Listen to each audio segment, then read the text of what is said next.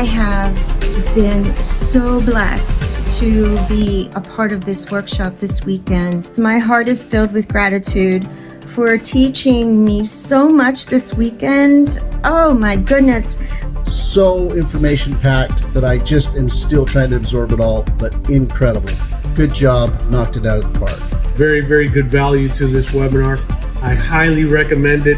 I 100% recommend you join this 3-day webinar hosted by Anthony and Adrian Morrison. This webinar is completely with super valuable information. I spent almost 2 years trying to get a Shopify store going with other methods. There's quite a few things I was missing. Now I can go forward. Thanks again. You guys are awesome. I'm very, very, very grateful, and I can't wait to learn more from you guys. Thank you. My bottom line, I recommend this highly. This weekend has put me over the top in terms of my readiness, my grasp, filled in holes. I just got done watching the 3-day webinar. I would definitely watch it again. Highly recommended. Sign up now. You had amazing 3 days. You left shared and taught was just amazing. Just finished the first 3-day ecom launchpad workshop with Anthony and Adrian, and we got a ridiculous amount of information. Would highly recommend it if you get a chance to take it. Come ready to learn, take notes. Just finished ecom workshop launchpad, and what an amazing 3 days it's been. Unbelievable information. There's so much to learn. There's so much more to learn from these guys. It was a great experience, man. They showed us everything you need to know how to make a successful ecom store step by step.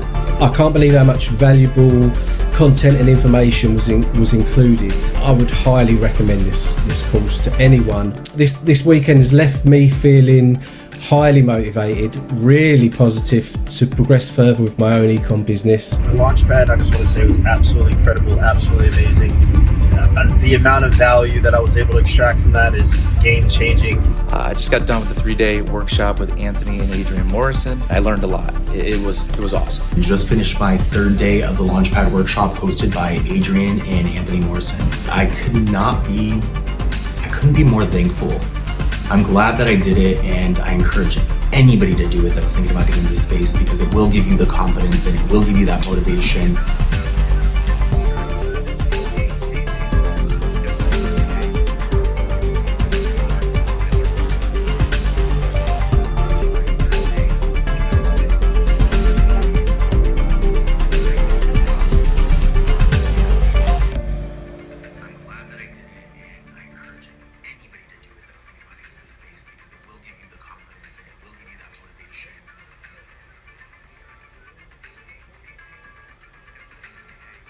Hopefully everybody is doing great. If you could just click that you got it. We are going to be recording the Ecom Launchpad workshop.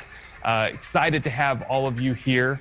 My name is Anthony Morrison. Most of you probably have seen my brother Adrian in all of the videos and all of the things that we've been doing.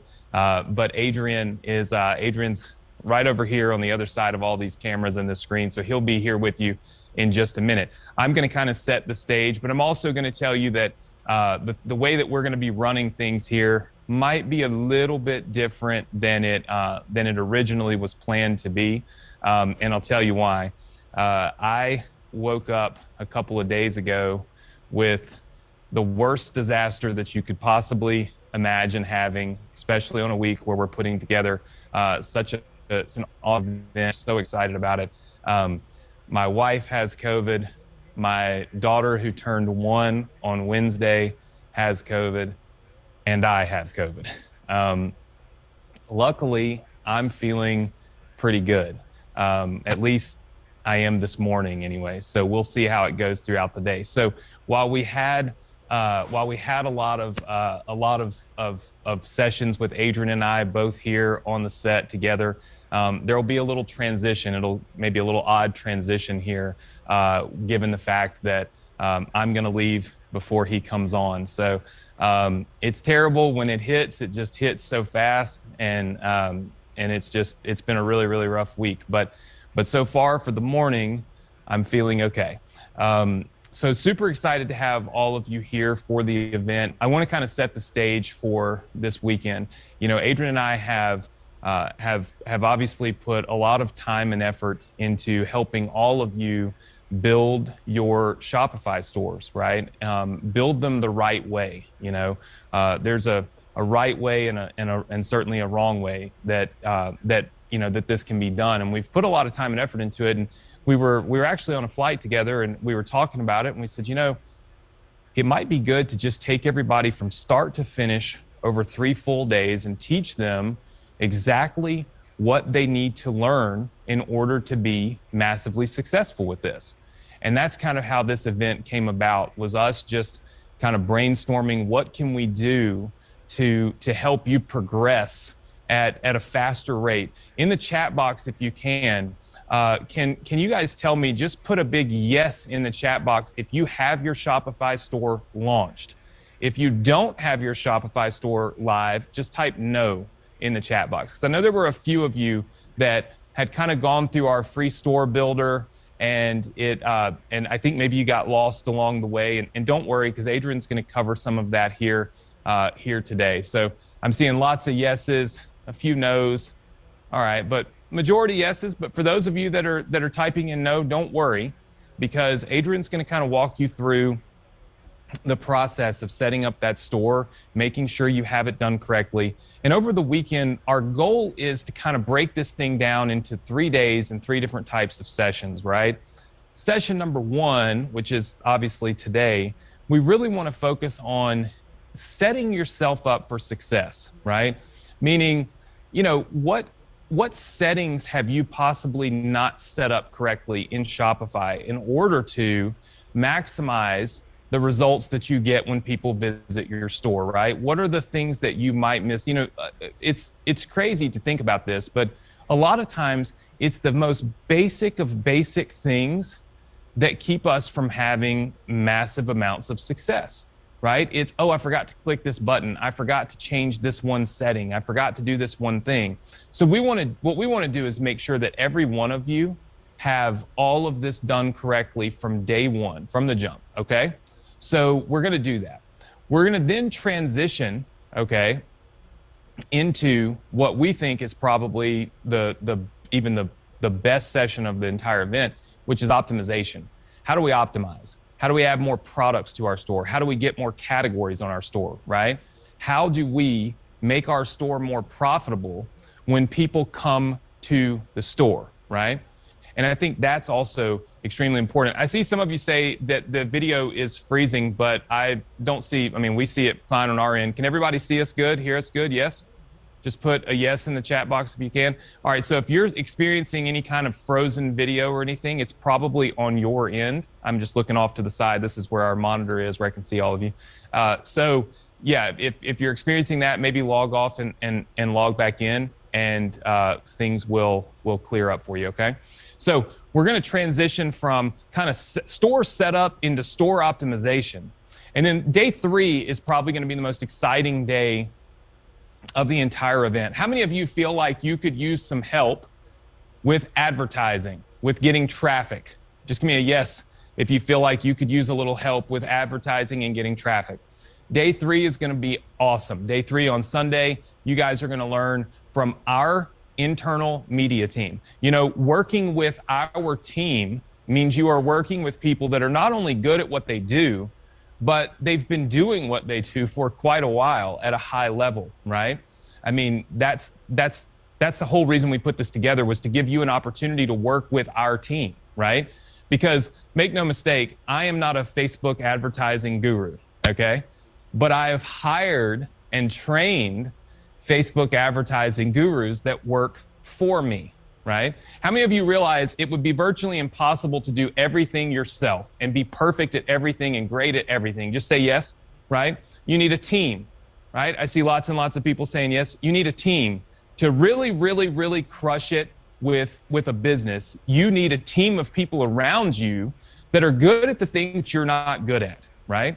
And so we've built that team, and we're going to introduce some of that team to you here this weekend. You're going to learn Facebook advertising from the guys that are spending sometimes $30,000, $40,000, $50,000 a day on Facebook ads for us.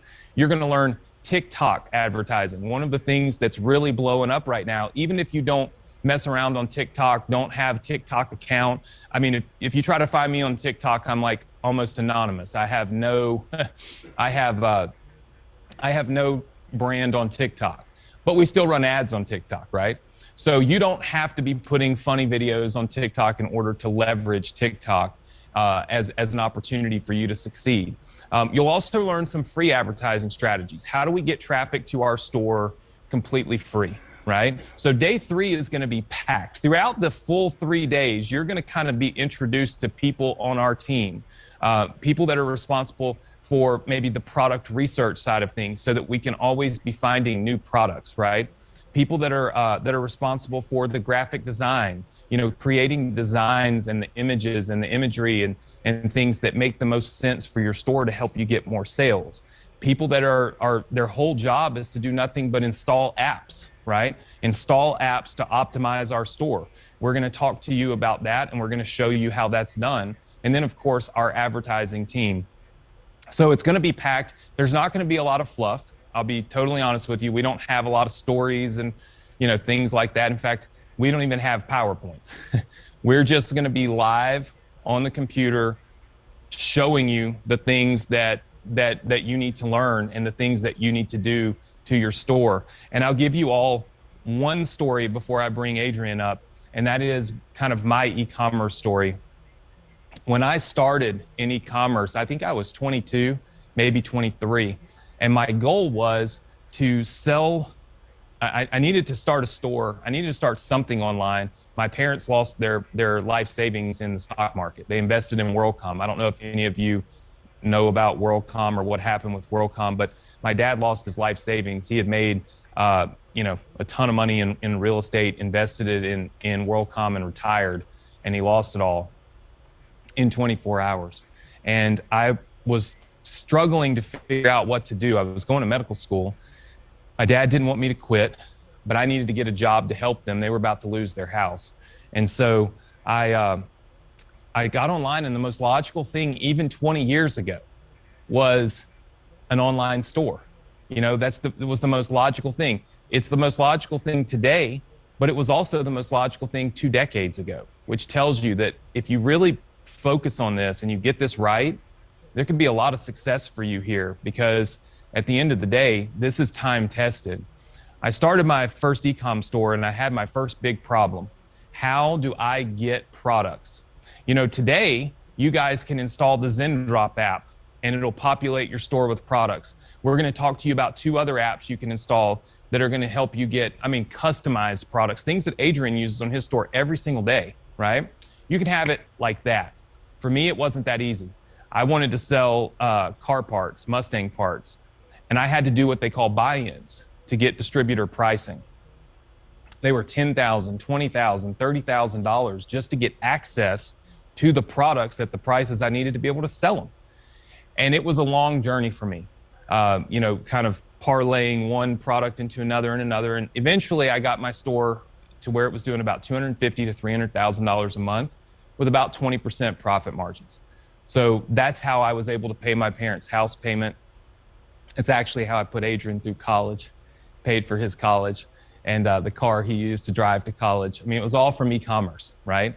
And fast forward till today, a lot of people say, well, what happened to your e-com store? Well, I shut it down. It was doing, roughly $2.5 million a year, and I was going insane.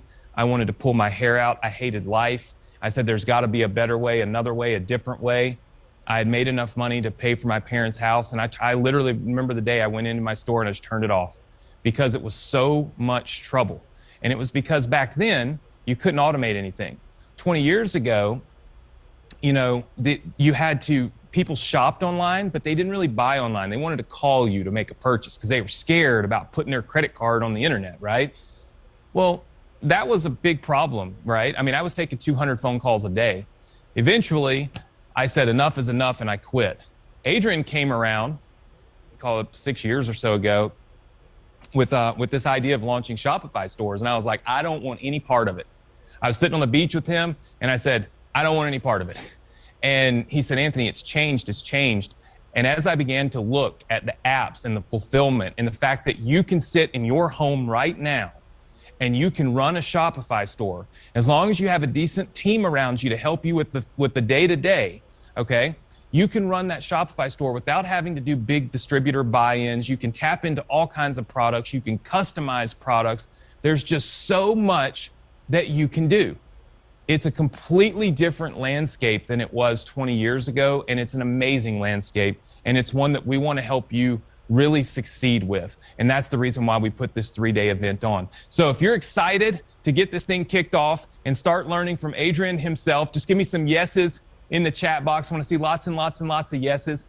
I see a ton of them coming in. Listen, we will be taking some 10-minute breaks, bathroom breaks throughout the day, so don't freak out, don't worry. We'll also be taking a lunch break around, I think, 12:30 or 12:40, something like that, today as well, Central Time. So we've got you covered with breaks and all of those things, so don't freak out. But now I think we should bring Adrian on and let him start this thing off. He's going to kick this thing off. He'll tell you what the first topic is, and we're going to help you guys crush it. I'm going to exit the stage this way. He's going to come on a couple of seconds later. I know it's going to seem a little weird, but we're trying our best to be as safe as we can and still be able to put this thing together for you guys. So everybody just say yes, yes, yes. Welcome Adrian in the chat box.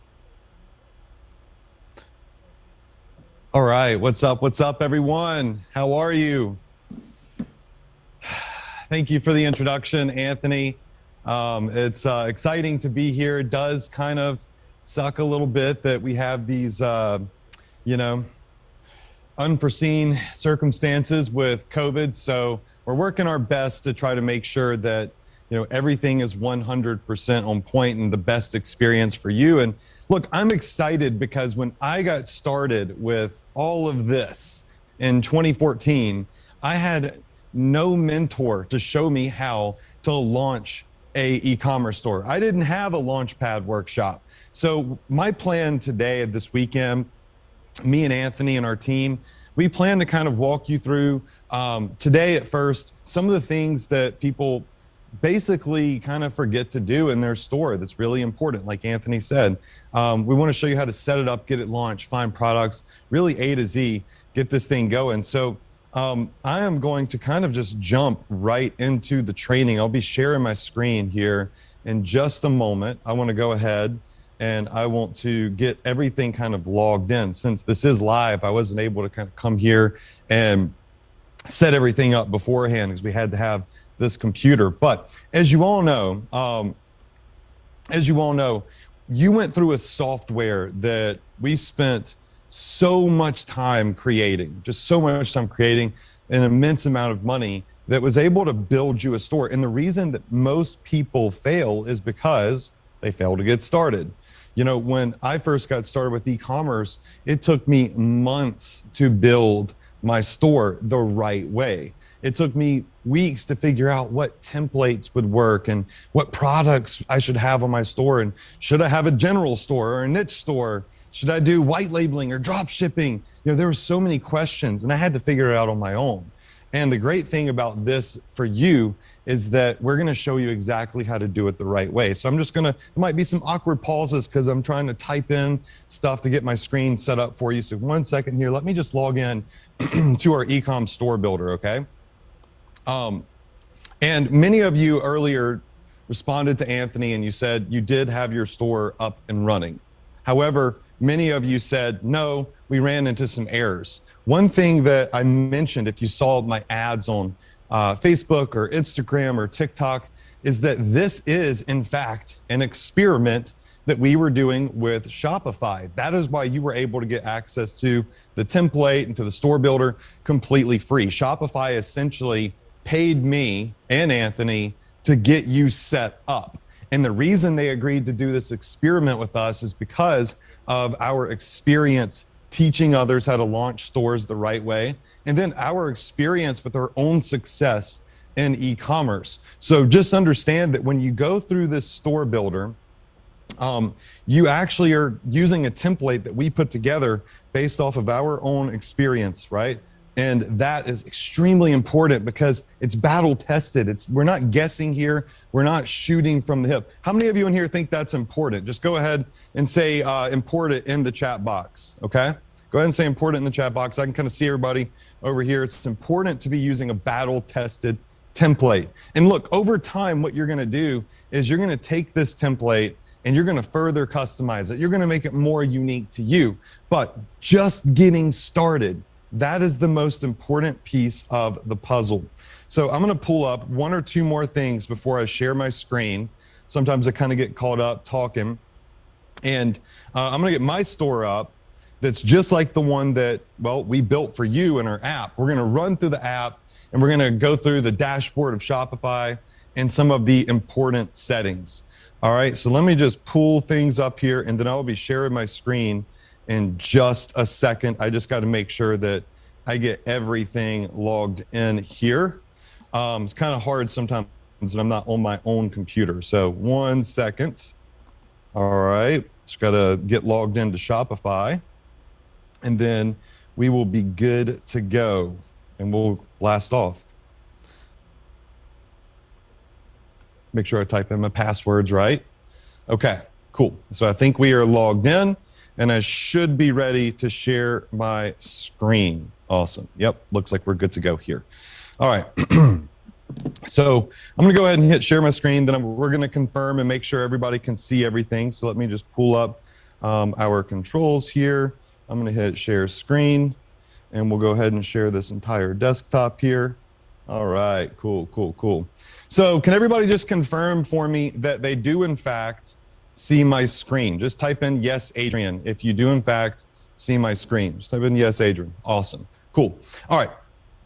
So in this experiment, you all ran through this particular builder right here, where we set up your Shopify store. We added 20 products that I personally researched that are great all around general dropship products. You have the option to install our automated apps. We call those our profit booster apps. They do a lot of things that kind of automate our store.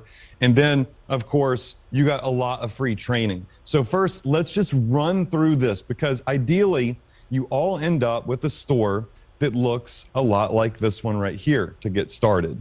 All right, so you've got a banner at the top. You've got featured collections. All right, and you also have product copy for these products that are already on your store, right? So we actually had professional copywriters come in and write descriptions with intent to get people to purchase for these products. Now, one of the big questions that we usually get about your store build is, Adrian, do I have to sell the cute cat humidifier? And the answer is no. You can add more products to this using Zendrop. You can add products to this from other vendors. You could do whatever it is you want to do, but these are products that we feel are great starter products. Now, one of the reasons that we added some of these products to your store is simply because they are general products that appeal to massive audiences. And something that I've been teaching, and one of the main reasons that I've had success for so long is because I have products that have customer regeneration.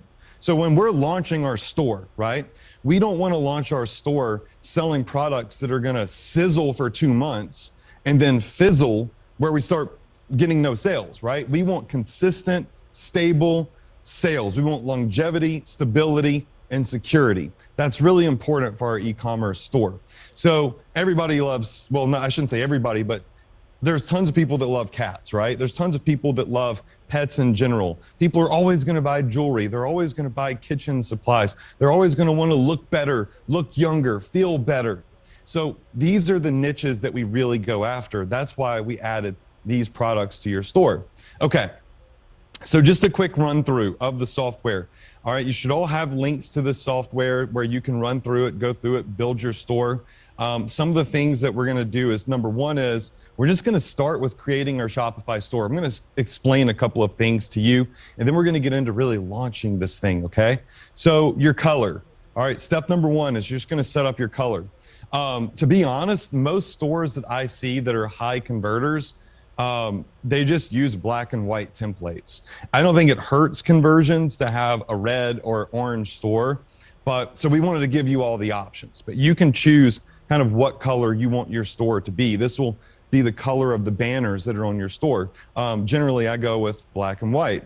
And based off of what color you choose here, the banners that you get on your store are going to be that color scheme. So you can switch out your banners in the future. It doesn't matter if you don't like these. Like later on, you can go back and you can get a completely different banner if you want to. Like you have the ability to fully customize your store. Okay, so you just choose your banners. Don't put too much thought into what 2 banners you want.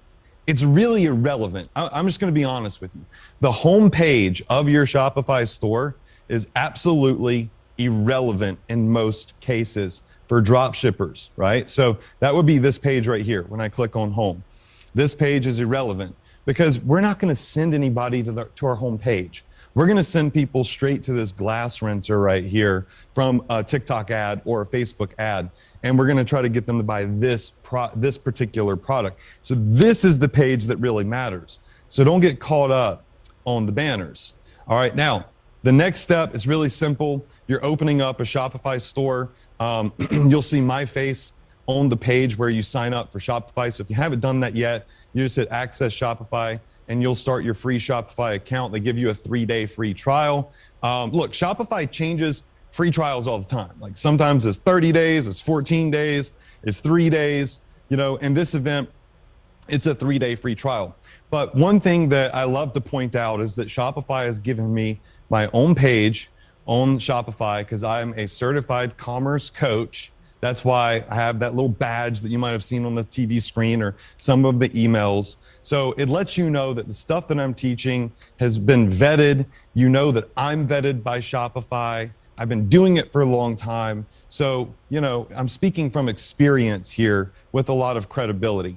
All right, so just believe what I say, consume it, and put it into action. So you'll start your free trial with Shopify. Then you're going to connect your store. That's just putting in your URL. So epicgearexpress.myshopify.com was my URL. Yours might be something completely different, okay? And don't put too much thought into this because you're going to get a custom name later, all right? Shopify will just give you kind of a general name like store8256x.myshopify.com. You're going to connect it to our software. If you put the wrong URL in there, and this is where a lot of people messed up, if you don't put the right Shopify URL in there for your account, then it's not going to pull up. It's not going to pull up the right settings in our app builder, and it's not going to work.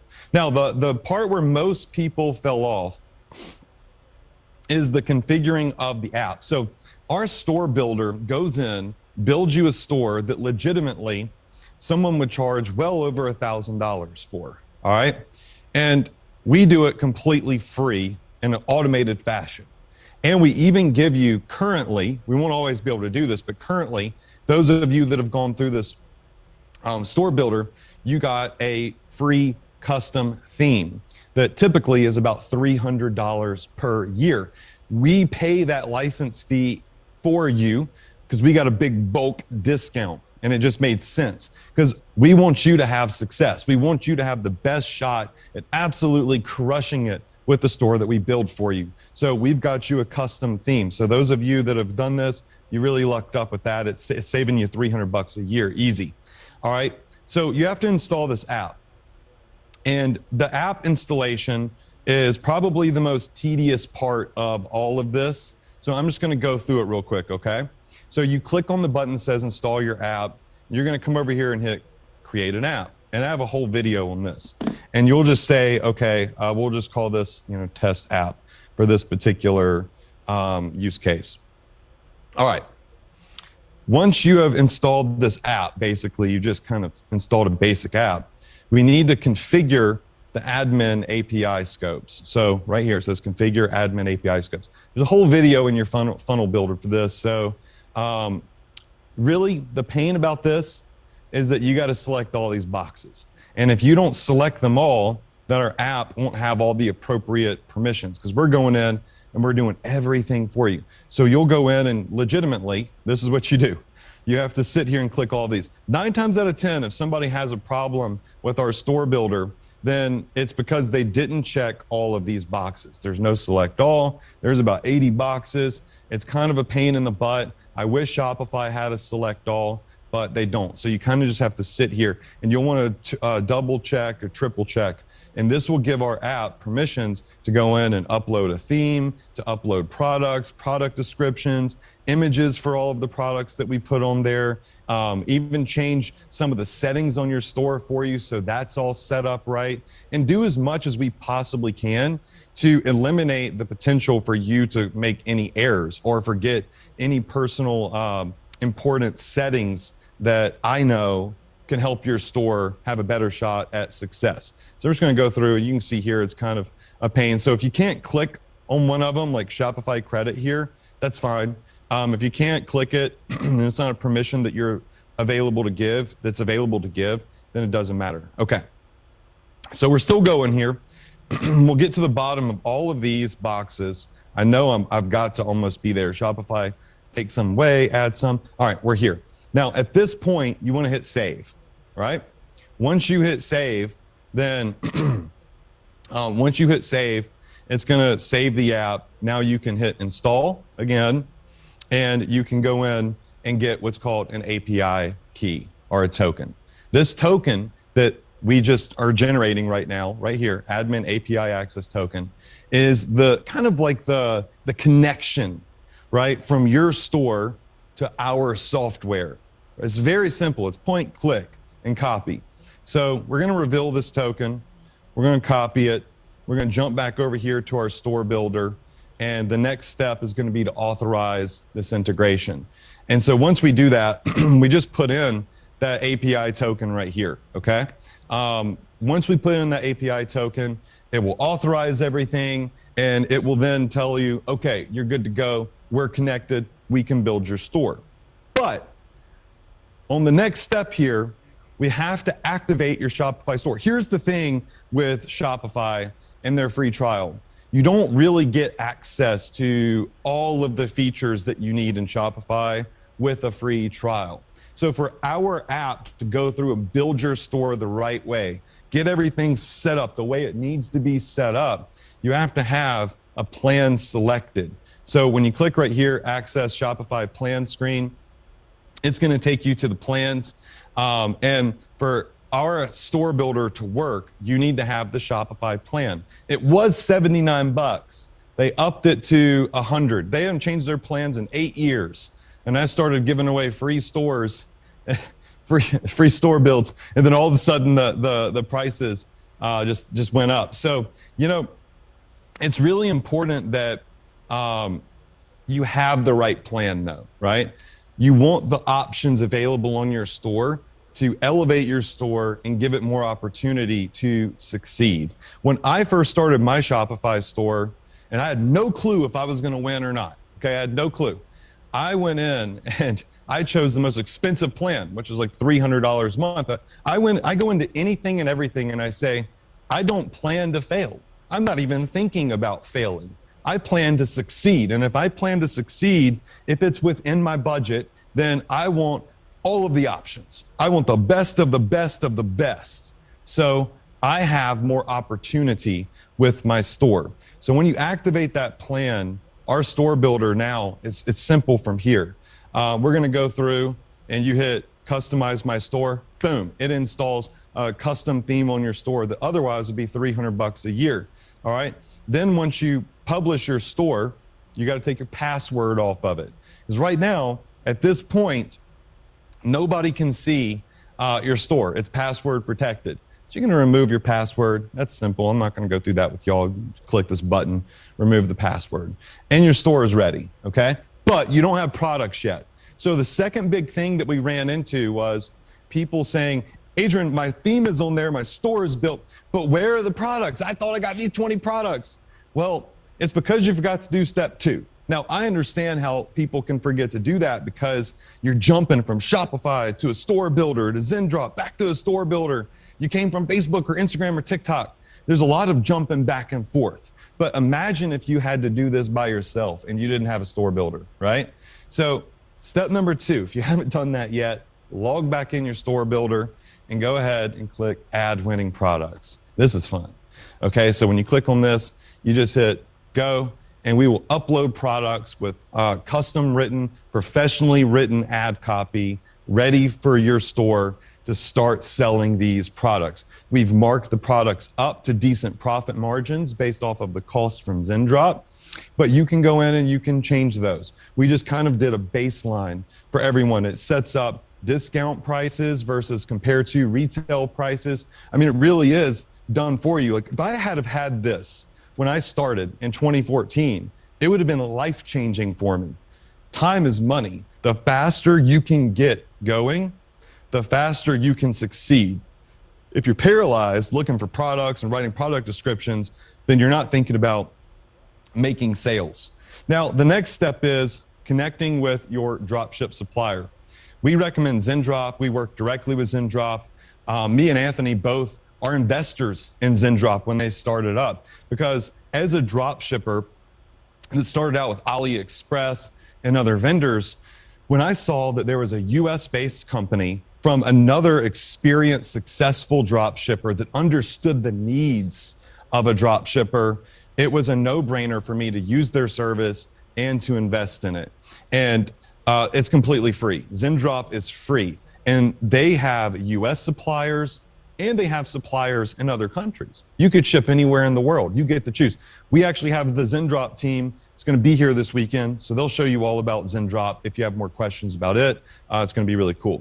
But if you want to upgrade your ZenDrop account to a pro account, you don't have to, but there's a discount code that gives you 50% off your first 3 months. That is ESA 350. Again, it's completely optional, but with their pro account, you'll see at a later time, they have options to do kind of like white labeling and branding and faster shipping and automations. It's really, really cool, okay?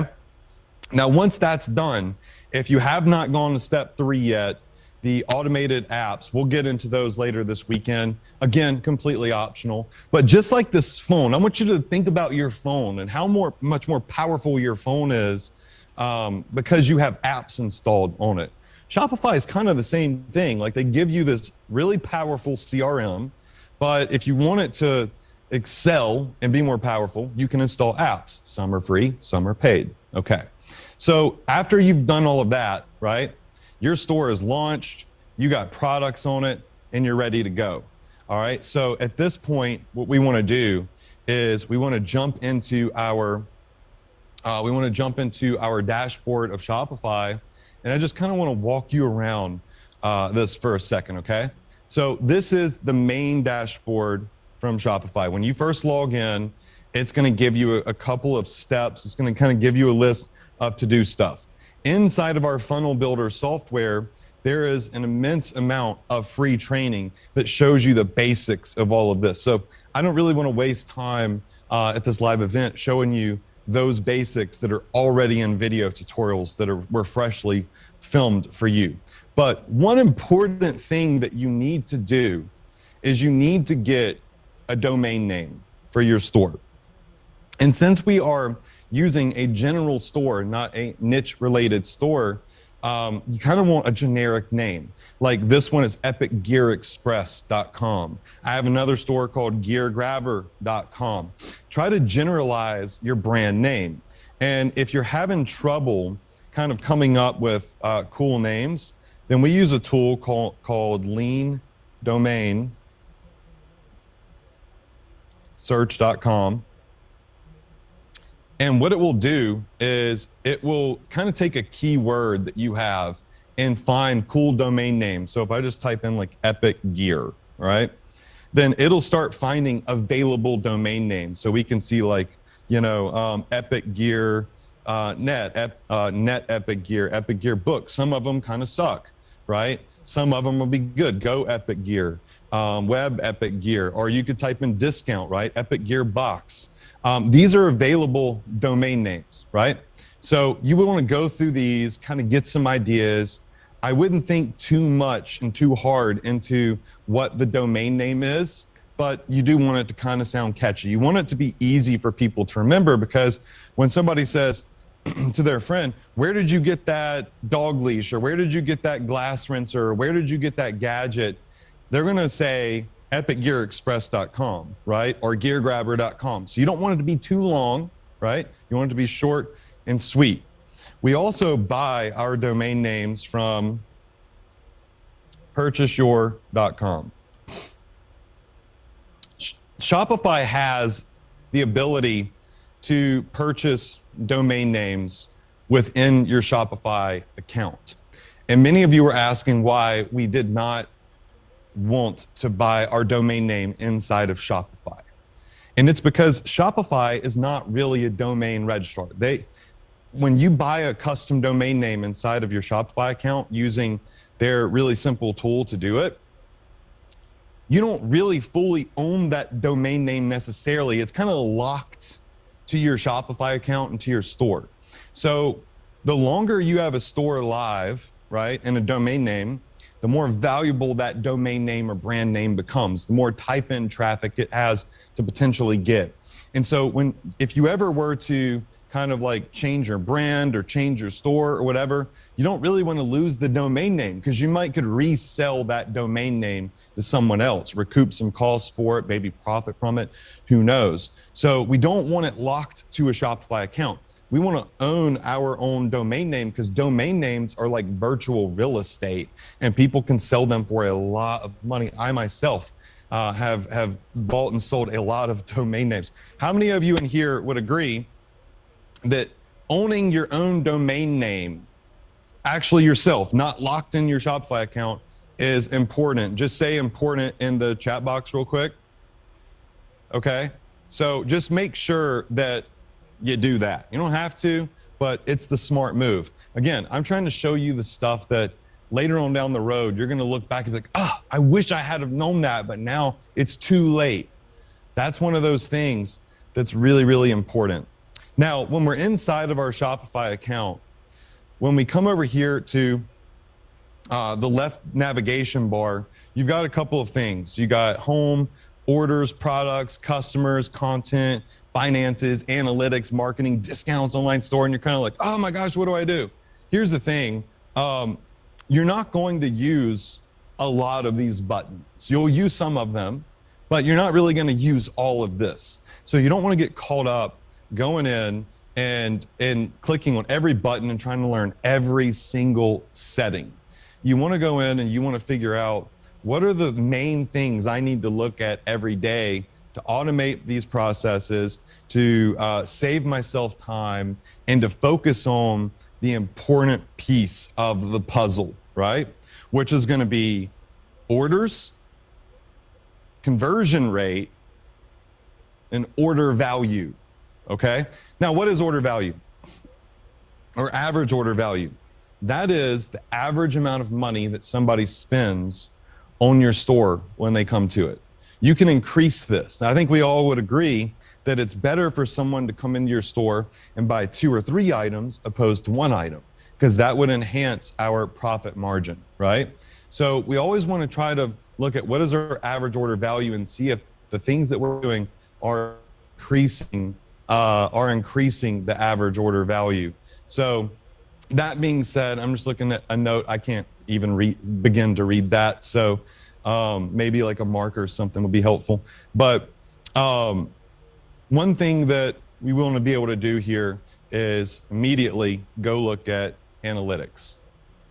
All right. So when we come over here to our analytics part of the screen, we kind of get all this information, right? And I'm not going to be able to go over all of this information right this second, but we're going to do it in probably about like 15 minutes or so, because in about 4 minutes, we do have a break coming up. But I'm going to go over all of this data with you, and I'm going to make sure that you understand what all of this is, the stuff that you don't need to look at, the stuff that you do need to look at, the important settings, okay? You have the orders menu, all right? This store has no orders, but I can show you a store that has some orders, okay? This is going to list all of the orders that you get, the customer name, what they ordered.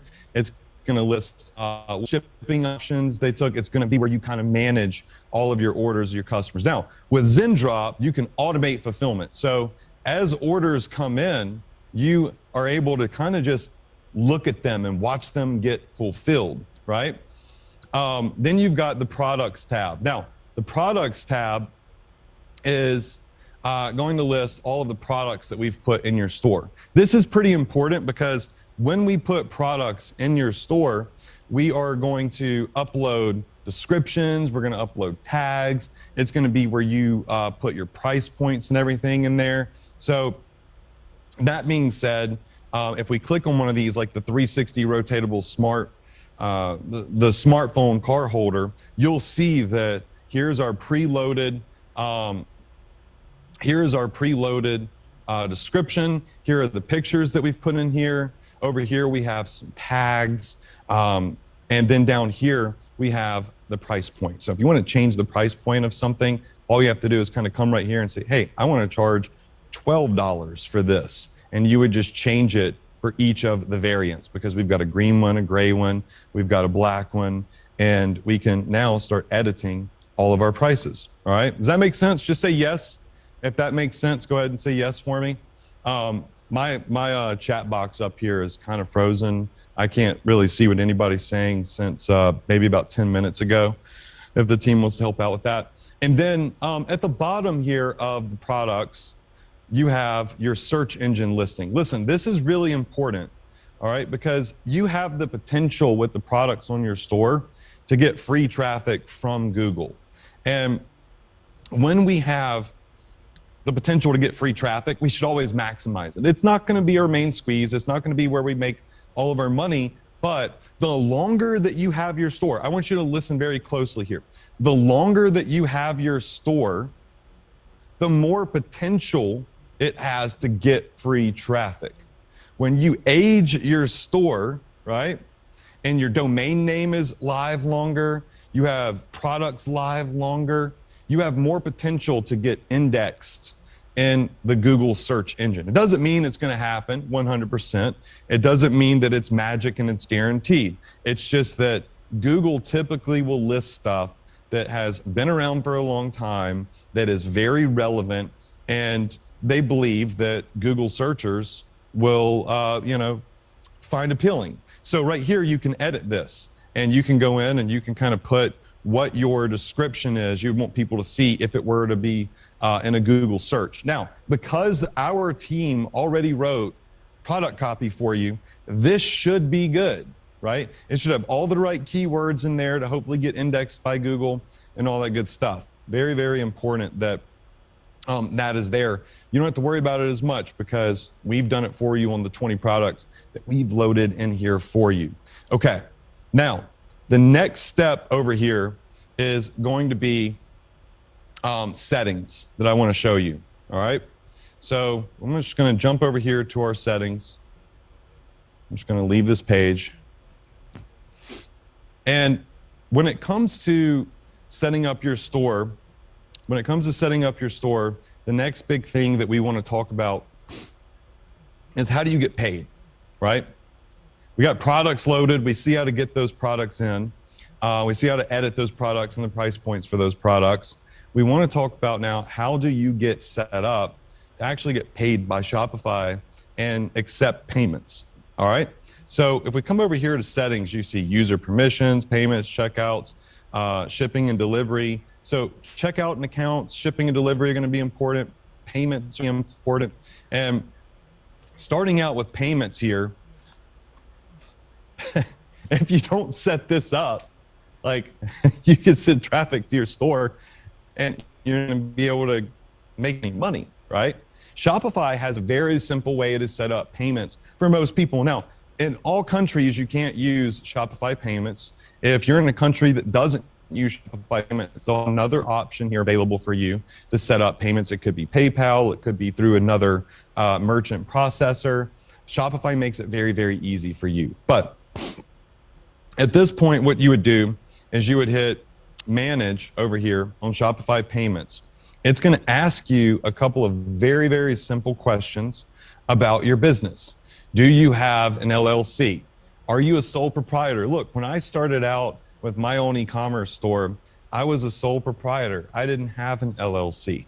I was operating as an individual.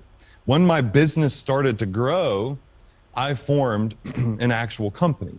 Now, I can't give you, tax advice and legal advice and all that stuff. I failed the LSAT 3 times and didn't make it into law school. But I can tell you that you don't need to overthink this too much out of the gate. You just need to get set up to get started. So I put in myself as a sole proprietor, and they needed my social security number. I'm in the US, we have socials. And within 5 minutes, poof, you were up and running. They're gonna ask you, what exactly does your store sell? And we have a whole video on this, but we tell people we just sell custom apparel and custom goods, because that's what we do. We sell custom jewelry, we sell print on demand stuff, we sell really unique goods from brands like Zendrop and vendors like Zendrop. So this should take you about, I would say, about 5 to 10 minutes to set up. I can't walk through this completely because I can't put my social security number on a live stream, but I wanted to make sure we went over this and pointed something else out. Based off of the plan that you have with Shopify, this credit card rate right here will vary.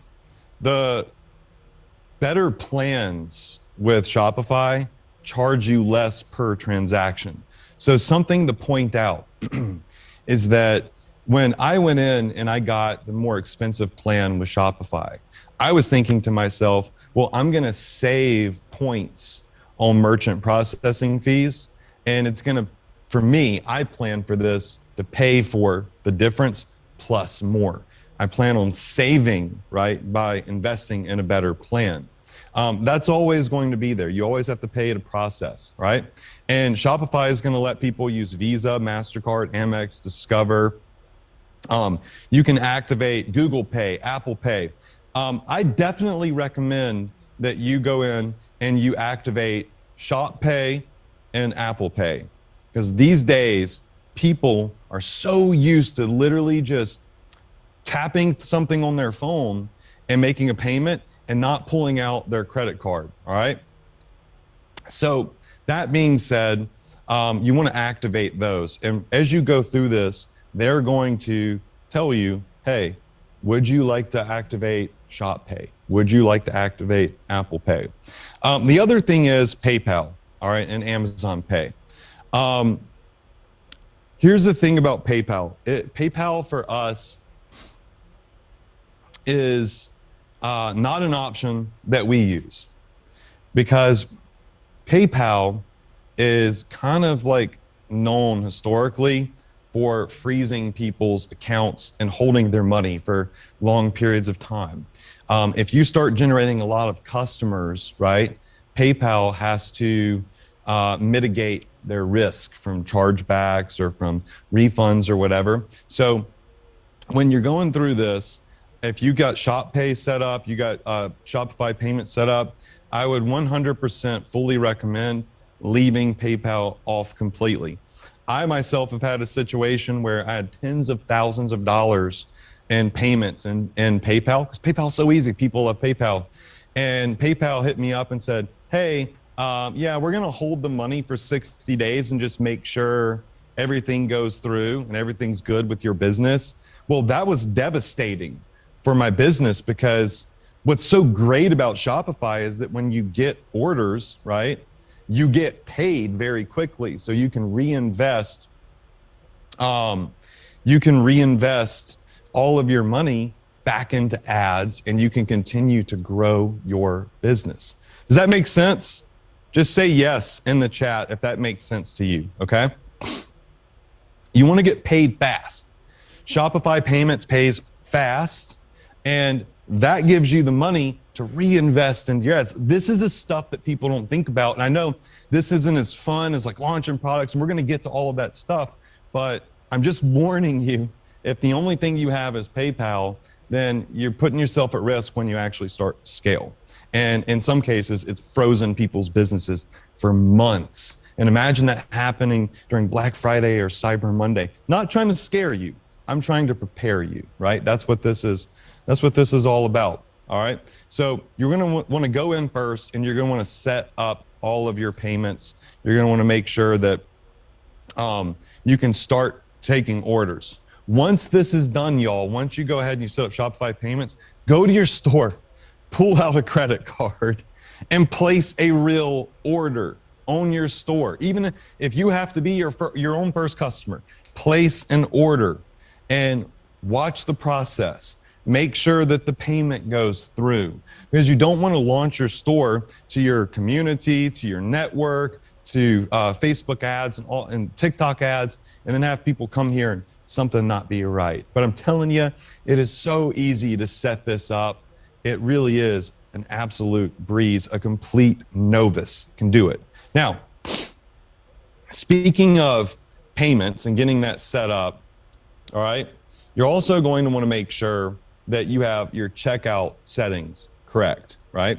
So now we got it to where people can get paid. I mean, people can pay and you can get paid by Shopify, because through that process, they're also going to ask what your bank account is and where you want your money deposited, right? So when a customer makes a purchase, Shopify collects that money. They hold it for I think it's 48 hours. Maybe it's 3 days. And then they release it to you into whatever bank account you want it in. And after day 3, if you're getting orders consistently every day, you should be getting money in the bank, which is really, really fun. By the way, how many of you in here would love to wake up every single day from an email from your Shopify store saying you just got paid XYZ, even if it's $50, $25, $10? Just go ahead and say, heck yeah, in the chat box. It's like the coolest feeling in the world. Like I used to hate waking up in the mornings. I'm a late sleeper, but I started waking up extra early just so I could see that email from Shopify that money hit my account. And you know, that amount's going to be different for everybody. Everybody's going to have their own unique experience. But the next big thing, because this is going to be very important in the checkout process for a customer. Now that they can give us their money, right, and buy an item.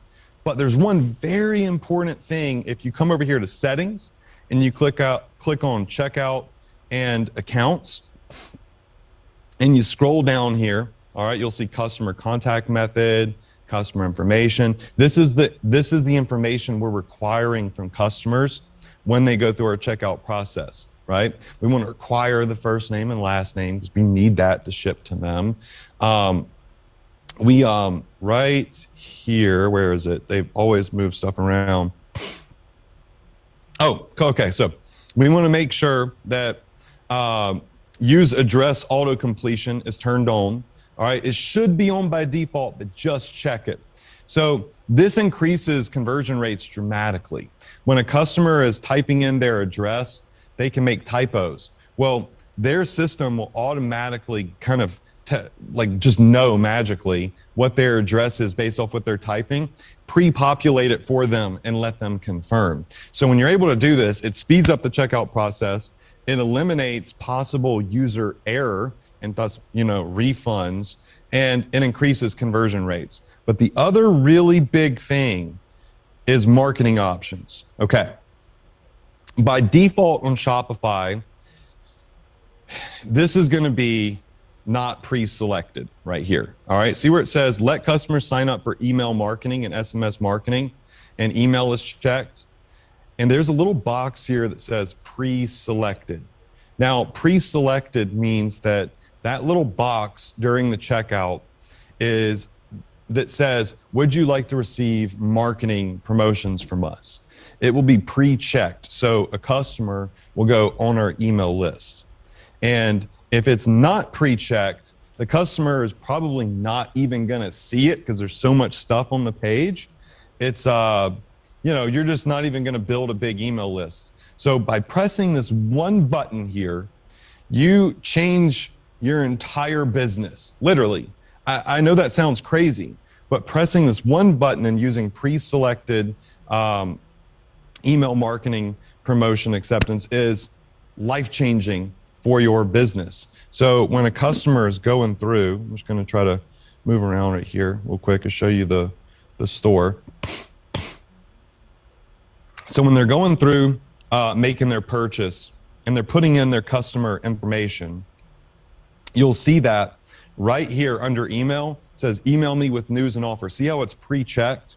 All right. What this is going to do is give your email list a massive increase. Now, we're going to teach you a lot about email marketing coming up, But the bigger your email list is, the more repeat customers you can get, the more potential sales you could generate, and obviously the more valuable your business becomes. Because an email list is a very valuable asset if you ever go and sell your e-commerce business. And yeah, e-commerce businesses sell every day. And a lot of people that are buying a business, one of the first things they're going to ask is, how big is your email list? Because if Facebook ads ever stop working, or TikTok ads aren't working, or Google takes you off of their search results for whatever reason, and you have a big email list, you can send emails every single day to your customers and even your non-buyers, people that didn't even finish the checkout process, and you can generate traffic. And that gives a buyer that feeling of security that when they buy your business, they have the ability to go in and generate revenue even under, bad circumstances like Facebook ads for whatever is being funky. How many of you in here would agree this is a very important setting right here that will increase your email list and thus increase the amount of traffic and potential sales you can generate? Just go ahead and say me. Yes, absolutely. Again, one little golden nugget that I usually drop on people that they never knew. Imagine if you discovered that 6 months from now. That's 6 months of emails that you can never get back on your email list. So this is a very, very important setting to say the least, okay? So that would be, just so you'll know, under settings, and it's gonna be under checkout and accounts. So checkout and accounts, okay? So we've gone through payments, right? Getting set up to get paid. We've gone through checkout and accounts and some of the important things that you need to click in there. In a minute, we'll be going over shipping and handling. And another thing that I'll point out is users and permissions. So if you have virtual assistants, all right, or you have a partner, you'll want to go ahead and add them to your Shopify store. A lot of you in here, I know, are partnered with your spouse, maybe partnered with your best friend. And one of the great things about the mid-tier and above Shopify accounts, which is what you had to get anyways, is it will allow you to add in up to 5 additional staff members and limit their permissions. So for me, this is really great because I can go in and add my graphic designer. So my graphic designer can log into my Shopify store without me sharing my actual password and upload graphics to products. I have a store manager that makes sure all the orders look good, that makes sure there's no errors or anything happening, no bugs, sets up sales promotions for me, and they're able to go in and log in a store. So having multiple staff accounts available is a very, very valuable option that we got in our Shopify plan. All right, so I would say that these are the big, like the really big settings that we want to hit. And now what I want to do is I want to kind of like transition into our next session, which is going to be shipping and handling. And this one is a pretty beefy session, okay? I could go through a lot of little things and waste a lot of time on things that you're probably not going to use out of the gate. And we're going to get the a lot of the other settings set up for you. But right now, we're paid, right? We know how to get paid and let customers order from us. We know how to build our email list. We know how to get our staff in here and our partners in here. But the next big hurdle for people is that shipping and handling. I would say this about Shopify, best platform for e-commerce ever. It just doesn't get better than Shopify. The one teeny tiny actual big issue with their platform is there are gaps and holes in the shipping and handling settings for drop shippers, right? We're not connecting to UPS and FedEx and all of these carriers. We don't need to because we're drop shippers. We have other vendors and other companies that are going to take the orders that are processed in our store and ship those orders to our customers, right? So when we come back over here to settings and we click on shipping and delivery, it just like, I'm not gonna lie, it's like confusing. I wouldn't even know, as a beginner, where to start with this unless I had a mentor walk me through it, someone who have been there and done that, because they have locations and zones. Like, you could set up different shipping prices for international countries versus US or wherever you are, you're currently operating out of or shipping out of. You could set up different shipping rates based off of the weight of products, because if you're shipping out products that are very heavy, shipping is going to be a lot more expensive, right? So Shopify did take all of these things into account, but the problem is that for drop shippers, we're usually just, a standard shipping price is what we're charged from the vendors. So we don't really care about connecting to some of this like UPS and stuff like that. So right here where it says shipping, all right, it says general shipping rates. You also have custom shipping rates for goods, product groups or restricted items. So we're going to click on manage here, okay? And one of the things that we are going to look at here is shipping origins. So we can do, specific products, but we're going to look at shipping origins. Shopify changes this a lot too. Here's the good news. Once you have this set up, you don't have to set it up again. That's the good news. Bad news is that, well, you got to set it up. And I'm just going to be honest with you and transparent with you. There is an easy way to do this, and there is a hard way to do this. There is an automated way to do this. There is a manual way to do this. There is a way to do this that covers any gaps, has all these fail safes, and then there's a way to do this that's still going to leave some gaps, right? And when I first started out, I set up my shipping settings so I could charge people for products extra for shipping and handling. I got gamed a couple of times because one of the shipping or one of the promotion strategies that we use is called free plus shipping. So what that means is we list the product for free on our Shopify store. It's $0.00. And then we charge $9.95 for shipping and handling, which leaves us a small bit of profit. It's a very high volume marketing strategy. So the money is made with volume, but free is the most powerful word in the world. As a matter of fact, how many of you in here would probably not have built a Shopify store if you didn't see a video of me saying, hey, I'll build it for you for free if you just get your Shopify account? Just say me in the chat box real quick. I'm looking at the chat box over here. Exactly, me. I see Sarah, Karen, Rich, Samantha, Angela. You all did this because it's free and you have the ability to get a huge value. Free is the most powerful word in the world for marketers. So one of my main strategies, which leaves a huge gap in Shopify's manual settings, is free plus shipping. We list the product for free. It has high perceived value. And then people come in, and when it's free, they get greedy, okay? Because anytime something's free, you want to get as much of it as you possibly can, all right? Remember what happened with well, this wasn't free, but toilet paper during the pandemic?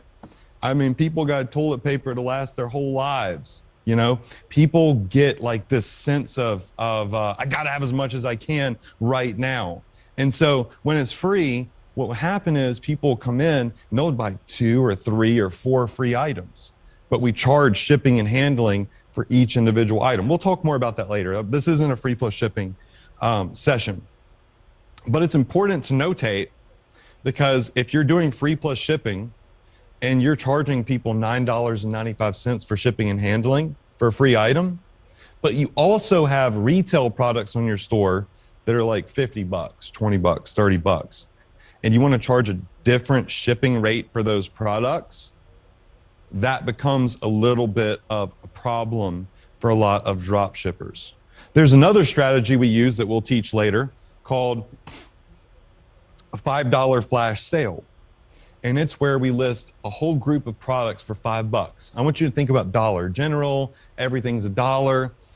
These massive brands that you see all over the highways, at least in the US, where it says everything's $1. We use that strategy, but we use it with $5. So our $5 flash sales. Well, we have specific settings for $5 flash sales. So all of that has to be set up in your settings. So the best way out of the gate to do this is to set it up just like we have it here. Like it's like the most basic way to set things up. All right. So we have a couple of different shipping rates here.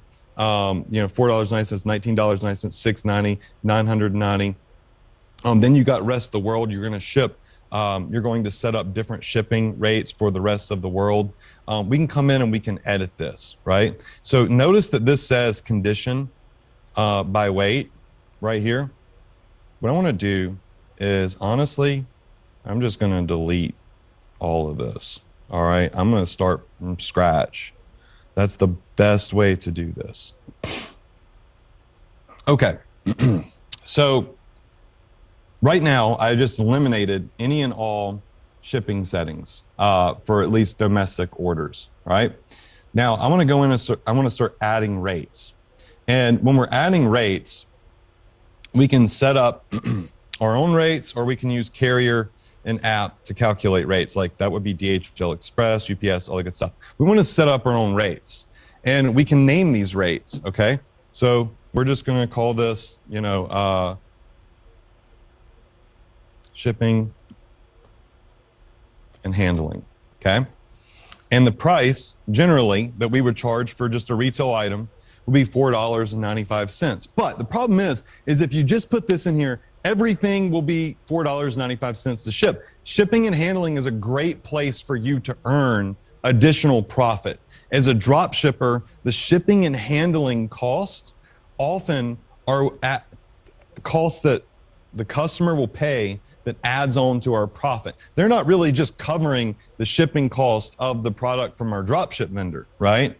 We're using this as a total price to calculate our own profit margins. So if an item is $4 from a vendor, a drop shipper, okay, and we're selling it for $6, we got a $2 profit margin built into that. But if we charge $5 for shipping and handling, because shipping and handling is quite normal to charge for, right? Then now we have a $7 profit built in. Does that make sense?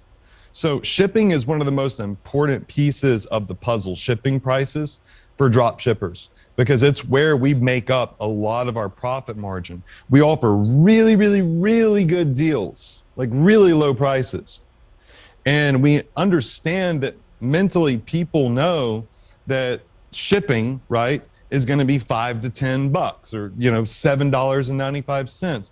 They're okay with paying it. Right? We call it shipping and handling because, well, on the back end, we're having to do some work. We're having to do some fulfillment. We're having to make sure that Zendrop sends it out and stuff. So that's why it's not just shipping, it's shipping and handling. All right, so we're going to add some conditions. And the conditions are based on the item weight or based off of the price. Here's where it gets a little saucy, okay?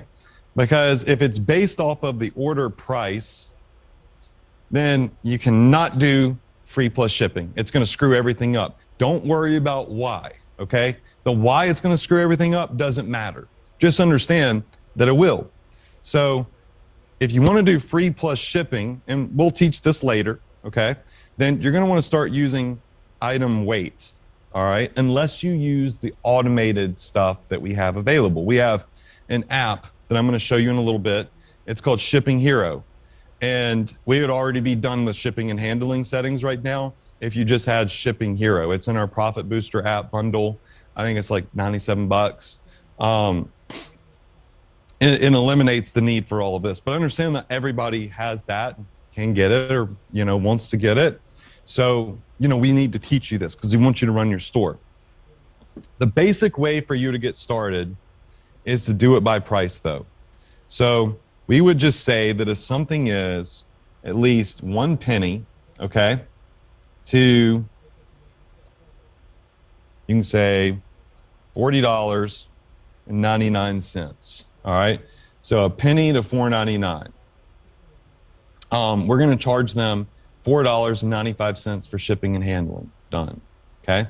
Now we have a new shipping rate. If somebody goes and buys something from our store that is between a penny and $40, I meant to put $49.99, then their shipping rate that's added on at checkout is going to be $4.95. Okay.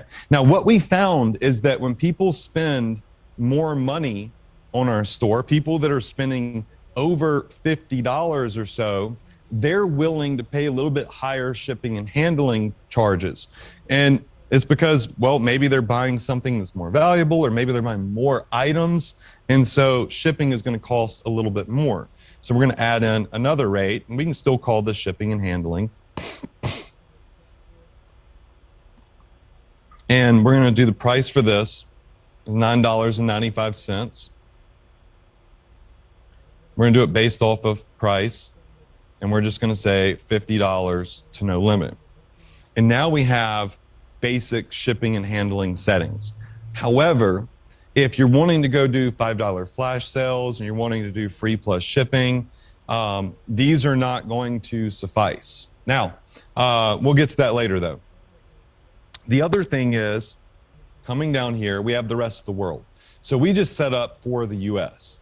What I do for the rest of the world is I typically come in, just going to delete all the stuff they have here.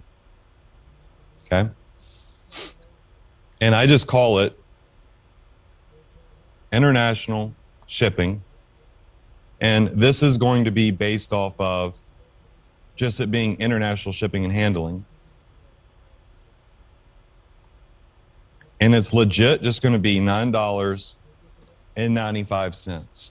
So if we're shipping it overseas, it's just going to be $10, which is kind of cool because it doesn't necessarily cost us more to ship to New Zealand and Australia from some of our vendors as it would to ship it to the US. It's just that typically people understand if they're buying something from a store that's international, shipping is going to be a bit more expensive because, well, it's having to go further. It's having to go overseas. So I'm going to tell you something right now. I'm getting ahead of myself, but Australia is like one of the top converting countries that I've marketed to. There's not as much volume as we would get, like, say, in the US. But what I love about marketing to Australia is that, number one, they convert really well. The people in Australia typically leave great comments. They're very engaged for whatever reason. And I know I'm making a little bit more money on the shipping and handling in some cases, not all cases, right? Because it's a blanket shipping rate. But I know that I'm making a little bit more money on some of the items I sell because the shipping doesn't increase on some of the items I sell. But again, like, I can't go in and set up unique shipping prices for every item on my store because that would be an absolute nightmare to manage. How many of you in here would agree that it would be a nightmare to manage unique shipping rates for every single one of the products on your store? Just say nightmare in the chat box. I tried to do it. It wasn't worth it. It just wasn't worth it. So that said, y'all, I want to talk to you a little bit about some of the apps that we have available that can really get you past the basic shipping settings, okay? So inside of your store building software, step number 3 is where you can get a discounted price on these apps right here: Pixel Magic, Social Boost, Billy Optin, Audience Accelerator, Shipping Hero, and so on, okay? Now, Shipping Hero is a major game changer. It in itself is worth more than the bundle. Again, don't have to have it. But if you don't, at this point, you might see the value in having Shipping Hero. So let me show you real fast, okay? So Shipping Hero will install on your store, and it will automate all of the shipping and handling for you. All of the rules, all of the unique products, everything. So we know that we can have more money made off of shipping and handling. And we know that we literally fill in all of the gaps. And we know that we can do free plus shipping, sell retail products, do $5 flash sales. Cool thing about this app is that we have what's called global rules. All right, so I'm gonna click on global rules real quick. And any of you that have this app or that get this app, and again, it's not required, okay? This is just a way to enhance your life, enhance your business, and save time. Because let me tell you something right now. If you spend all of your time playing with shipping and handling, right, you're not focused on marketing and making sales. If you spend all of your time trying to fix the gaps in your shipping and handling that customers are able to kind of weasel through, that costs you money, you're leaving money on the table. So we have these like default done for you shipping and handling rules that get set up on your store. So when you install this app, all you have to do is come over here to settings and simply hit activate right here. It says app settings, enable, poof. You don't have to set up weight shipping. You don't got to set up price shipping. You don't got to set up domestic shipping or worldwide shipping. It's just done. Like imagine just pressing a button and it's just done. You don't have to worry about it. So we went in and we set up all of the global rules for you. I'm going to kind of show you a little bit about how this works. Okay. So you'll see we have done for you shipping rules for retail plus free plus shipping. Then we just have our default rule set. And then we have a couple of other ones called like $100. If you spend $100, you get free shipping. And we have shipping rules where it will sacrifice retail rates to get people to buy more free items for free plus shipping promos. We have kind of the $5 flash sale shipping settings. They're already preloaded for you. But let me just kind of show you how this works. We use these really powerful filters. There's no other app in the world that I've seen that does what this does. Now, let me preface it with this, all right? You should never have to go in and mess with any of these settings. If you have this app, it's just simply done for you, okay? But if you desire for further customization, you're able to go in and you're able to do that. And real quick, how many of you in here would agree that it is worth paying for the app to get rid of the headache of one of the most important pieces of the puzzle in a business that you plan to grow and scale? How many of you in here would agree it's probably worth paying for an app that just makes sure that it's done for you? Just say yes in the chat box. I'm not trying to sell it to you. I don't even have a link to give you to go buy it. Like you would have to go find it in your store build software to take up that deal. I'm just pointing out that this is a really big deal here. So, and I'm going to show you another feature that it has too, because I imagine those of you that really want to crush it, if it's within your budget to have the apps, you're probably going to get them. So what it's going to do is the rules are set up to say, look, if somebody gets 2 or more free plus shipping products, charge them $9.95 per product. So they buy 2 free items, it would be 20 bucks. All right. It's going to also go in and say if they get 2 from an international country, charge them $9.95. All right. There's another rule in here that says if they just get 1 product, charge them a little bit more. So what are we doing? If people get 2 products, they buy more stuff that makes me more money, right? They get a little discount. People will spend money to save money, even with shipping and handling. All right. I'm going to repeat that. I want you to write it down. People will spend money to save money. Okay. It was like, I have a friend that was telling me that he's going to buy a truck at the end of the year. He had to buy this new truck for his business because it could be a great write-off for his business. And again, I'm not great with taxes and all that stuff, but I'm going to buy this truck. and I'm going to save all of this money on taxes. I'm like, yeah, but the truck is, you're still spending like $60,000 to save 20,000. So that mentality goes from a couple of dollars to tens of thousands of dollars. People will spend money to save money.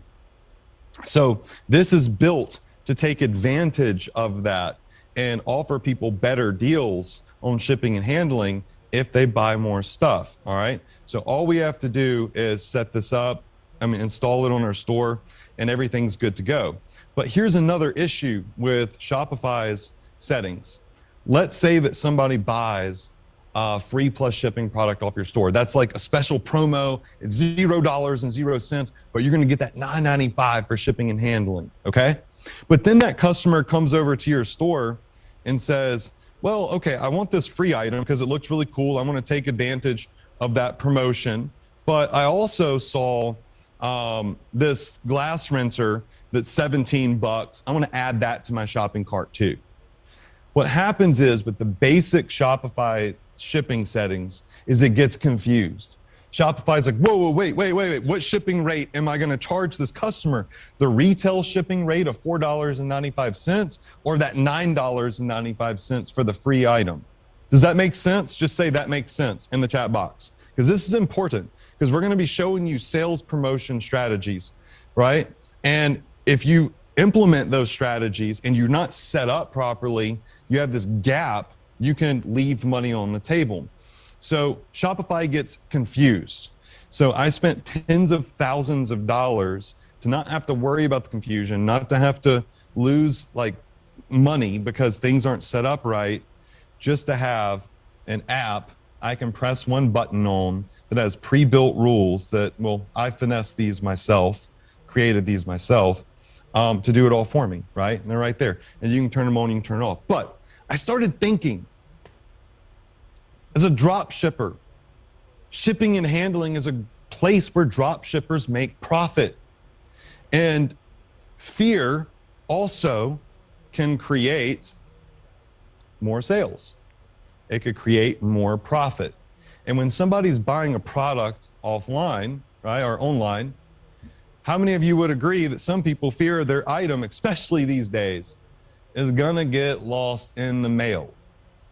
Just type in lost. All right, I see lost. I think Anthony may be giving me COVID. I'm up here sniffing like crazy too. I see everybody in the chat saying you're sniffing.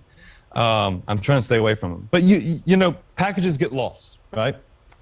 How many of you in here would agree that a lot of people go in and they pay a little bit of extra money for insured shipping for a product that could be a Christmas gift or a holiday gift or a special sale that they don't want to miss out on? They pay a little bit more money for it.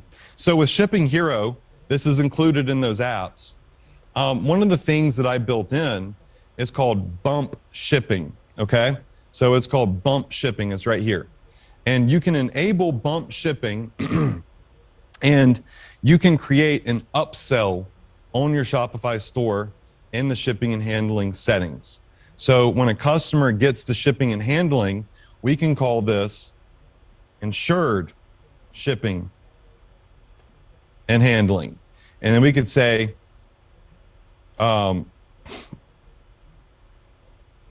guaranteed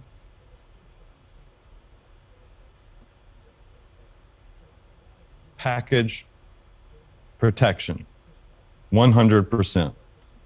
Okay. Then we can say, hey, all right, if somebody wants package protection, all right, we just want to charge them an extra $2.50. So when somebody gets to the checkout and they've got the items in their cart, they're buying Christmas gifts, Valentine's Day gifts, holiday gifts, whatever it is, or just something that they personally want, and they see that shipping is, you know, $4.95, right? And they see for extra measly $2.50, they can insure a no questions asked guaranteed package protection policy that if something happens to their package and they call us or email us, we're not going to say, oh, you got to call UPS about that. Like, a lot of companies, so you got to talk to FedEx. They're responsible. They lost your package. Now, here's the thing is, from my experience, and we've done over 100,000 orders, I think, on our Shopify store, very few packages ever get lost. They ever get lost. Literally, we very rarely have it happen.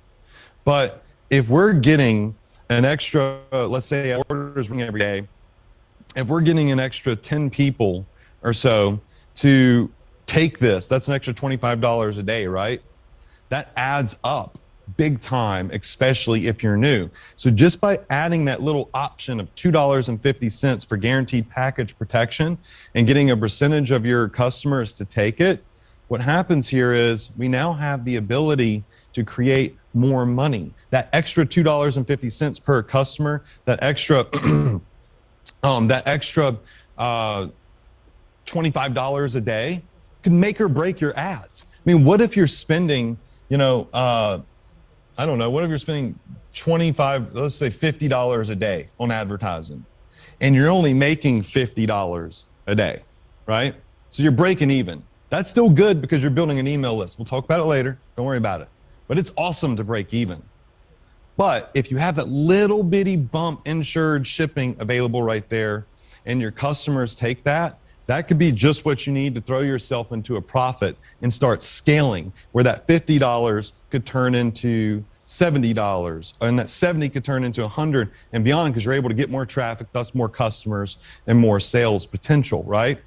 So just by installing this app on your store, you're able to create this bump upsell at the shipping and handling level, which I've really never seen anybody else do, and have everything automated. So you really got two options here, and I'm just going to be cut and dry about it.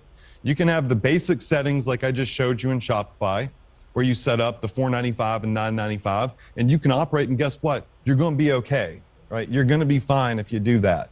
But you are going to leave money on the table, and you are going to end up, probably as you grow and scale your store, missing out on the ability to do some types of promotions because it's too complicated. Or you can, get an app and click a button, and your shipping settings are just set up for you. You don't have to do anything. No shipping zones, none of that junk. And you can hopefully start making more money off of bump upsells with shipping and handling. I'll show you an example of it later. I will say this. Shipping Hero requires that you have shipping carrier calculated rates. So when you get this app in the bundle, all you have to do is hit up Shopify support. So I don't even use their support anymore. No reason to, but they have their own support in here somewhere. I'll find it. And you can tell them that you'd like to upgrade your account to have shipping carrier calculated rates, because you're going to need that for this particular app to work. And they'll just give you, they'll tell you what it costs to upgrade your account to do that. It's not much. Generally, they'll ask you to, do like an annual for your store or something without having to upgrade to the higher tier plan. So just most people do that. They give you a big discount on it, and it's a win-win for everybody. And this, I believe, would pay for itself. But most importantly, you just simply want to make sure that your shipping and handling settings are 100% set up and ready to go. Okay. How many of you in here feel like you just learned something about shipping and handling, though? Just go ahead and say yes in the chat box. Cool.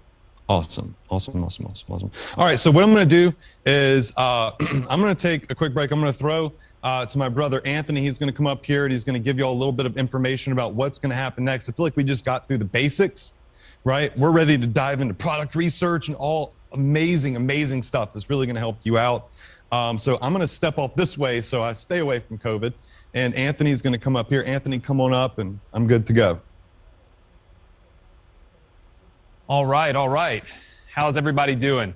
Can you all hear me? Just say yes if you can hear me good now. All right, just want to make sure everybody can hear me good. Awesome. So Adrian's crushing it up here, going through. It's tedious. It's tedious to go through each and every one of these things, step by step for so many people. And especially when there's so many of you in the chat box. I was answering some of your questions in the chat. So what we're going to do right now, I just want to kind of set up what's coming up next. Sorry. What's coming up next? We're going take a 10-minute break. I'm going to let our team throw that up here in just a minute. And after the break, Adrian is going to be showing you how to connect vendors. This is probably one of the most exciting things that you'll learn all weekend, right? I mean, look, the setting up your shipping and setting up all of the settings on your store so that you maximize the efficiency and the ability to make money from it, those are extremely profitable things, and those are things you need to know, right? But let's just be honest, it's like the nitty-gritty. It's not the most exciting thing to learn, but it is one of the most necessary things. What you're going to learn after the break is exciting. We're going to talk to you about vendors like Zendrop and Shine On, Pillow Profits, all these things that allow you to connect these apps to your store and populate them with literally almost anything you can imagine. I mean, at one point, Adrian was selling items that had pictures of our dogs on it, and people in fact, I saw a photo on Instagram of somebody's living room, and they had a piece of art on their wall, and it was one of Adrian's dogs. And so just random picture because someone had bought it from the store. So there's a ton of opportunity here, and that's going to be what we talk about here when we get back up. All of the apps and things work no matter where you are in the world, right? It's setting up shipping directly for the specific areas that it ends up getting shipping to. So I saw that. Was some of the questions. So what we're going to do right now is we're going to take a 10-minute break. Everybody go to the bathroom, get some water, do whatever you need to do, but make sure you don't exit Zoom. A lot of times it'll cause you some issues. So just put yourself, if you want to turn your camera off, you can or not. It's completely up to you. Just make sure you're back here in exactly 10 minutes when we're going to dive into adding vendors to your site. All right, 10-minute break starting now.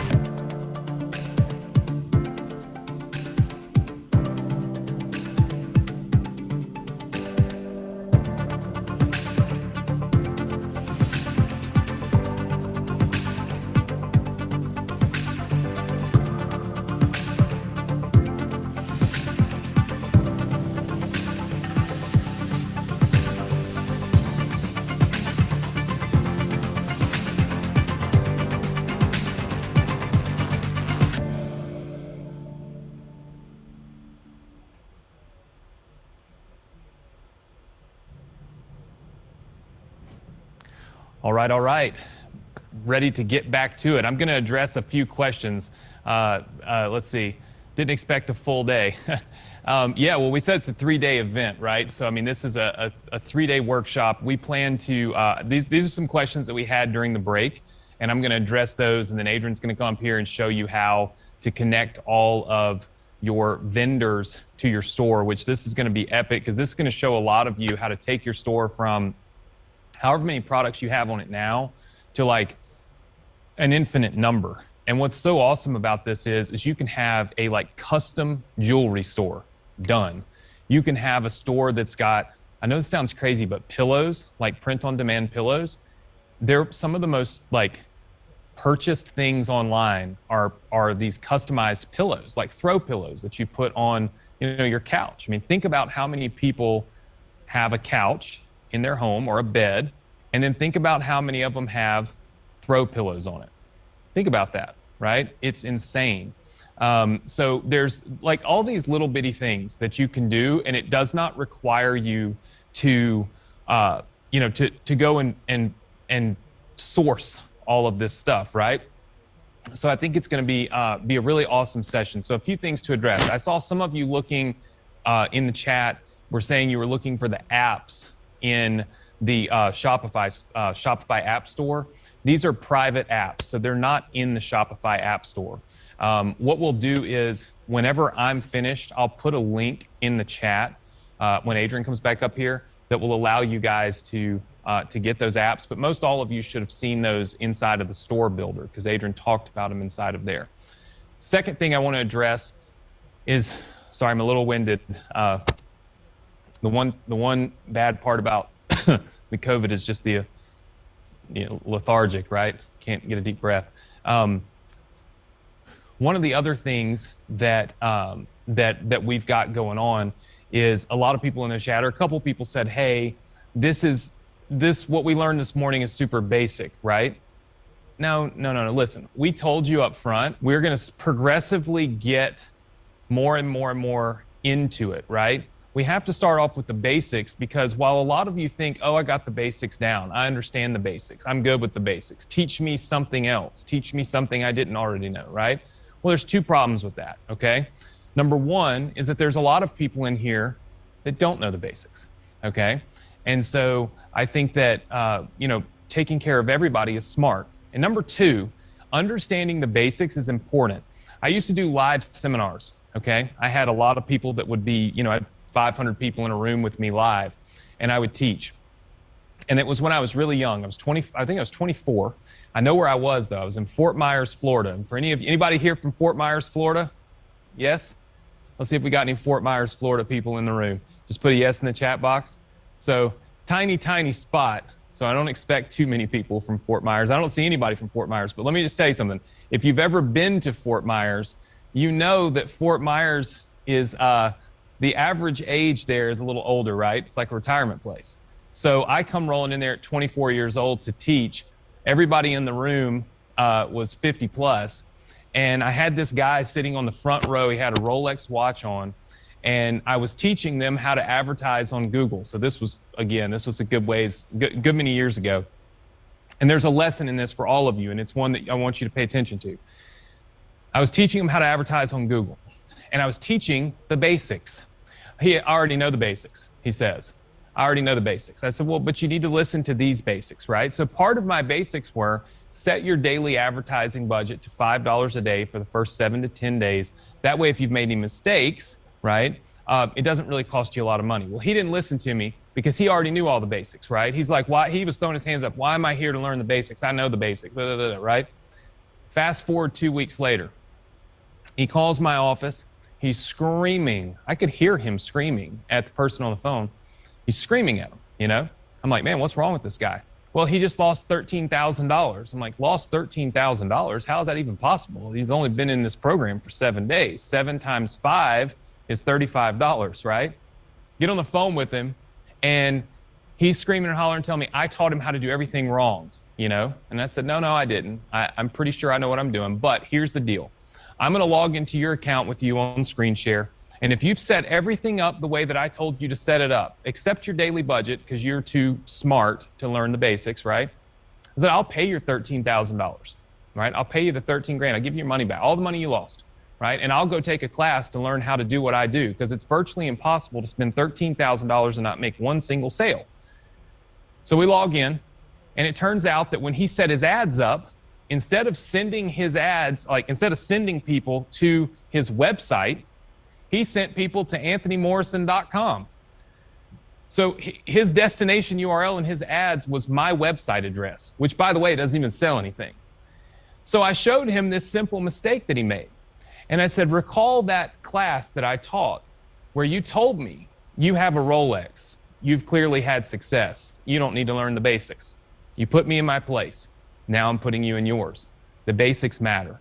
And the reason that we taught you some of the basic settings here is because those basic settings can be the difference between you making a ton of money with your store and you failing with your store. Really and truly, everybody thinks that it's all the extravagant stuff, but a lot of times it's the nitty-gritty basics that truly make a difference in your model, okay? And having those basics right out of the gate are super, super important, all right? So please bear with us. As we go further, and we're going into it now, Adrian's gonna come on and teach you guys how to add more products to your store through these vendors, which is really exciting, okay? This is the exciting stuff.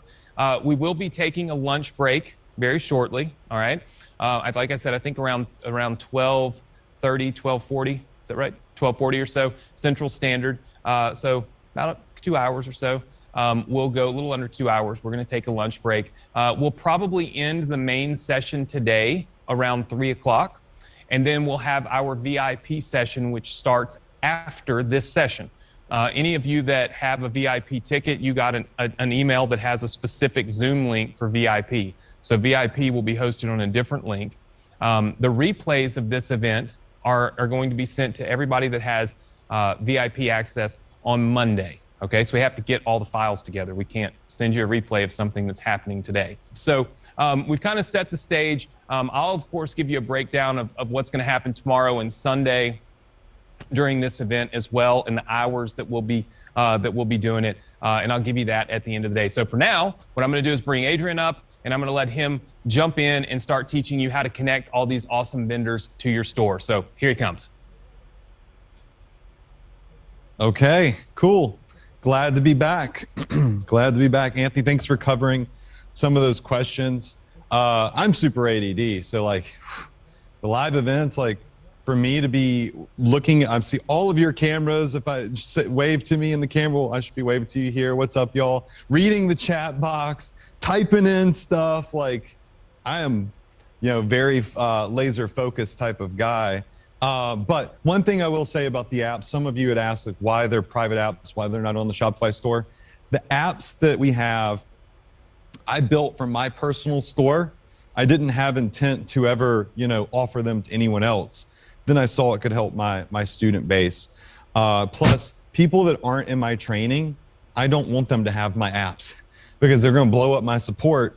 And support is a nightmare, when people don't go through actual training to learn how to use stuff. So we just kind of keep them private. Now, what I'm going to do is I'm going to share my screen again in just a moment. And I'm going to walk you through some of the vendors that we recommend. And I mean, this is where it gets fun. Like I am going to be honest, like as important as all that stuff was that I just taught, and it really is important. Like it bores me out of my mind. Anthony did a great job even reminding me of how important some of that stuff is. But I'm just going to log in real quick to another account. So just give me a second. All right, one moment. And let me see. And I'm going to pull up some stuff. We're going to talk about print on demand. We're going to talk about launching products, some of the vendors we haven't really spoken about before.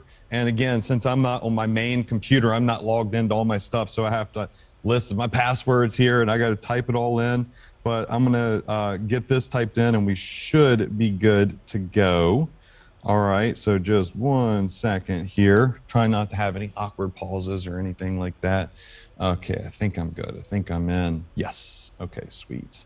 All right, awesome. All right, so what we're going to do is go over some of the top vendors that we recommend. We've all seen Zendrop, and Zendrop is kind of where we plug in, you know, the full set of products, right?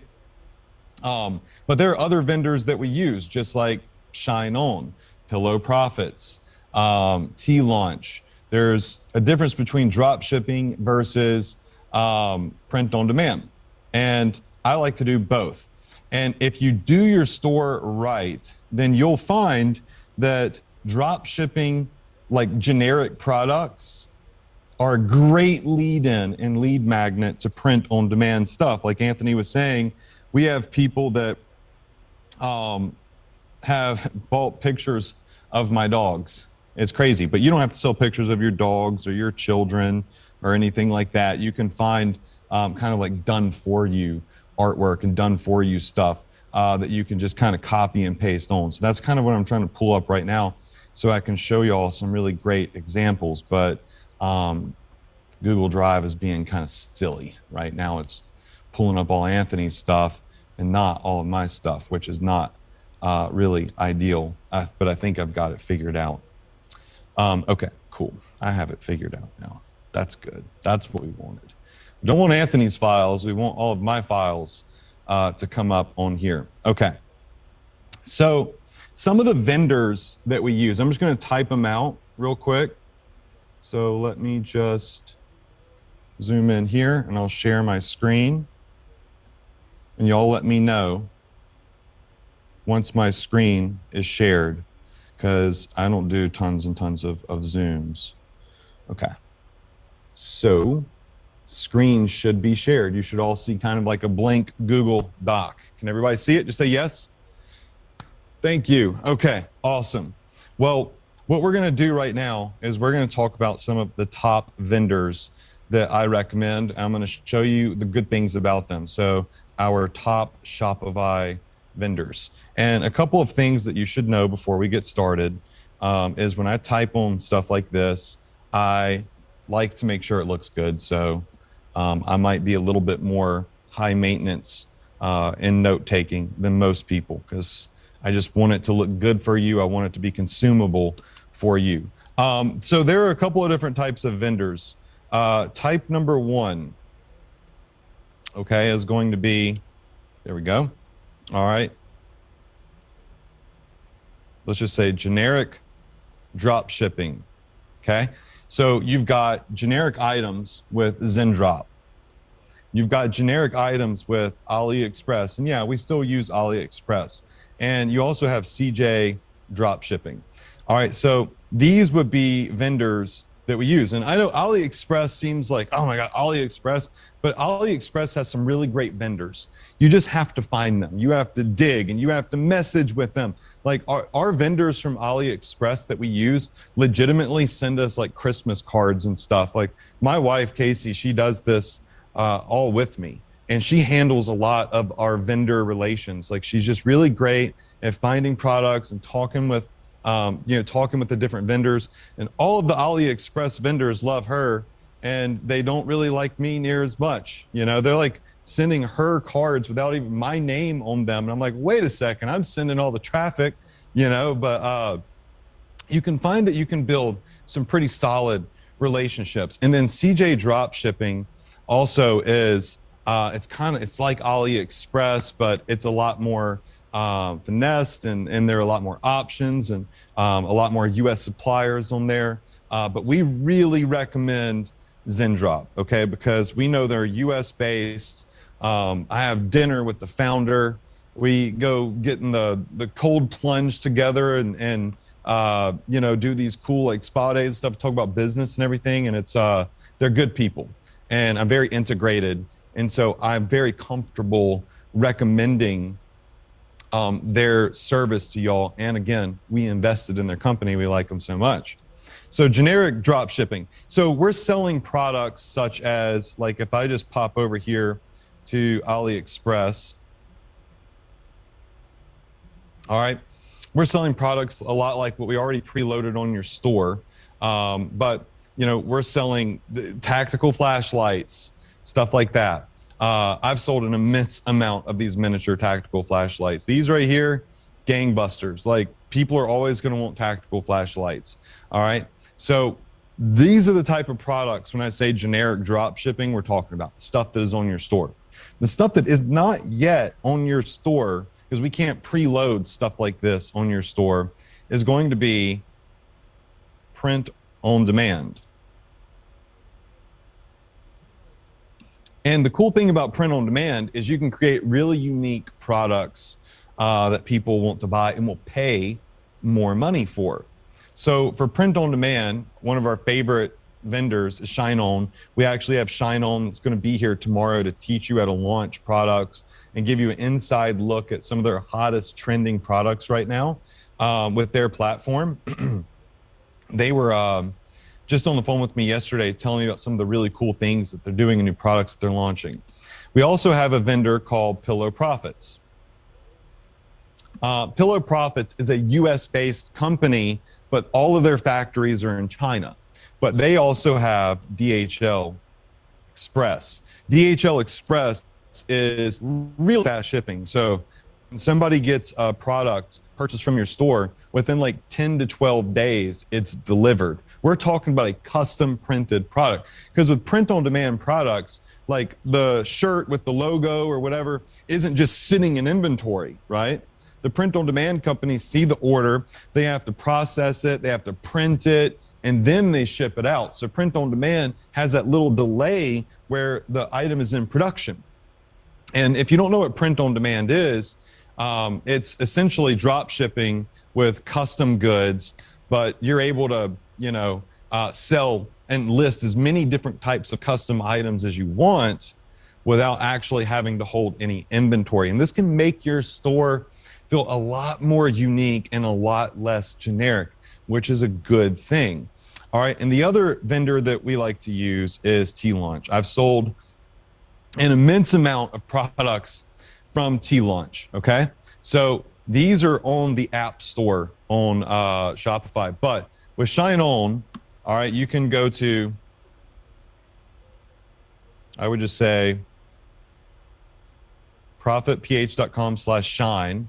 If you want to go through my partner link with Shine On, you'll be tagged as a student of mine and Anthony's. And when they see that you're one of our students, typically they want to make sure they treat you top notch because, they want to make sure that we continue to do business with them and they're good friends. Pillow Profits, a link to get Pillow Profits is going to be amsecretlink.com/profits. And the reason that one is a secret link is because, again, it's a special partner link with Pillow Profits where they do some really cool things for my students here and there, like give away product sets and images and graphics and stuff like that. And then T-Launch, I don't have any special link with T-Launch. It's just, I know their founder. He's a really great person, and I've done a lot of business with them. So you can go get the apps of those links, and you'll probably get a little bit of extra stuff. Shine On is completely free. Pillow Profits does charge $29 a month, and T-Launch is completely free, okay? And then, of course, ZenDrop is free unless you upgrade to some of their other features, and AliExpress and CJ Dropshipping are obviously free. Okay, so here's my goal. My goal is to show you how to use both of them together because most people only do one. All right, most people only do one.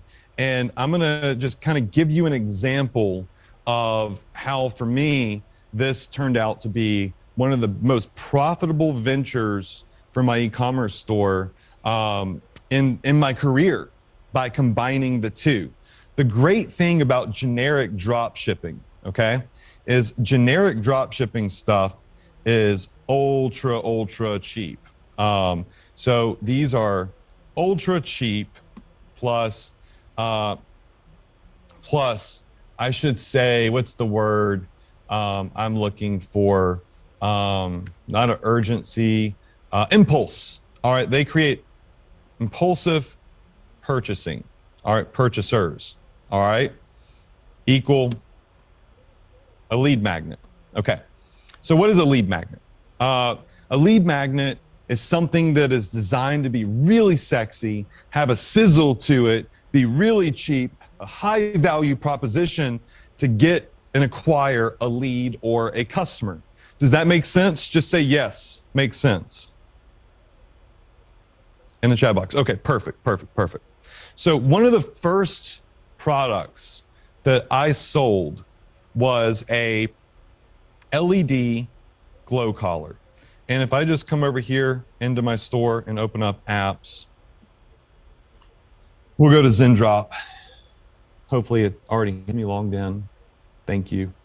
That's very nice first product set to pop up while we're live. That's fantastic. So we'll type in LED dog collar, okay? So this is actually the product right here. It's 81 cents, okay? My goal here isn't just to show you, oh, here are vendors. I want you to understand marketing. I want you to understand how to run your store and think through choosing products and choose wisely. Understand why you're going to use ZenDrop for this and you're going to use Pillow Profits for that, okay? So this LED dog collar still slaps. I mean, it still hits. We still sell it to this day. And it is shocking, right? It stops you in the feed because it looks cool. And also, it's fear-induced purchases. We talked about fear-induced purchasing earlier because people don't want to lose their pet. And it protects them, right? At night from getting hit by a car or getting lost back in the woods or something like that. So people will buy it to protect their pet. They'll impulsively buy it because they think that it looks cool. They'll also buy it in different quantities. They might buy 3 or 4 because I think we all know that one person that has way too many pets in their house. How many of you in here would agree with me on that? So, you know, my neighbor Susie, she's going to get 5 or 6, all right? And they're going to get them for their cat too. But here's the thing, they're cheap. We can sell them for 10, 12 bucks. We actually have sold them for upwards of $15. We get them for about $2.50. So we got a great profit margin built into this, and ZenDrop will it'll take care of it for us. We don't see it, we don't touch it, we don't worry about inventory, we don't ship it. ZenDrop does everything for us.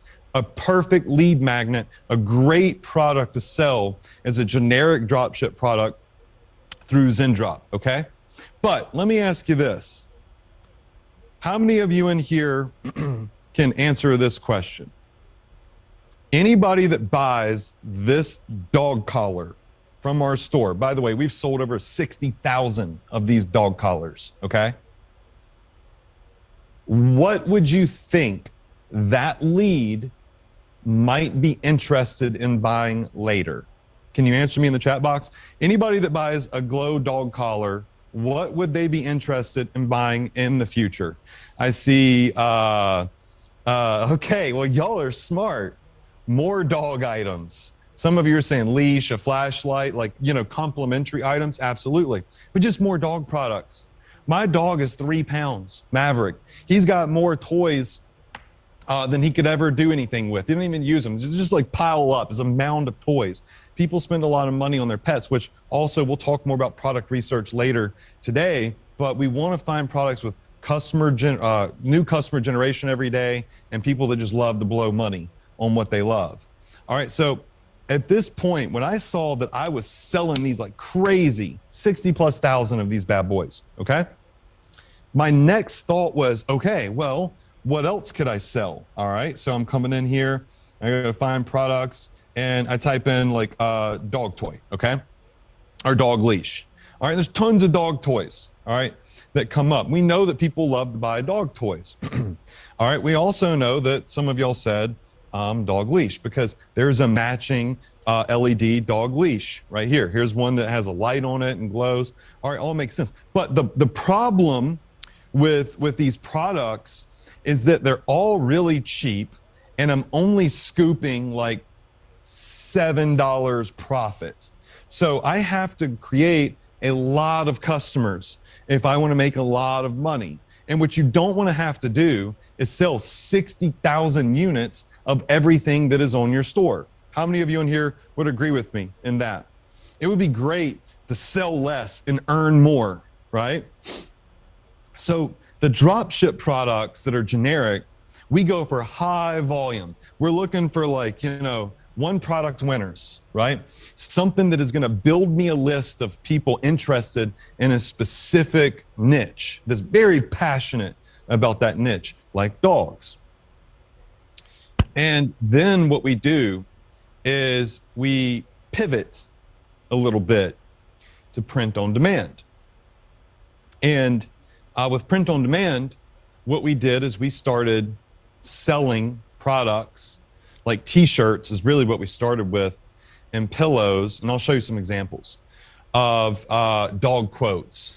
So it was quotes like, I love 3 things in life: my coffee, my wine, and my dogs. And people were like buying it like crazy, like these just silly dog quotes.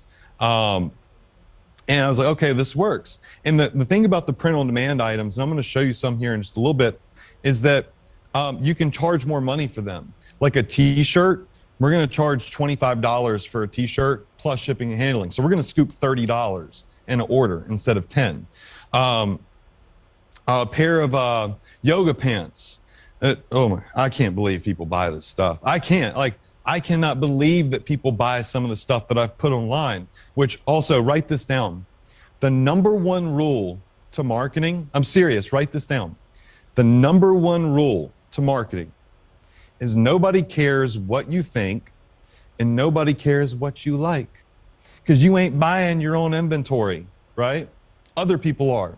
So the only thing that matters is, what do the people want? And what you also need to write down is, give the people what they want. If they want ugly pictures of dogs on a purse or a pair of yoga pants, give it to them, right? And so in learning that, when I started launching products, I was like, I would never buy this. That's a big mistake. Never say, I would never buy this, because you're not buying it. Other people are, right? And so I started launching these weird things with print on demand outside of quotes, like literally pictures of dogs on weird items. And those same people, those 60,000 people that are now on my email list, started buying the pictures of dogs on yoga pants for 79 bucks. I paid $20 for a pair of yoga pants out the door. I'm scooping literally a $50 profit all of a sudden. So now a customer that comes in my store that was buying one of these little leashes that makes me like $5 or $6 now is making me $50. Does that make sense? Just type in 50 if that makes sense. Anna says, how do you get an email list? Well, number one is you do that step I said in our last session in the settings, where you make sure that people opt into your email marketing. Number two is you show up for our email marketing session, which is going to happen tomorrow. Okay. But $50. And here's another thing I found. I found that if somebody would buy a picture of a dog on yoga pants, that same person will buy a picture of a dog on a pair of shoes, on a backpack, on bedding, on pillows, on blankets, on shower curtains. All right, I'm about to show you some really cool stuff. And my customers, what we have is called a, let me get back to my notes over here. You can tell I'm more excited talking about this, right? It's really fun. But with print on demand, what we do is we get, number one, high average order value. That's AOV, okay? And number two, we get high customer lifetime value, which is called LTV. All right. So these are two things that print on demand can do for you. They can create high AOV and high LTV. Okay. Average order value is the amount of money someone spends while they're on your store. The more that is, the more you're likely going to make. Lifetime value is the value of that customer over time coming back and making repeat purchases. And when you combine generic drop shipping with ZenDrop, and then print on demand with Shine On and Pillow Profits and T-Launch all together, you can get high AOVs and high LTVs. And this is how you create a wildly successful e-commerce store, because y'all aren't here to just try to make a couple of bucks and dip your toes in the water, right? How many of you are in here to learn how to build a real e-commerce empire? Just type in empire in the chat, right? So the strategies moving forward are designed to teach you how to build an empire. Now, I can't go and do it for you, right? But I'm just showing you how I did it. So these vendors here are very important. All right, so with ZenDrop, y'all know a lot about ZenDrop. Incredible app. Highly recommend you upgrade to their pro plan. It's not, 100% necessary. You can start out for free with their free plan. That's, it's what I did.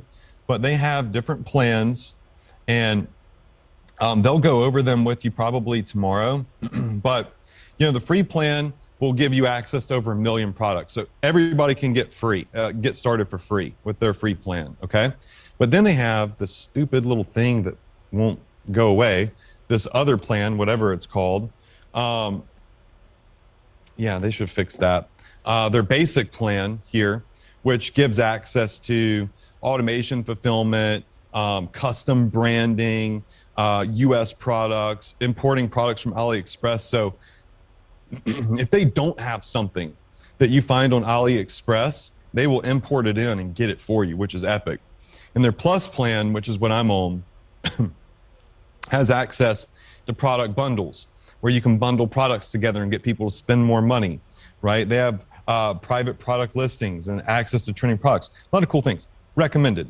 Inside of your store builder software here, you have a discount code that you can use if you do want to upgrade your account. Again, you don't have to. All right, just telling you that this is there.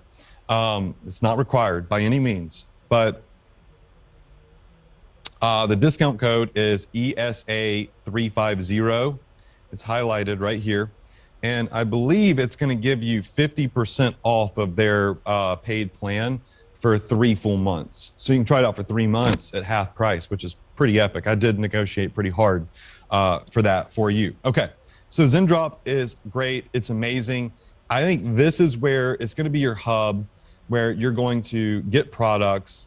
You're going to find products. You're going to be able to discover some trending products and preload them to your store. And if you look at some of these products and you're like, I don't think anybody would buy that. Like this electric milk frother for 92 cents right here. Remember, it's a lead magnet. I bought 5 of these things for my house in Florida because I drink a lot of coffee there, and I saw it online. I was like, whoa, that is awesome. I don't have to stir with my spoon. And I'm not gonna lie, I bought these electric, not from ZenDrop, but I bought these, and like, I have fun. Like, my wife is like, okay, you have stirred your drink enough, Adrian. It's time to drink it. But they're cheap. But it brings in people that are interested in what? Can somebody tell me what an electric milk frother would bring in people that are interested in? Coffee. A huge niche, a massive addiction. And with the print on demand niche, there are so many awesome things that you could do with coffee. So ZenDrop is top notch. Then you got CJ drop shipping. I'm not going to go too much through this. I'm going to focus more on print on demand because I feel like that's where like the bigger money potential is. But CJ drop shipping, again, they have US vendors that you could use.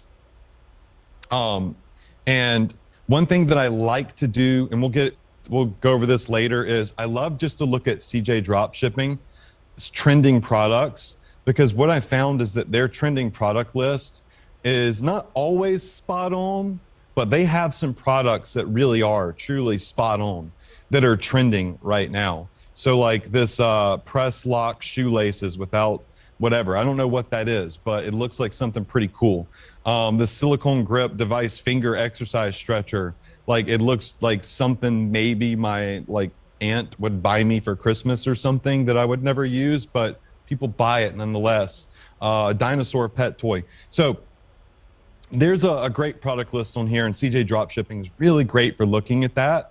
And then I go try to find those products on ZenDrop. So straight up, I'll use CJ Dropshipping to discover products sometimes, and then I go try to get them from ZenDrop because I feel like ZenDrop is going to take better care of me. I trust them more. I know customers are going to get their products, so on and so forth. Okay. Now, with print on demand, I'm going to show you some really cool stuff with some of these vendors. And this is really exciting to me. So I'm going to show you an example. Let me pull it up. Okay. This is an example of a really cool print-on-demand product that you could do with a company called Pillow Profits. This particular product is 3 pillows that look like a DJ set. I'm not a DJ, but I think it's like turntables or something. And what's neat about it is they charge per pillow, right? You're getting to buy 3 items. And just take a wild guess.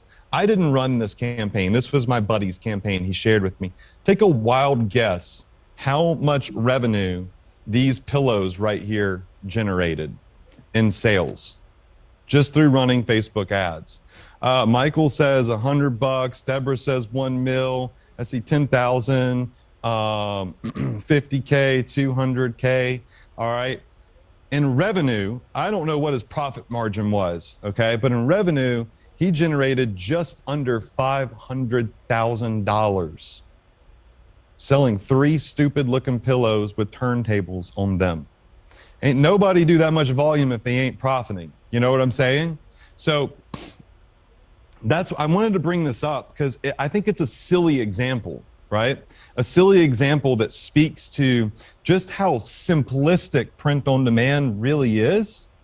It's just that people overcomplicate it. People think I got to have, people think that I have to have, you know, a full-fledged graphic designer to do all this custom stuff. You don't. I'm going to show you how to get done for you artwork and just essentially copy and paste it on items like this.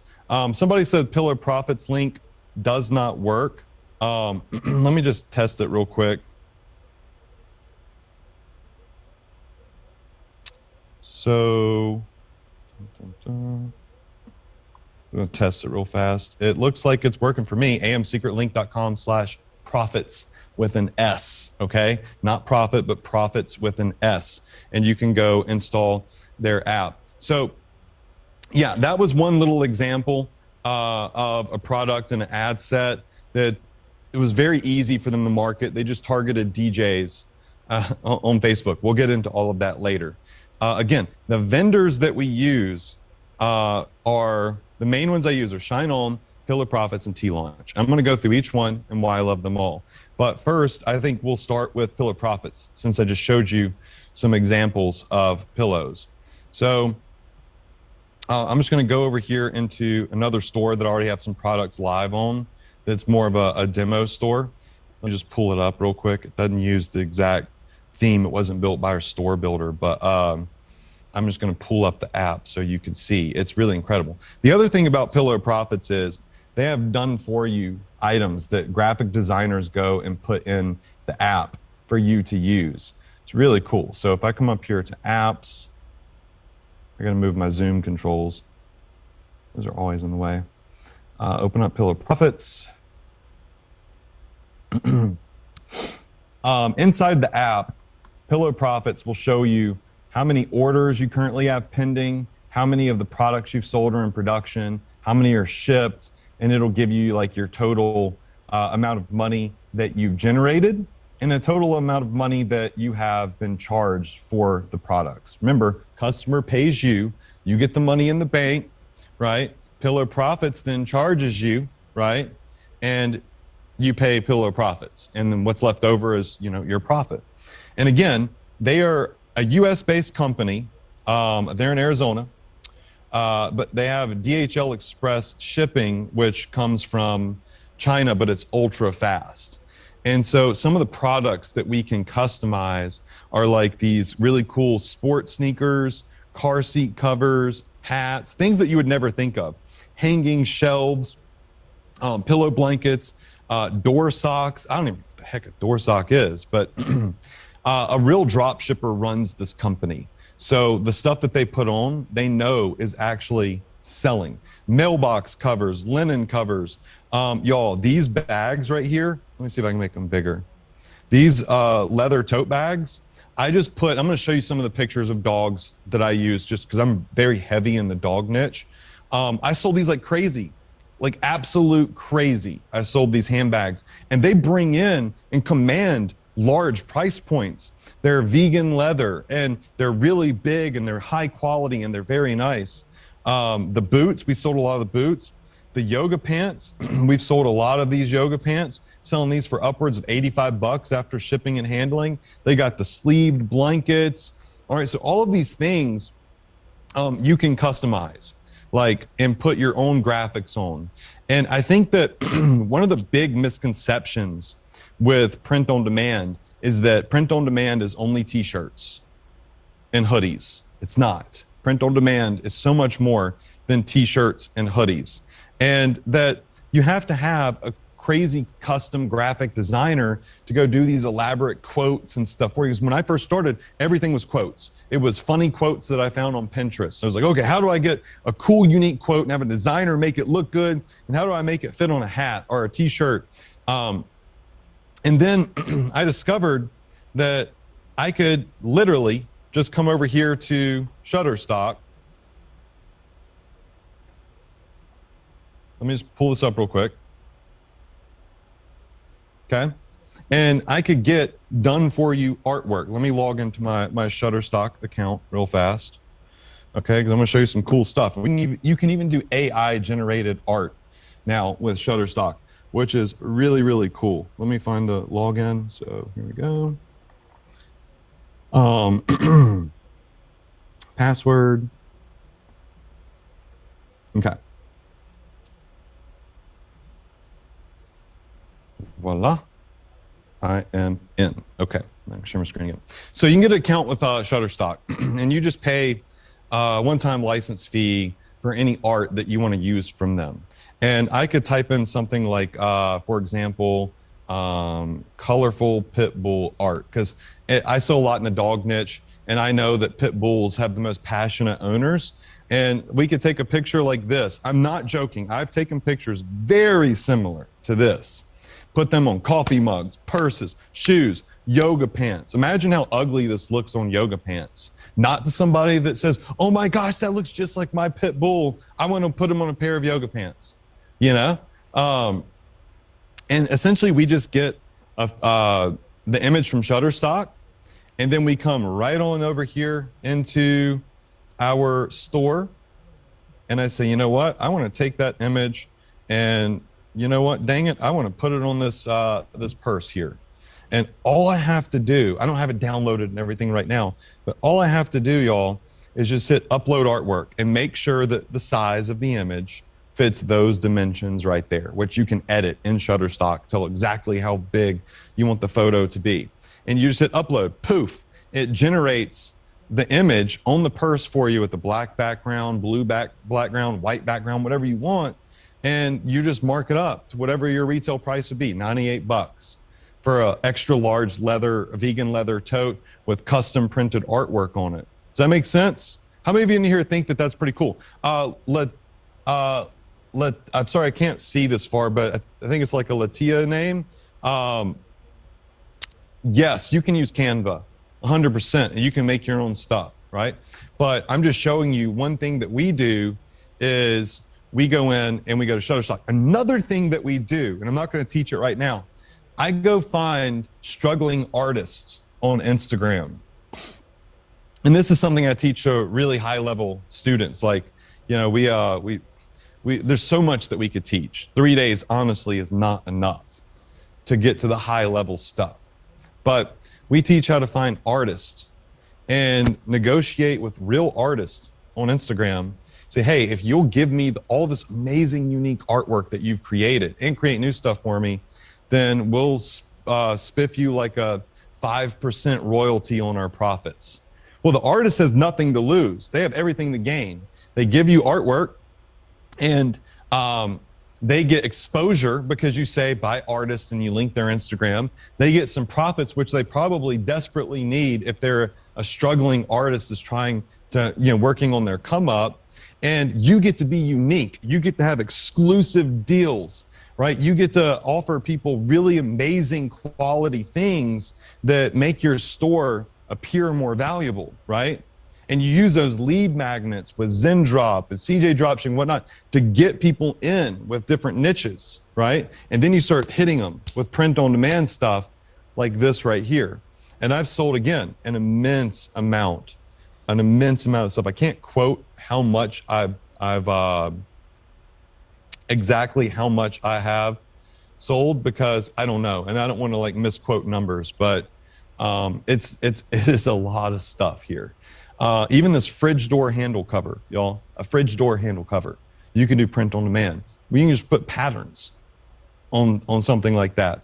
So this is a really cool vendor to work with. The other thing about Pillow Profits, and one of the reasons that they charge for their app, I think, is because they have this design catalog. So in the event that you don't want to go to Shutterstock and you don't want to pay a license fee for an image, or you don't want to hire a graphic designer, or you don't want to do whatever, okay? They actually have their own designers consistently coming in and creating done-for-you designs that you can one-click launch on your store. So, for example, I could say, I want to launch 5-panel hats. I want to launch hoodies or boots or area rugs or backpacks.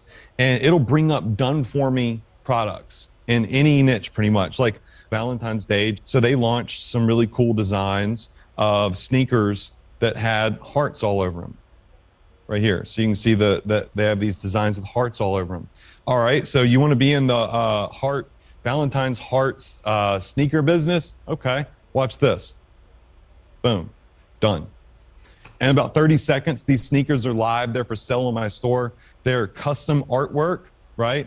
It's going to put the images on there. It's going to put the product description in there. Pillow Profits will have the price set up for me. We can increase the price if we want our profit margins to be better. But if I just come over here, and now it should be on my store. Anthony's computer isn't set up to double tap, so that's no fun. But let me just I don't know what just happened with this Zoom on Anthony's computer. But if I come over here and I search for Valentine's Day, then I will be able to find that product live on the store. It's just suddenly Anthony's computer is a bit out of whack, which is why I like to use my stuff. But needless to say, it is uploaded to the actual store and it's ready to be sold. So Pillow Profits has a really cool, basically done for you product catalog that you can start using. You can see this doing some really weird zooming stuff all of a sudden here. I think I got it back. There we go. Yes, figured it out. Okay, now we can search. Valentine's Day. See if it finds the products. The shoes, there they are. Our running shoes. These are live. You can see the product description is in here. Let's view it on the store. Okay, so it's got the product here. It's got the description. People can buy the sizes. It's got the sizing guide that's already done for us, and it's completely done. Now, this isn't using the template of the store you have. The template you have on the store you have is way better, right? This is an older demo store that I just had some stuff already set up on. But Pillow Profits, again, a really great app. The other thing that you can do inside of Pillow Profits with that design catalog is you hit design catalog and you can literally do it by sort everything by most popular products that are getting sold the most. and you'll see all of the different pillow designs in here, backpacks.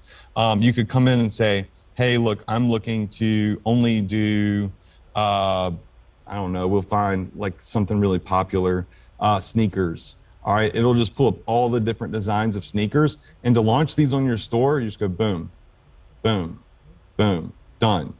And they're launched on your store. You could change the prices, set up profit margins, whatever. If you want to do something by niche, type in dog, type in wine, whatever. Now it's going to pull up all of the dog shoes. And so again, these are custom items, right? That you can sell for upwards of $100 with really, really handsome profit margins available. Yes, they do have pillows on here for sure. I know y'all are going to be hooked on pillows because I showed you that campaign. This is in alphabetical order. So if I come here and I just go ZYXOWTSRQP, okay? So pillow covers here, boom. Now we have all the different types of pillows that we can launch. Quick tip with pillows, because I'm about to move on to a different vendor. But a quick tip with pillows that made me a lot of sales is when people come in and they look at launching a pillow like this one here that says, you know, good vibes only. This is a really nice looking pillow, right? It's great. When people buy pillows though, they typically buy 2 to 4, right? Because they're putting them across the couch or they're putting them on a bed. And you're selling each pillow individually, right? So like with that campaign that we showed you, where my buddy crushed it with the DJ pillows, these right here, the trick that he used and that I used is making a pillow set that goes together, that it completes like an image of some sort. Another example of this would be these archery pillows right here. So these were actually done by a custom designer, this particular set, but this was where we were targeting the archery niche, people that like to shoot bow and arrow. And it's bow and arrows that spell love, and the O is actually the target. And so this campaign did roughly $10,000 in sales. It was a small niche, but again, that's sales revenue. But what was unique about it is it spelt a word. So people had to go in and they had to buy all 4 pillows, right? Very important strategy. Okay, so we'll talk more about that later as we get into sales promotions and strategies. But while I'm here, I wanted to point that out. So the other thing is, the other vendor is Shine On. Actually, you know what? First, we'll go to T-Launch because they're very similar. The difference between Pillow Profits and T-Launch is they have different products. T-Launch is US based with US based shipping, and their prices are a bit more expensive at T-Launch, and they do not have a done-for-you catalog that you can search for, search through. So let me just jump over here to T-Launch real quick. Pop some of these in for you. Let's go over here to apps. I've installed them already on this store. So T-Launch, take a sip of my water here.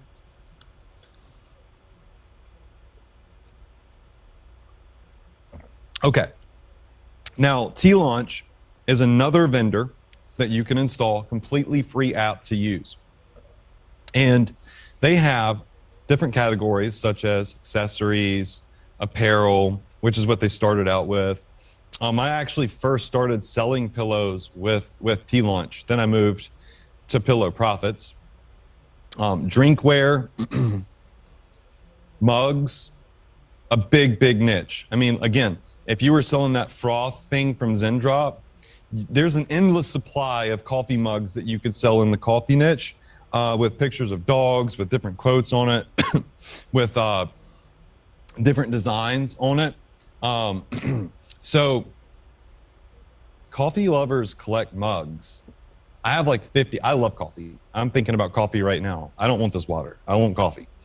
And I love collecting mugs. So don't sleep on the mug niche. It is still in high demand. Us coffee lovers never run out of the desire to buy more good coffee mugs. But another thing that they sell are these insulated wine tumblers right here at the bottom right. These things hit so hard during spring break and summer. The reason that they do so well during spring break and summer is because when you're at the pool and you're at the beach and you're drinking wine or beer, you can't have glass, right? And so what I found selling these myself, one sec. What I found selling these myself is that if I targeted, and we'll get to targeting later, but 30-year-old women, like women over 30 years old, they bought these wine tumblers like crazy. Old enough to have enough money to afford to go on vacation, because, you know, typically kids, you know, they're in college debt for the next 50 years of their life. They're not going on vacations as much unless they're fortunate enough to have parents who'll pay for it. And if you're 30, you're old enough to drink. And if you're 30 years old, you've probably been through enough to want a freaking glass of wine on the weekend. You know what I'm saying? Y'all with me on this? Just say yes. And so these wine tumblers, though, you can put graphics on. And so some of the things that we would put on our wine tumblers would be like WTF, literally, like this. Hold on, let me just type it out. WTF, just big bold letters, which typically people see that and they think that this stands for, you know, a not so good word that I won't say live because, you know, I don't want my mama to get mad. And then right underneath it, it would say, wine time finally. Boom. That's all I put. That's all I put. And people loved it. So again, don't overcomplicate print on demand with elaborate designs. You can go and you can find done for you designs of Shutterstock, or you could just put some simple words, just simple text on something, and it will pop off. It'll do really, really good. Again, you can come over here to Shutterstock and we could say, we're looking for red wine design. And it'll pull up all sorts of designs. Like you could cover something in like this kind of print where it's like wine glasses and wine bottles. By the way, with pillows, I kid you not, I'm also pretty heavy in the wine niche. People love wine. I went to Shutterstock and I found some images of spilt red wine. See if I could find a couple of them. I might have to dig deep, actually.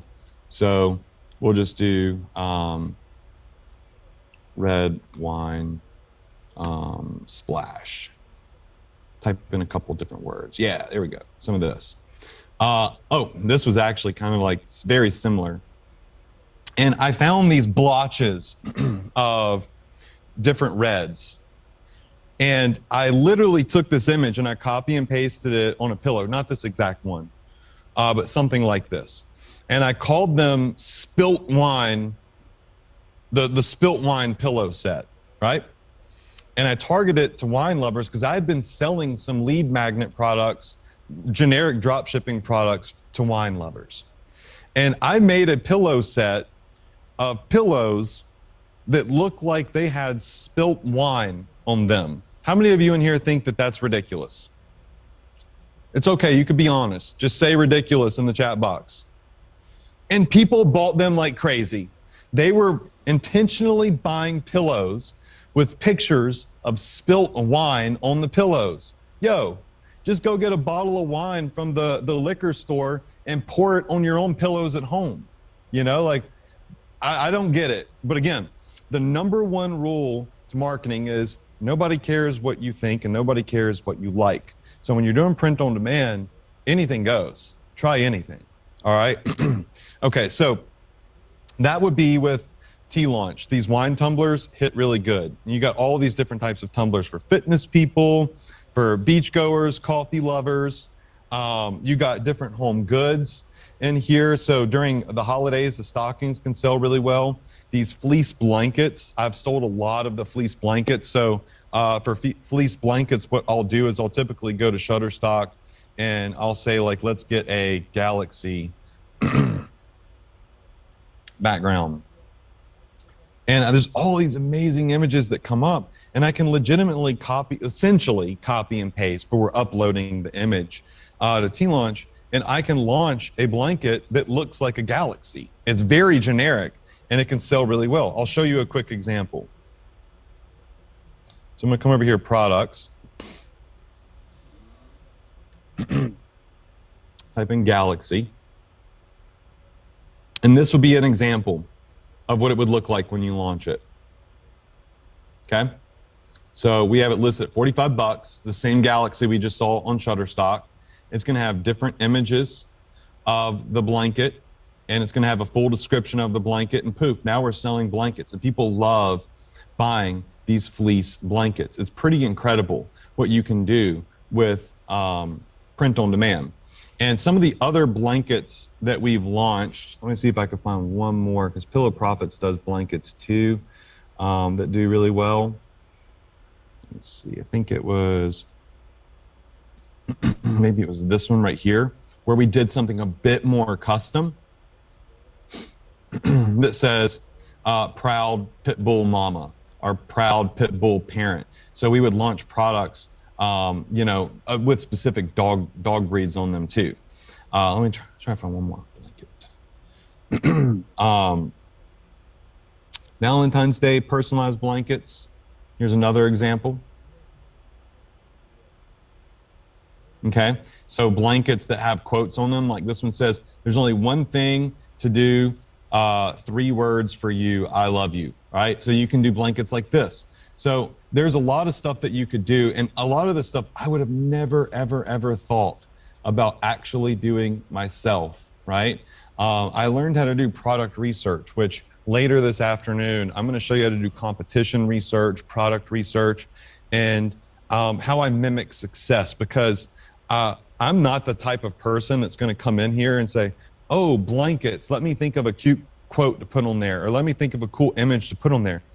Most everything that I have done and I've sold is been mimicking someone else's success and just making it better and being a bit more creative. Like, I get a general idea of what's working for other people, and then I have the experience and the knowledge, which hopefully I'm able to convey to you this weekend and moving forward, to make it more unique and make it better and have a better value proposition and a better profit margin, and how to optimize your store even better so it's optimized more for conversions and customer lifetime value with email marketing and average order value, because you've got cross sells and upsells and people want to buy more stuff from you. That's the key to winning, right?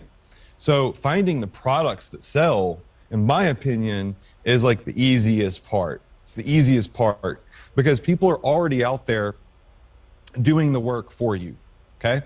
There's already tons of people around the world doing print on demand and drop shipping, and they're launching ads, and they're losing money figuring out what does not work. Does that make sense? So let them test. Let them lose money figuring out what doesn't work.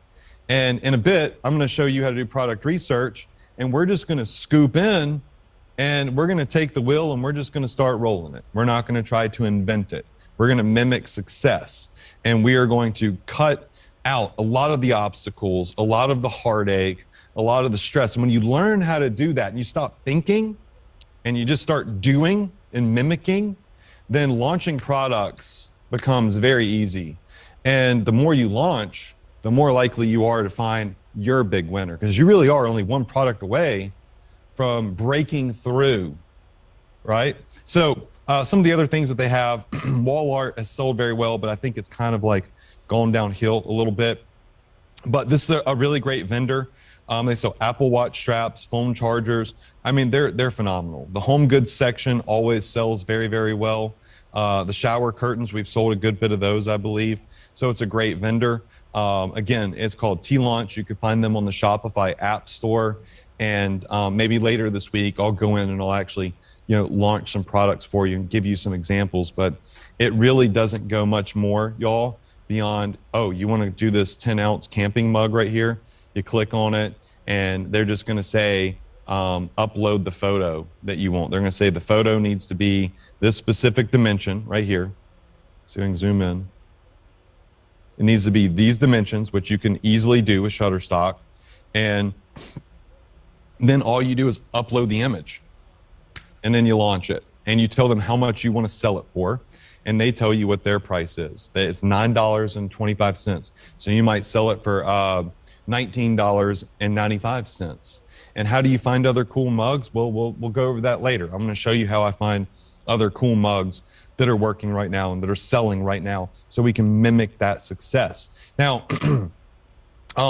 so far, just real quick before I move on, how many of you in here in this session feel like you've learned a lot about the difference between print-on-demand vendors and generic dropship vendors, and the importance of using both of those types of vendors? Just say me in the chat box, okay?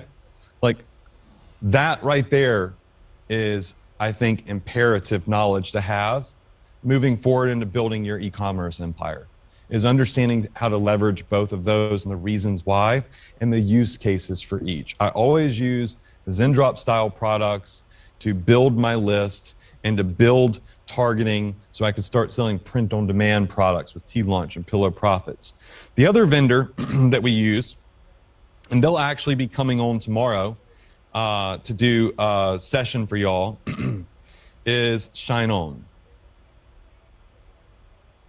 So actually, I think I got to go to this store because I have Shine On installed on this store.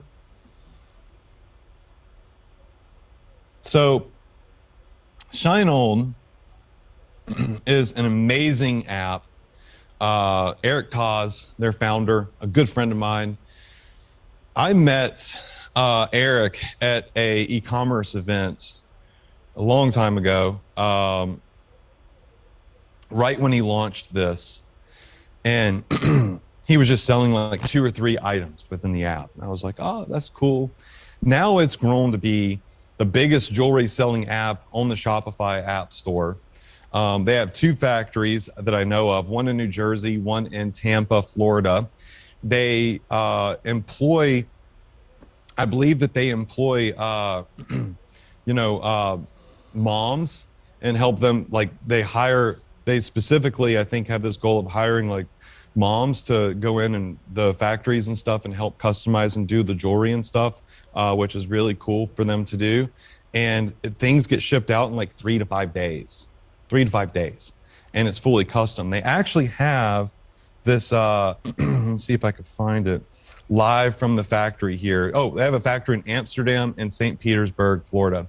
So you can actually, with Shine On, get a live view, and that's what we're looking at right now, of their factory in St. Petersburg, Florida. And you can see what is going on. You can see that people are in there working, although right now I think they might be on lunch break because I just saw one dude in the back walk out. You can go over here to Amsterdam and see what their factory in Amsterdam is doing, which is, I don't know, maybe they're not, I don't know what time it is over there, but they're not live in Amsterdam. But it's really neat. They're a very transparent company to put literally live feeds in their factories so you can see what's going on, which I thought was really cool. But more importantly, it's their catalog that has me, really impressed. So jewelry is something that will always have customer regeneration. Jewelry is something that people put high value perception onto.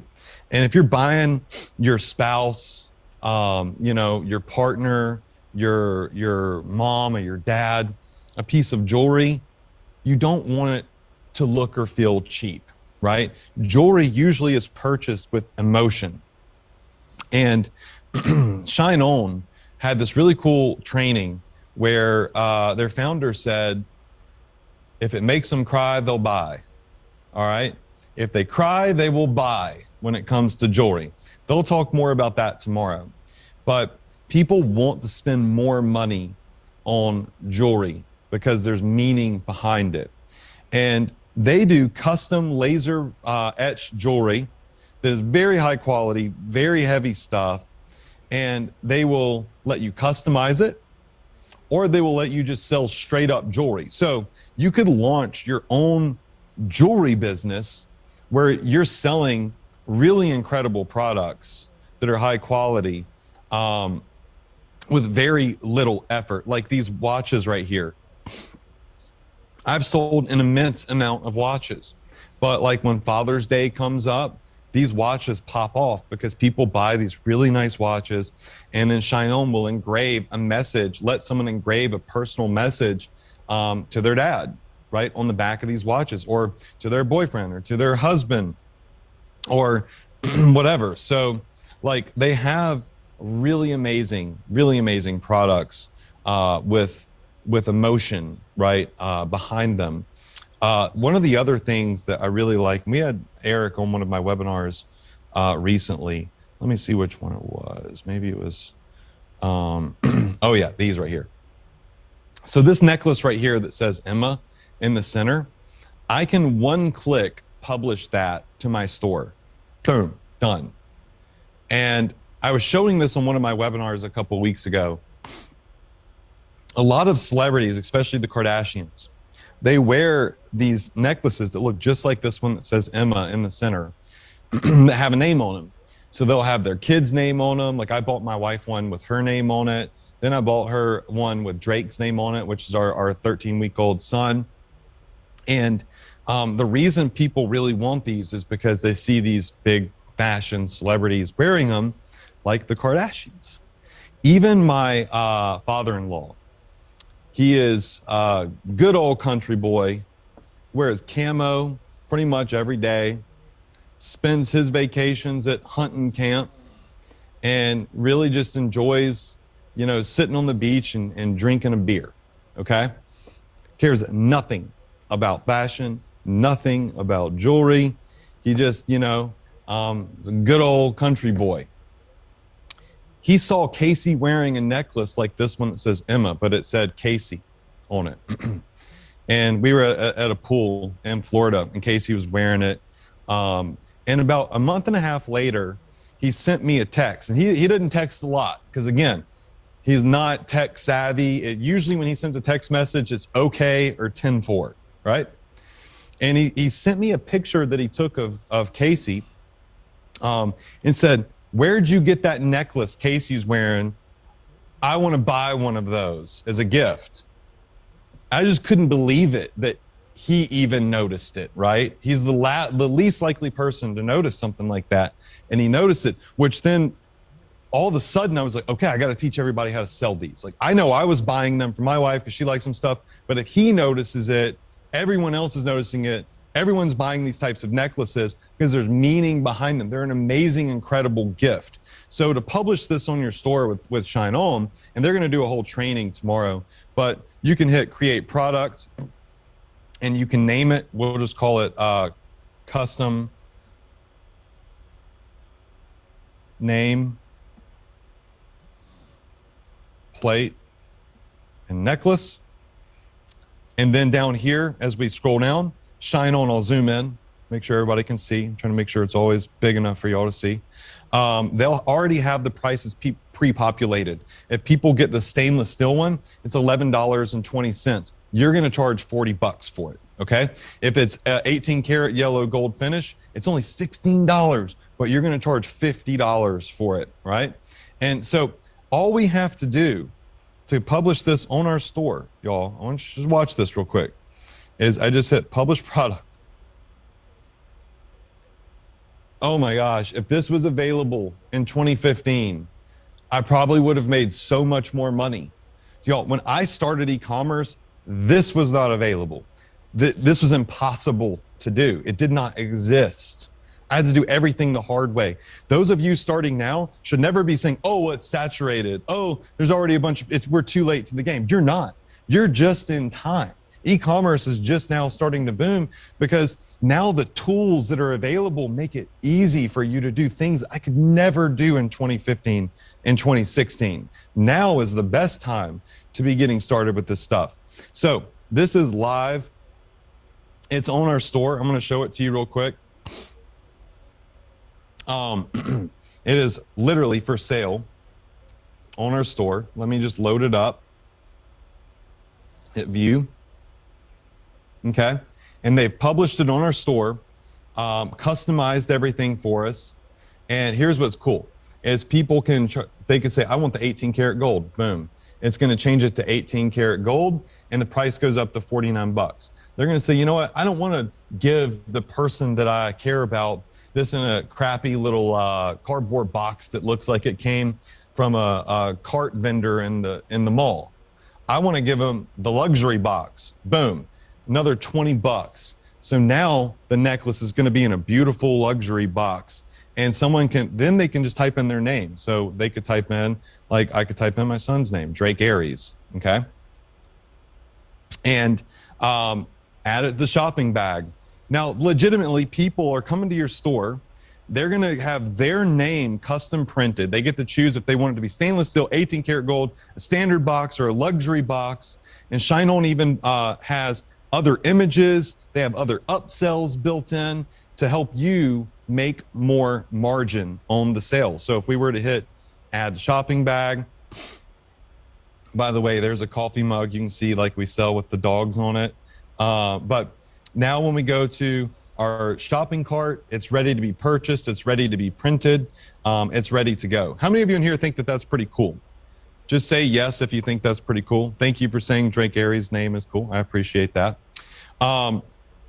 So here in the shopping cart, you can see the necklace is ready to go. People can check out and they can make their purchase. And by the way, since we have Shipping Hero on our store, they can upgrade to purchase protection. How many of you in here would agree that anybody that is going through and making a purchase for an item that's 70 bucks, is a piece of jewelry, that's a gift, is more likely to spend the extra $2, $3 to ensure their shipping and handling? Just go ahead and say yes in the chat box. You see that little extra thing that Shipping Hero adds to our store is a big deal. So let me just see if I can get to real quick. So test drive, we'll do Madison. 300. Okay, cool. Let's see if I can get to the cart real quick. I'd like to show you the cart. Cool.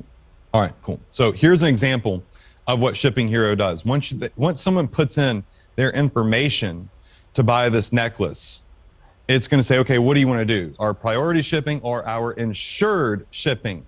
That's where we scoop the extra $2. That's where we pick up another $20 a day, $40 a day, $60 a day, $100 a day. It just depends on the volume. But this is where we know that that's going to kick in. So this is a great example to tie back into that. So, you have a lot of options. And the best place to start is with ZenDrop, because the lead magnet is what is going to it's going to accelerate the amount of people that reach your store. It's going to increase the amount of people that go on your email list. It's going to be more likely to give you a high volume group of buyers. And then once you start to create those buyers with the little cheap products that we're drop shipping, that's when we start launching Shine On jewelry. That's when we start launching Pillow Profits.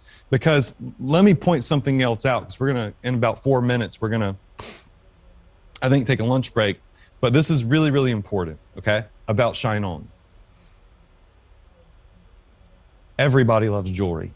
It don't matter if it's a customer that bought dog stuff. It doesn't matter if they bought a milk frother.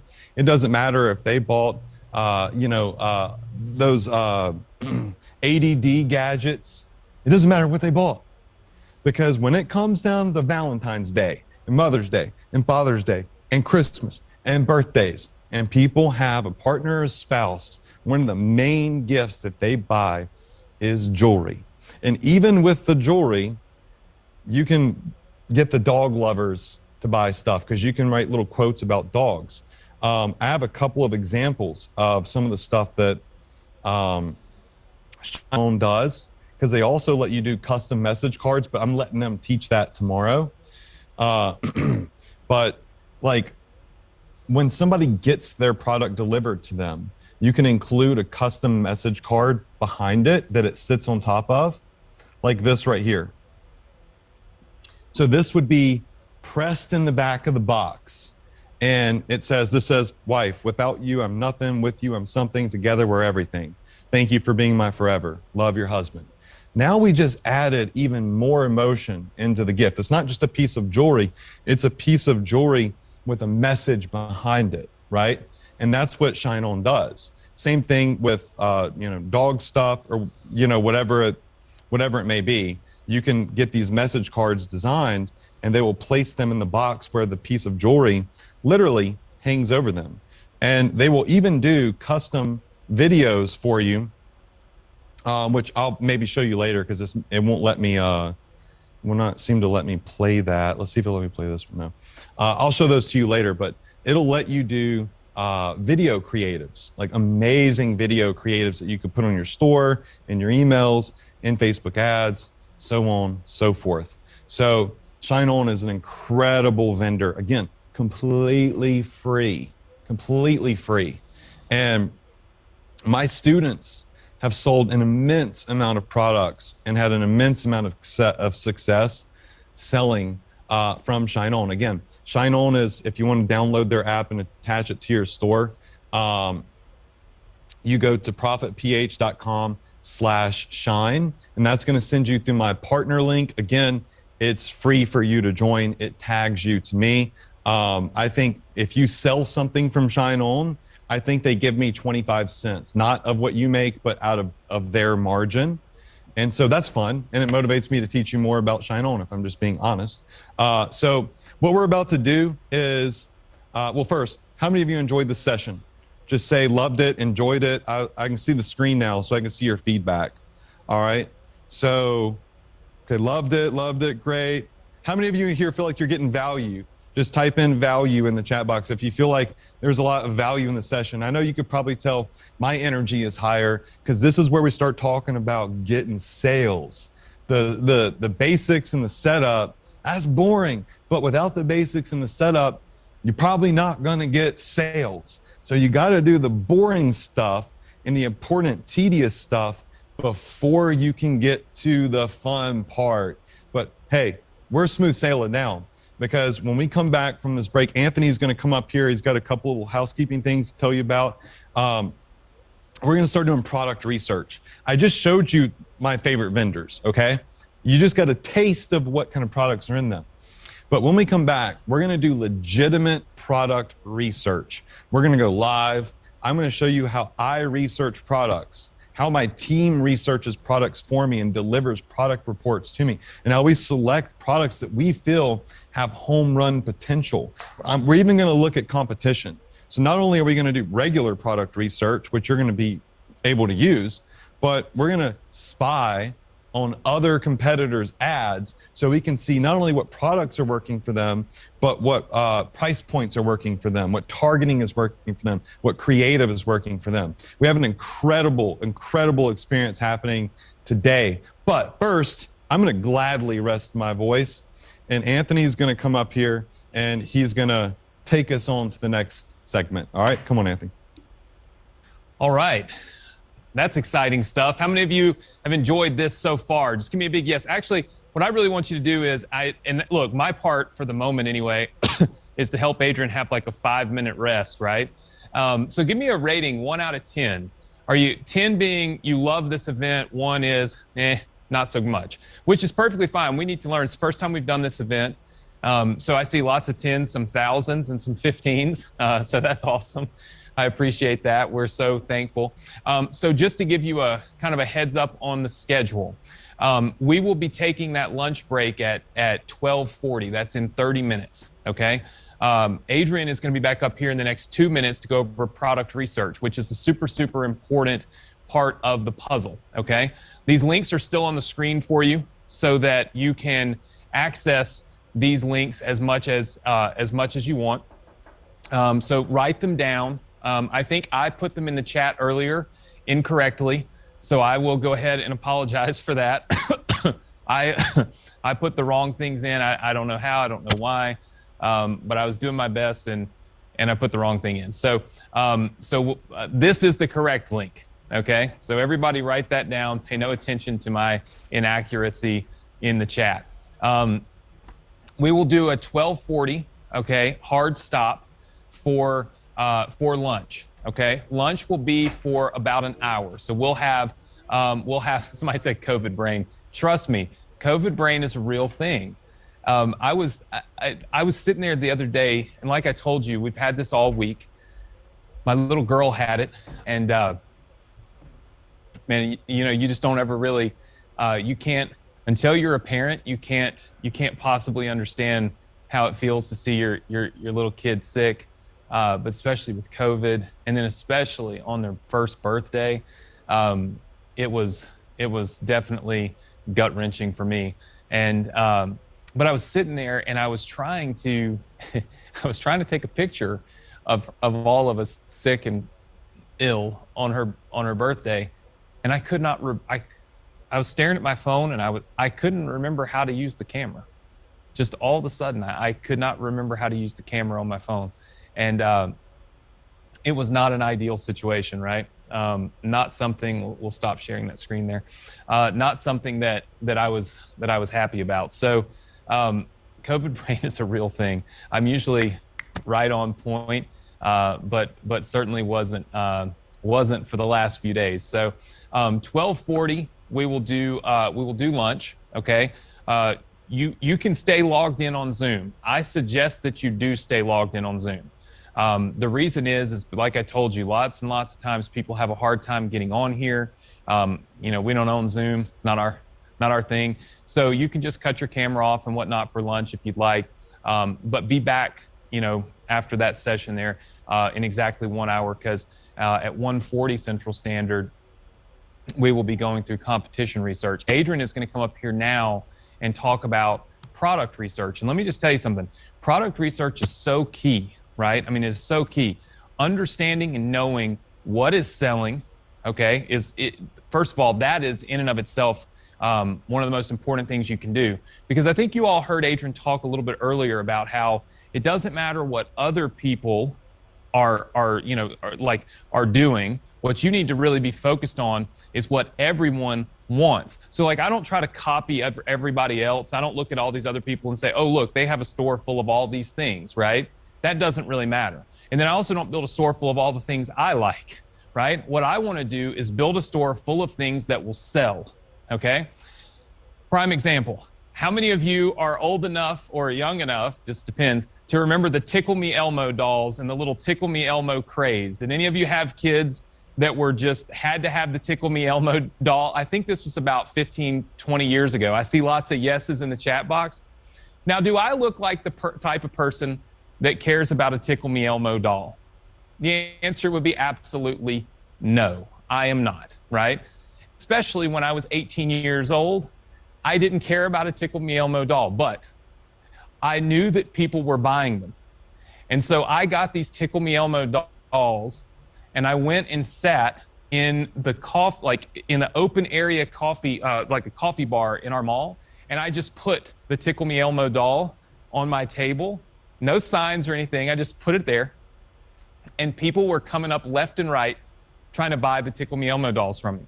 And I've found somebody I could get them. I don't remember how much they were, to be totally honest with you, but I was making hundreds of dollars at, 18 years old selling Tickle Me Elmo dolls, okay? This is not something I was interested in, but I knew that people were buying it, okay? That's what Adrian wants to teach you now, is how to research products and know what people are buying so that you can put those things on your site. Doesn't matter if they're things you're interested in or not. All that matters is that they're things people will purchase, okay? Our goal with this workshop is to show you all of the steps that it takes to make a successful store and a profitable store. You've got to have people constantly researching and finding these products for you, right? You heard Adrian say, you know, it takes a team, right? And how many of you so far can see that, okay, it probably takes a team to run one of these stores? I mean, doing it by yourself, kind of difficult, yes? Right? Now, obviously, you can get started by yourself. All of you are doing it right now. But when you want to scale and you want to have massive success, you got to be able to tap this person and say, hey, make sure you're doing this research. Tap this person, make sure you're doing these emails, and so on and so forth. Does that make sense, everybody? Just say yes. Okay. I see lots and lots of yeses in the chat. So we're just teaching you each and every step. You can accomplish a lot of these by yourself, but you may find that you want to tap the shoulder of other people to do some of these things for you so that you can really turn it into a machine, right? So what we'll do is we'll bring Adrian up right now. He's going to go through the product research. He's got a hard stop. Adrian loves to teach, but he has a hard stop at 12:40, okay?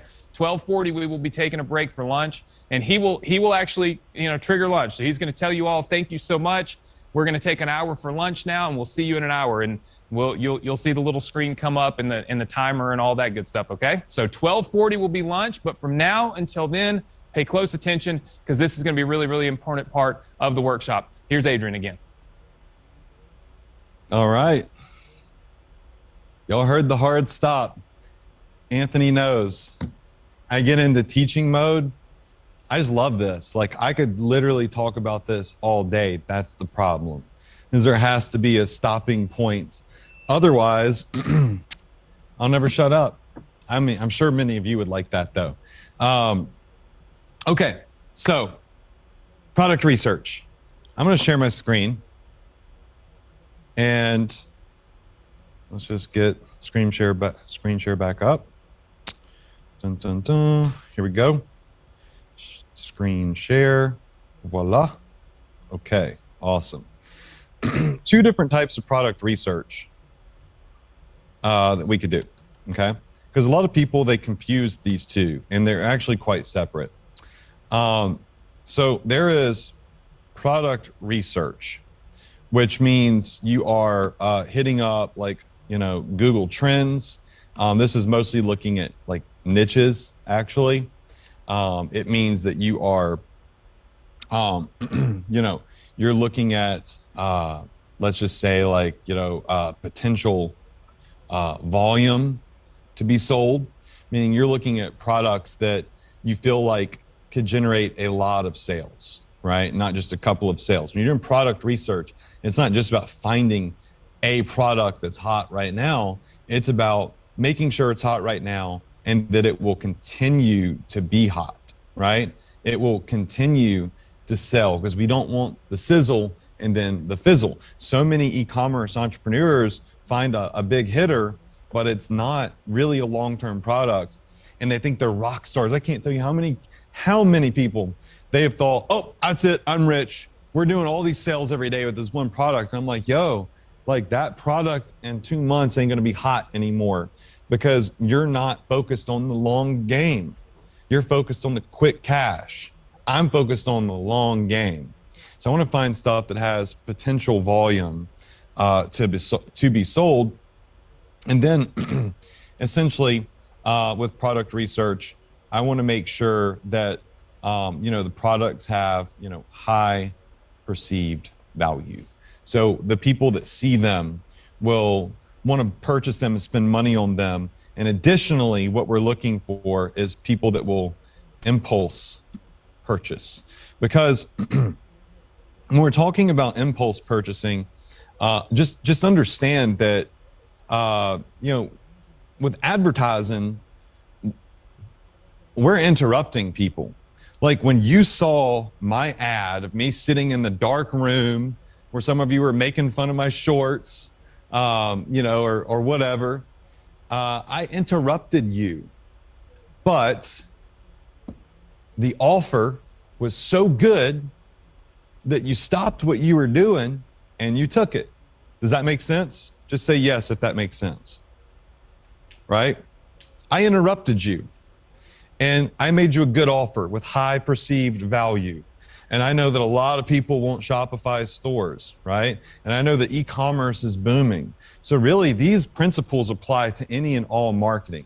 And you impulsively said, you know what? Screw it. I'm starting a Shopify store right now. Boom, done.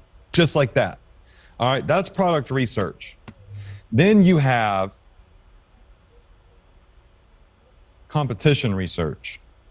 Or I would say product, let's just say competition research. Now with competition research, which we have a whole segment that will be coming up on that, a lot of people think competition research means, are you looking to see if anyone else out there is selling the same product?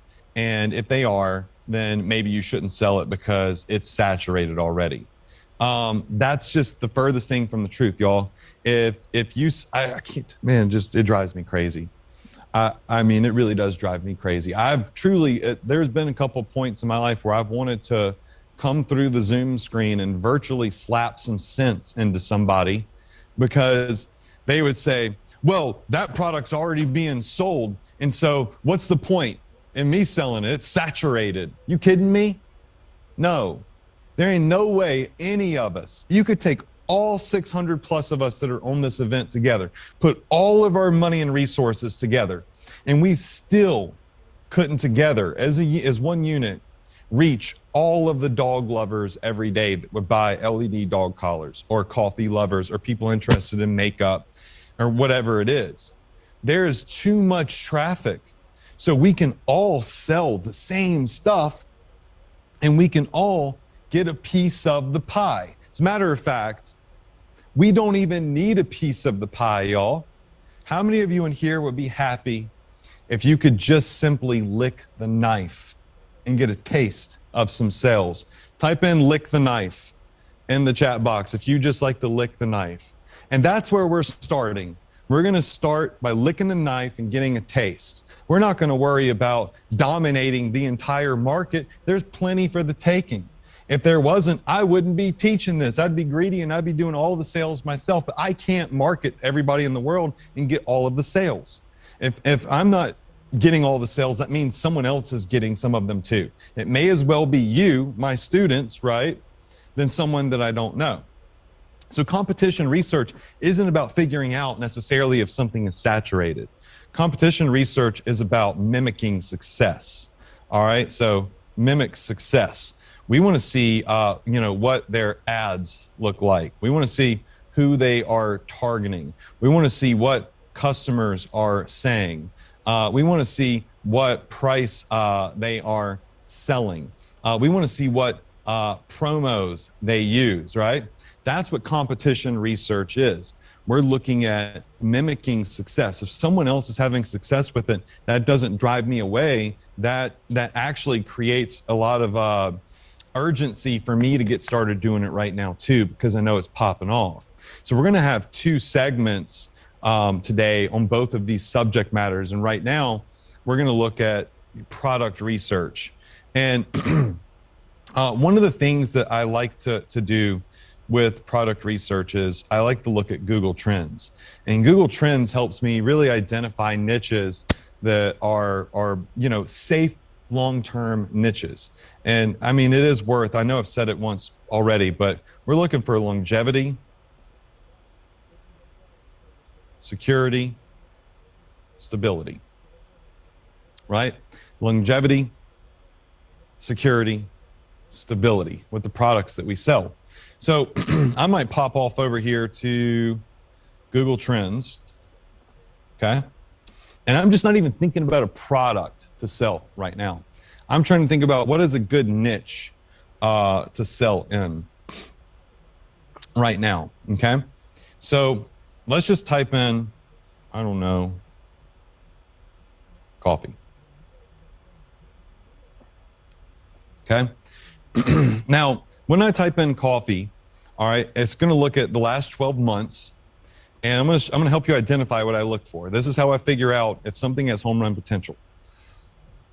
Google rates interest over time on a scale of 0 to 100, okay?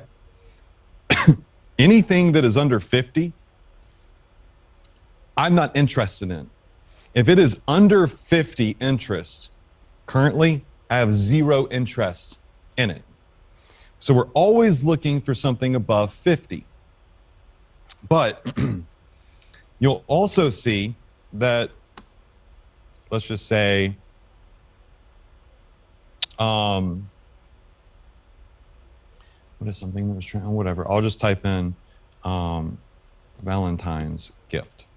Or let's just do holiday gift. Okay. So that's holidays. All right.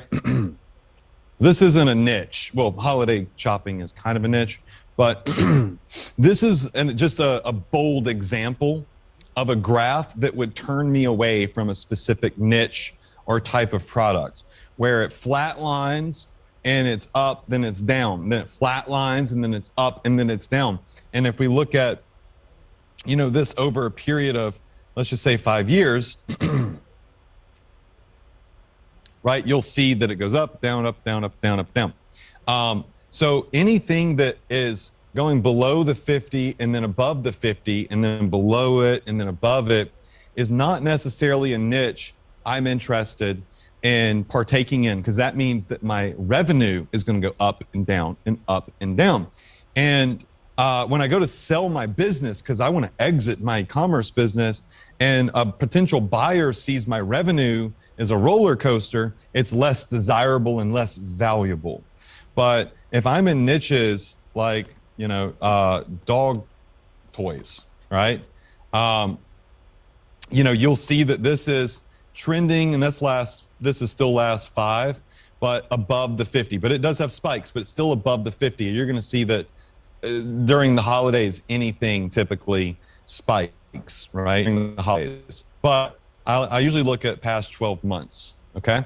And so you'll see it always is above the 50, and then there's the holiday spike. So dog toys will be a good sub niche within dogs to go into. So I always am looking for above 50, and I'm avoiding the ones that fall underneath the 50 and roller coaster up. That's point number 1. That's when you know you found something with longevity, stability, and security. We know that just by, you know, common sense, a niche has volume, makeup has volume, health has volume, dogs have volume, alcohol has volume, jewelry has volume. Niches that have a lot of customers, and every day new customers. Every day a baby is born, or many babies are born, right? So you have new parents. What do new parents have to do? They have to buy swings and toys and pacifiers and diapers and books on how to be good parents. And I mean, there's customer regeneration every day. So what gives you longevity, stability, and security is customer regeneration, right? And high volume potential. So perceived value, again, all of these things we're talking about will have perceived value and create impulse purchases. All right, so that's what we're looking for. Now, how do we find products within a niche after we've used Google Trends and we've identified that, like, you know, the dog niche is really hot, or, you know, like if I were to type in steampunk, all right, which is a pretty popular niche, but again, see, look, the steampunk niche, under that 50, only by holidays does it pop off over 50. I'm going to avoid it for now. All right, let's go back over here to, you know, coffee. It stays well above. It can't even peak during the holidays because people love coffee so much. All right, so how do I start finding products in this niche that are specific enough to really appeal to people? All right, we're going to go over that. I use something that's called the Etsy sneak attack. No, we don't sell on Etsy because Etsy doesn't give you data. And I'm not an Etsy seller. I like Shopify because Shopify gives me complete and total control. All right, so I'm going to show y'all something that I call the Etsy sneak attack. Etsy sneak attack. All right, now what we're basically doing here with the Etsy sneak attack is hot product research. All right, we're looking for sub niche categories. We're looking for product ideas, and we're looking for print on demand ideas. Okay, so that's what we're looking for with our Etsy sneak attack. Etsy's a great platform. People buy from Etsy every day. The reason I don't personally sell from Etsy is because why would I need to? I got Shopify. Shopify plugs into everything. Shopify gives me my data, my email list, it gives me control. Why would I use anything else? That would just be silly. So with Etsy, what I like to do is first, I come here to the front page, and they're always going to have like what's considered a popular gift right now up here at the top. All right. So we're always kind of looking at what are the popular gifts right now, and they'll outline things in categories. But that's what most people do. Like most people come in here and they just look at what's on the front page. One thing that's important about Etsy's search engine, yes, they're basically a product search engine, is that when you start typing something up here, they're going to begin to show you the most typed in thing relevant to that. So if I were to type in coffee right here, okay, in order, they're going to show me that tons of people are looking for coffee tables, coffee mugs, coffee cups, right? So this is like kind of like the order in which things are most searched.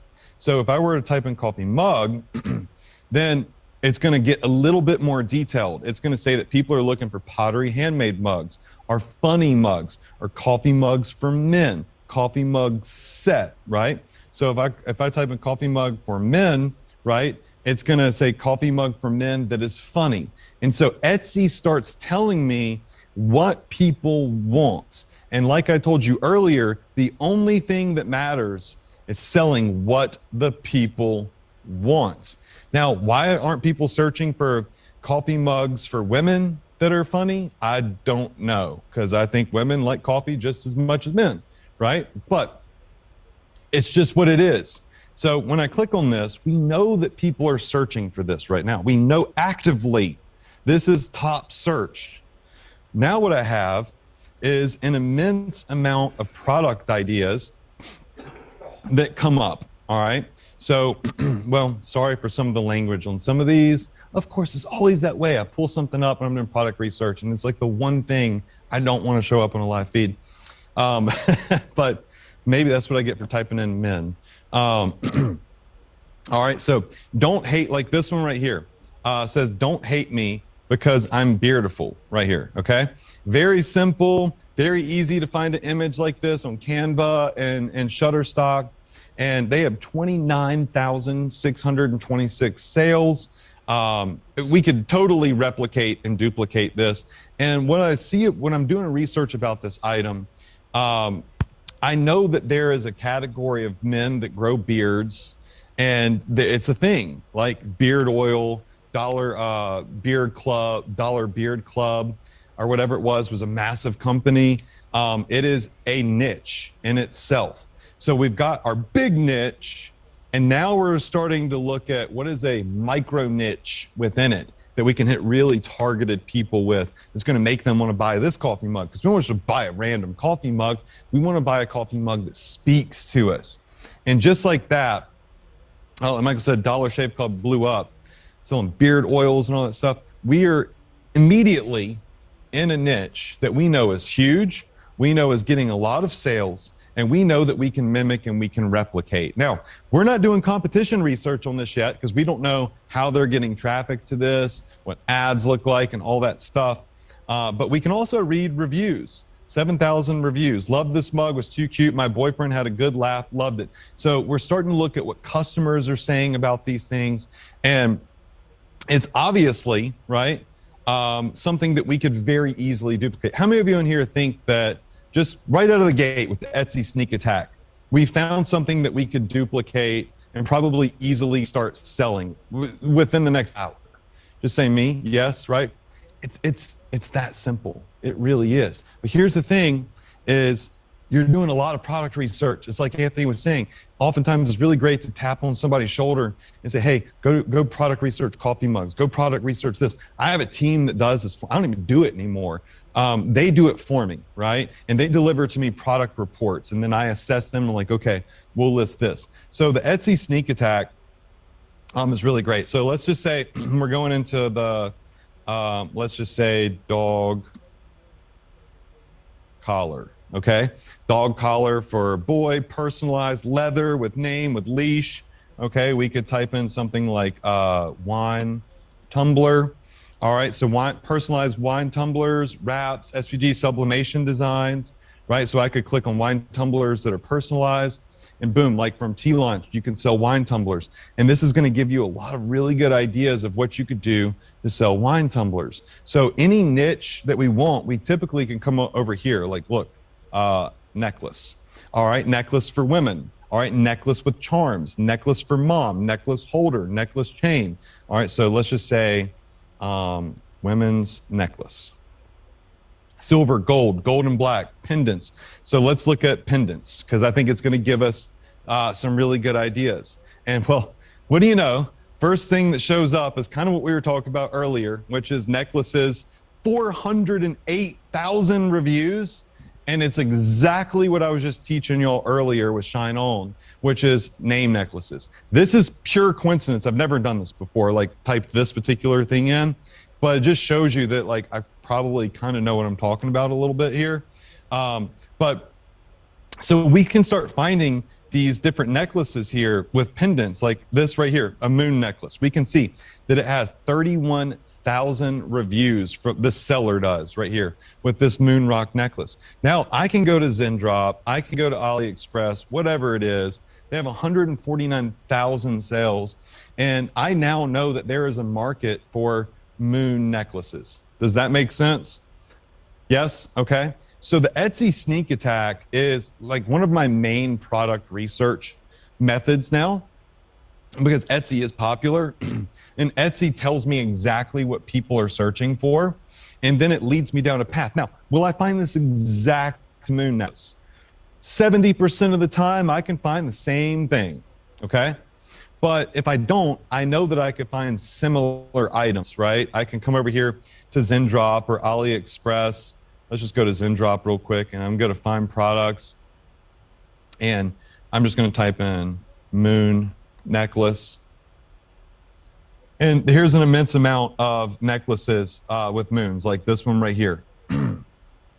Not the exact same one, right? But we can do more research. And this is $1.15. And we know that there is a market for it. So, you know, again, we can read the comments here. Absolutely love it. Gorgeous combination, yada, yada. So Etsy is a really great product research tool. Now, some of the other things that we like to use for product research, and I will say some stuff will pop up that hopefully, like nothing will, but might pop up that I don't want y'all to see.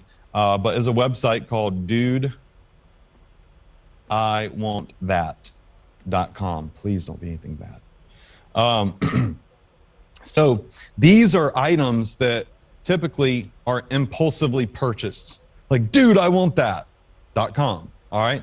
So if you go to DudeIWantThat.com, sometimes there's some really weird stuff on here, but I scroll through it and they are a blog that lists all these weird, unique, impulse purchase items that people absolutely love. So I come on here and I find those items like this Klein bottle wine thing right here. And I can go find very similar items to this that are on Zendrop or AliExpress or CJ Drop Shipping or Shine On. If it's a print on demand item, I can do it from, Pillar Profits or Tea Launch or whatever. So like they have some really, really, really cool items here. And again, some very weird items that pop up as well. Another one is shutupandtakemymoney.com. Again, they're listing products that people impulsively purchase. They're listing products that people will, what's the word I'm looking for? They're like novelty products. Let me see. There we go. So here's just another one. They're going to list some weird stuff like this Bruce Lee wall clock. You can probably find a clock similar to that that's not Bruce Lee necessarily, but a martial artist doing a kick as the timer. So we look at Dude, I Want That. And again, there's going to be some weird stuff that pops up. I just have to like forewarn you, but I want you to see this because this is where I find a lot of the stuff that I'm selling. And there's another one called ThisIsWhyI'mBroke.com. Another cool website. Again, it's going to have some weird stuff, and I just can't catch a break with stuff popping up today. but it's going to have some weird stuff on here. But again, it's products that are going to be impulsively purchased.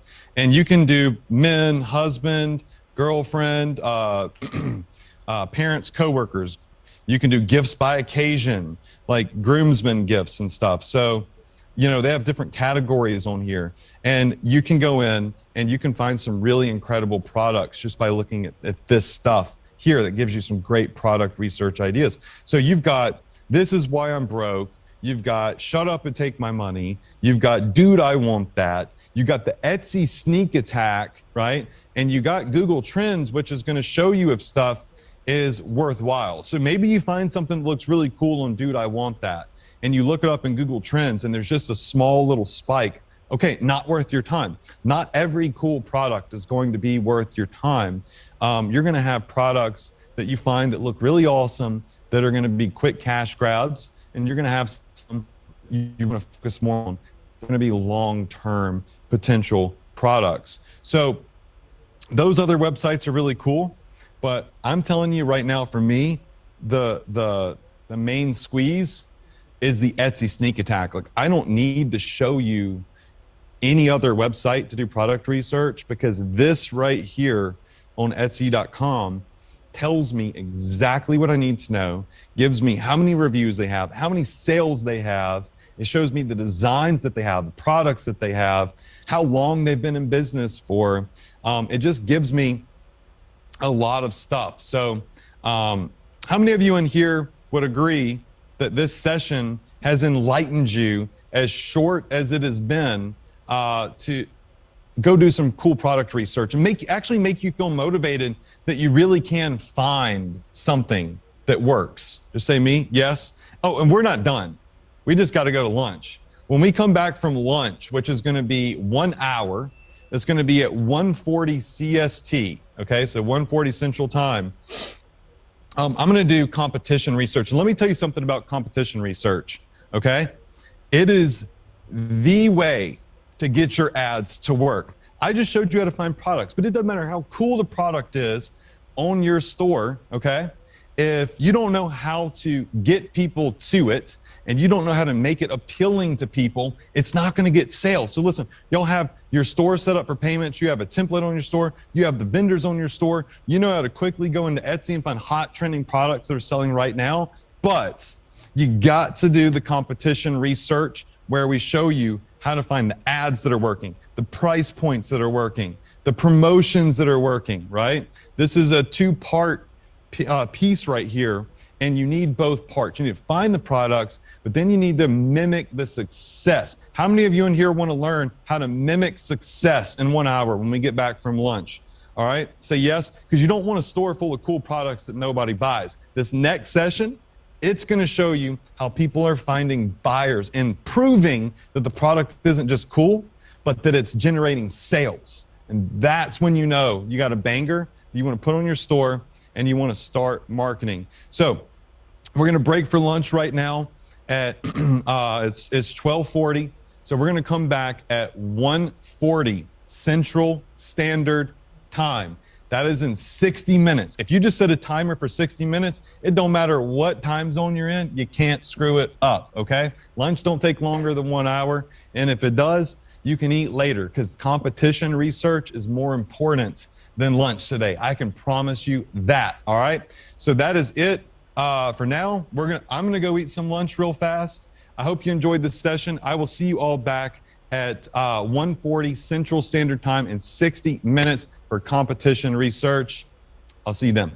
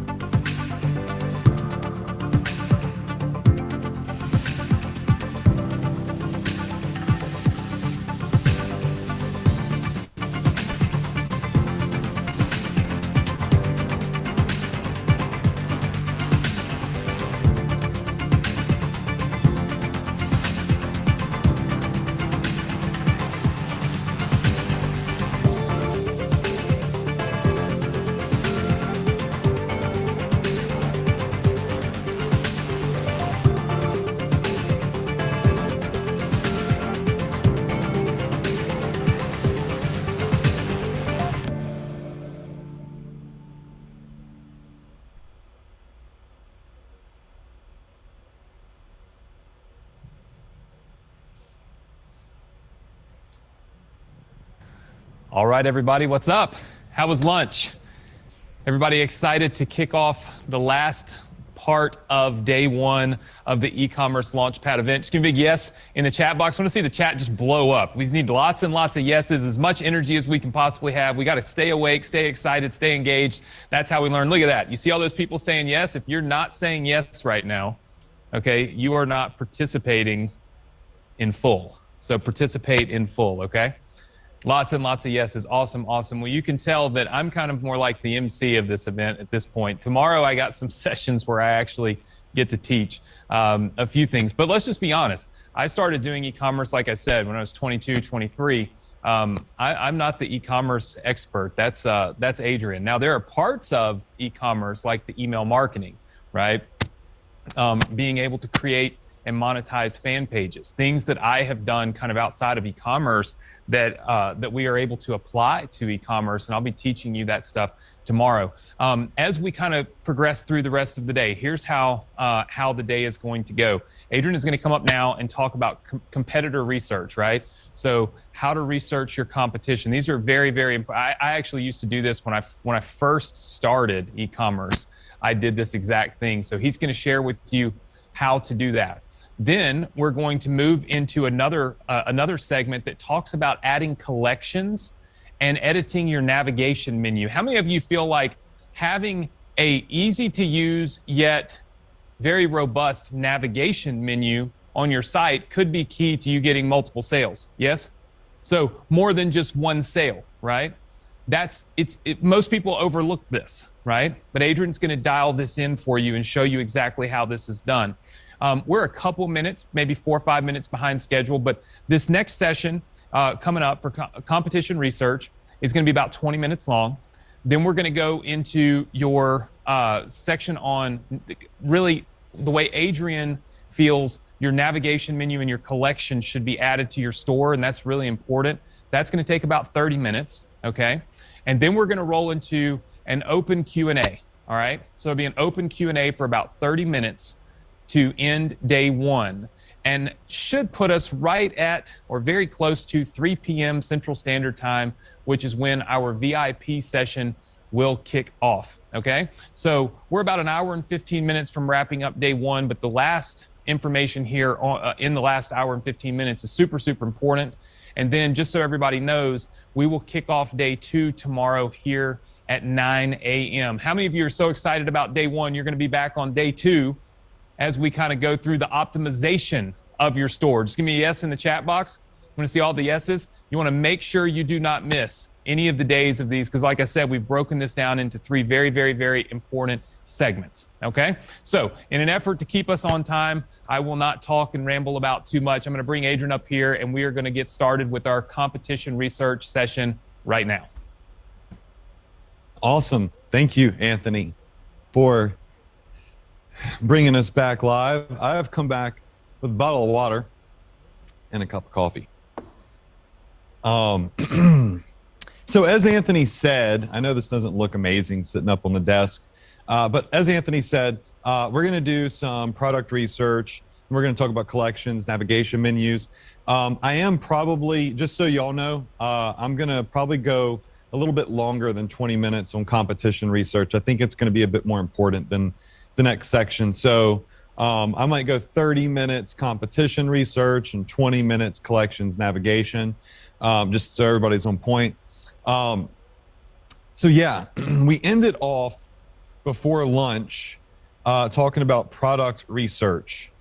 And I'm just going to share, well, actually, before I do that, I'm going to log into some of these tools that we use, okay? So give me just a second. We talked about product research. Now we're going to talk about competition research. And competition research is typically quite a manual process. It's quite the manual process for sure. However, there are ways to automate it. And I'm going to automate it during these sessions so we get the most out of our time. So let me just type in my passwords real quick when I really think I have to stop talking. All right. And I'll kind of show you what tools I use, what I look at. all that good stuff. Let me just log into the second tool that I use. Okay, got it. Now I should be good to share my screen. Pull this up, share screen. Voila, we should have the screen live. Yes, okay. Just to recap, we're looking to mimic success. We're looking for what people's ads look like. Are they user-generated creatives, meaning they've hired actors of some sort to like review the product? That's really popular now. Are they images? Are they videos? Who are they targeting? But we look at the comments, we kind of get an idea of like what demographic they're trying to hit. What are customers saying? What price point are they selling it at? What promotions they're using? And we're also looking at, I should just maybe get this, I guess, on its own page so it all sticks together. But the other thing that we're really looking at is longevity of ad. All right, and we want to make sure that it is not a brand new ad, okay? So these other two that I just added on here to the bottom, all right, in regards to doing competition research. Let me explain them real quick. The longer an ad has been running, the more successful one could be led to believe that ad is. Because if an ad has been running for months, right, and that person has been spending money on that ad, nobody in their right mind would spend money for months if they were losing money, right? So it makes sense to try to find ads that have been running for quite some time. However, we definitely want to make sure we don't accidentally fall into the trap of trying to mimic the success of a brand new ad, an ad that just got launched and is just now starting to run and is not yet proven. Because oftentimes while you're doing competition research, you'll see a really cool ad, and maybe that ad will have 100 likes or 200 likes and a bunch of comments real quick, a very good sign, but it's not really yet proven. So we want to make sure that it's been live for a period of time. Now, typically to do competition research, I open up TikTok, I open up Facebook, and I scroll and I start clicking. And the more I click on other types of Shopify stores, the more Facebook's algorithm shows me my competition. And it is a very manual process, which is why a lot of people do not do competition research. They just shoot from the hip. There are tools that I pay for that help me do competition research. They're quite expensive. And to be honest, most people on a beginner budget can't really afford these tools. So it gives me a lot of leverage. And, you know, even I still think it's quite expensive. I'm going to open these up. I'm going to do some product research and competition research in these tools. And you're going to get to see inside of them. No, I'm not going to try to sell you these tools or anything like that. They're just tools I use. I don't know who owns them. I don't own them. I got a discount code for one of them should you desire to use it. But still, on a beginner budget, they can be a little bit more on the pricey side. So the first tool that I use to do product research is a tool called AdSpy. Now, AdSpy, I believe, I've been using it for a long time, but I believe they're around like $250, $300 a month just for this one tool. And it spies on Facebook ads basically based off of parameters that I set. So again, pretty expensive tool. Not necessarily sure if it's something out of the gate that, you know, everybody should go buy just like right now until after you get set up and you're really focused on tracking. Someone says it's $150. So yeah, maybe $150 a month, but it only does one little piece of the puzzle. So I'm actually spending, I think, almost $1,000 a month on product research and competition research. And then I have a team that I've hired that I pay a lot of money that, and y'all got to remember, I'm on just a different level of scale than a beginner, right? I've been a beginner. I'm no longer a beginner. And I hire them and they go use these tools for me. They spend their time doing all this stuff, not me. But I'm going to show you how this works. So AdSpy focuses specifically on Facebook ads. And they have some filters here that you can set that can really kind of help you find what you're looking for in regards to competition and even discover new products to sell. So for example, we could be looking at ads only on Facebook or only Instagram, which is, with competition research, quite important because sometimes a product could be very appealing to people that are Instagram users and work very well as an Instagram ad, but not as a Facebook ad. All right. And then we can see how many likes it's getting daily, not overall, but how many new likes is it acquiring daily. Okay. And then we got this created between. So this calendar right here essentially allows us to say, hey, we only want to look at ads that were created on X date to now, meaning they've been running for 2 weeks, 3 weeks, whatever.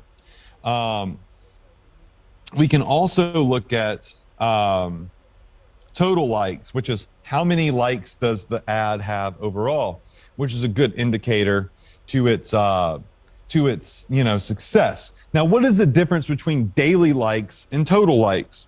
Well, total likes can be misleading because if an ad has a lot of likes on it, it can lead you to believe that it's crushing, when in fact it has had it sizzle and then it fizzled. Daily likes are going to tell us, is it still acquiring a lot of engagement, new engagement every day? That's really what we're looking for here. And then we can come over here and we can say, hey, look, we are looking for, where is it, networks?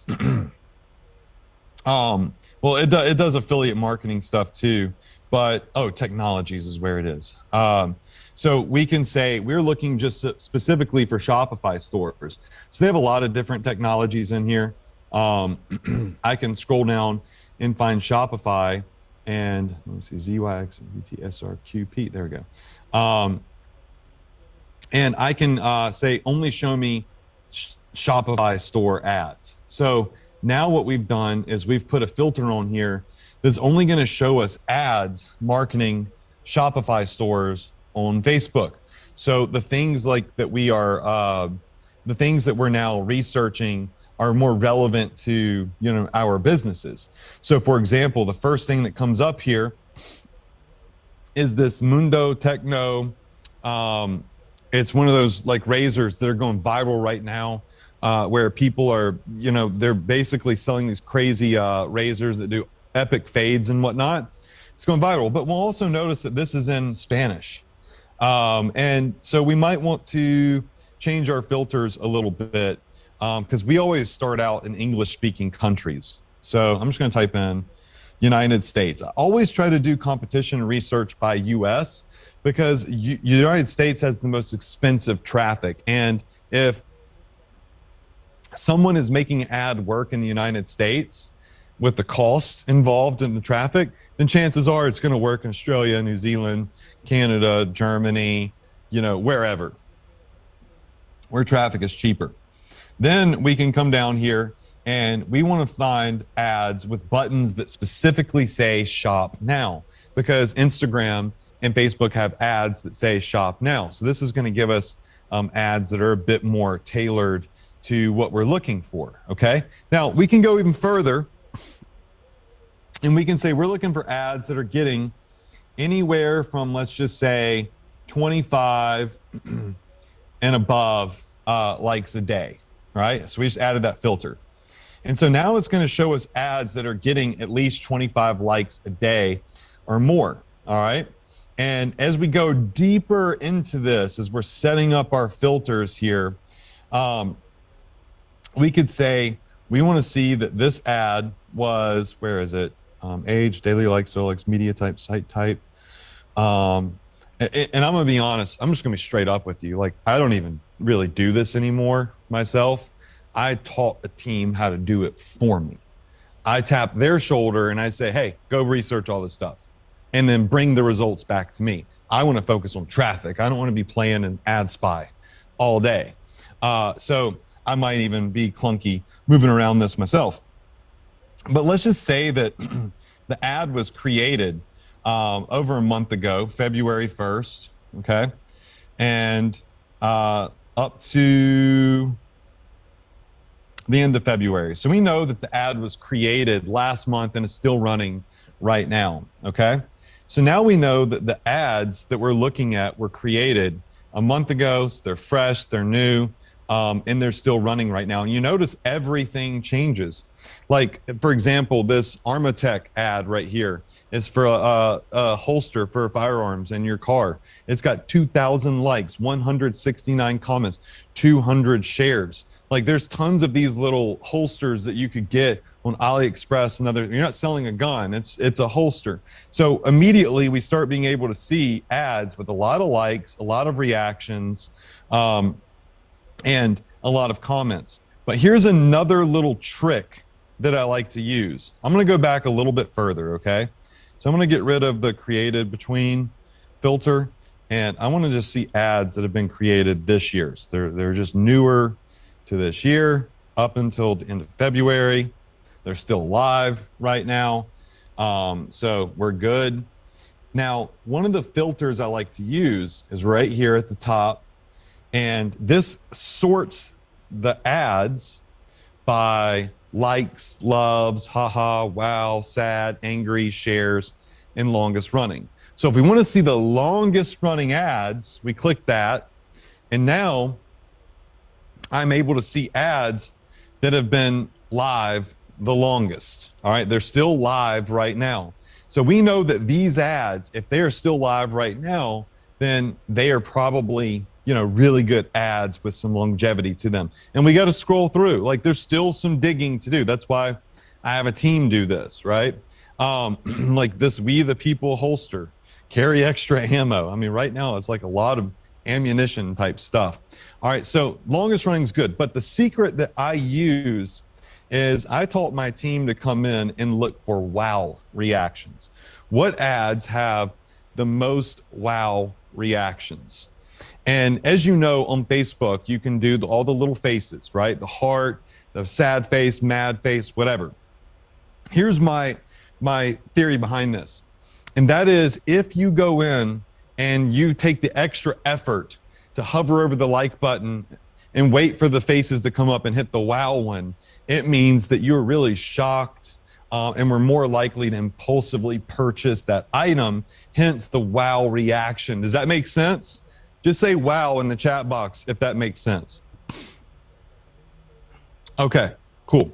All right, so what that does is it gives us an immense amount of ads now that have the wow reaction. For example, this is a, well, that's a painting. Okay, I thought that was like a blanket for a second. So then I'll have my team scroll through and start finding products that are more relevant to like what we sell. Like this thing right here, it looks like some sort of like abdomen warmth and heater. It's got 14,000 likes, y'all, 14,000 likes.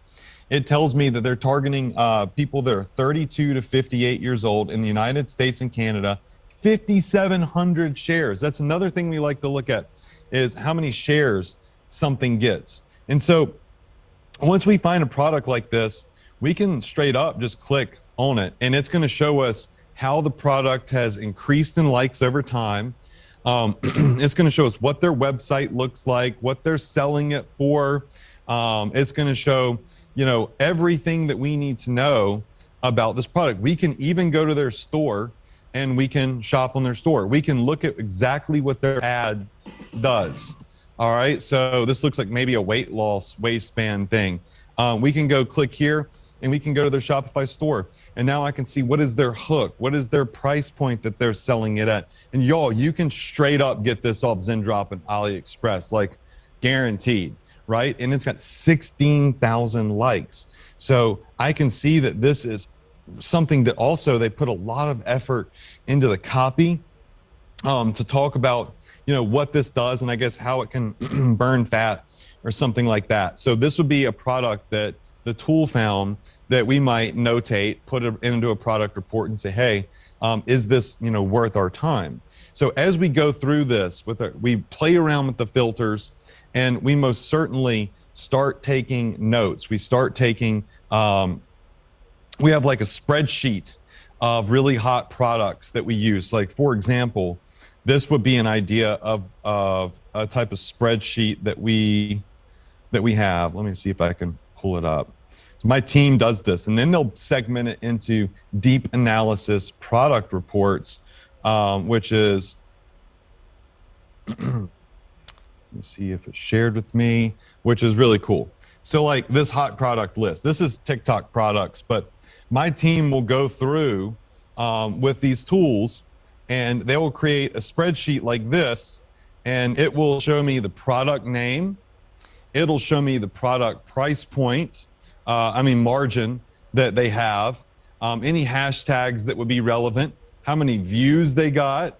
I'm gonna try to zoom in, make it bigger. How many likes they got, comments they got, and it links to the TikTok ad or the Facebook ad. How many of you in here think that a spreadsheet like this would be pretty valuable to your business in doing competition research and trying to evaluate if the profit margin is good, if the sizzle is there, and if the people want it and like it enough to comment, right? So again, this isn't going to solve our problem of getting traffic. It's just going to get us closer to getting the right traffic and market the right product. So, I can scroll through for days. Now, let's just say that I'm looking for something more specific, and I like the dog niche, so I could just type in dog. Okay.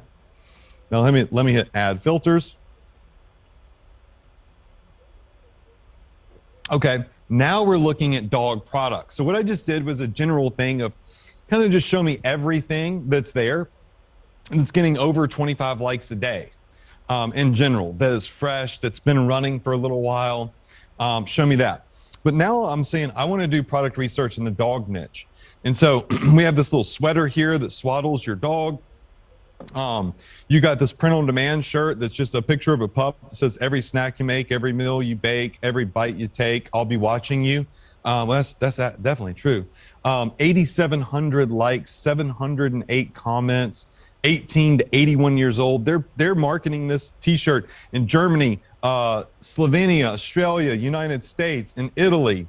So we'll take note of that. Look, here's a second one with it in a different color. So we start to take note of what is working, what products are being sold, what do the ads look like? Are they images? Are they videos?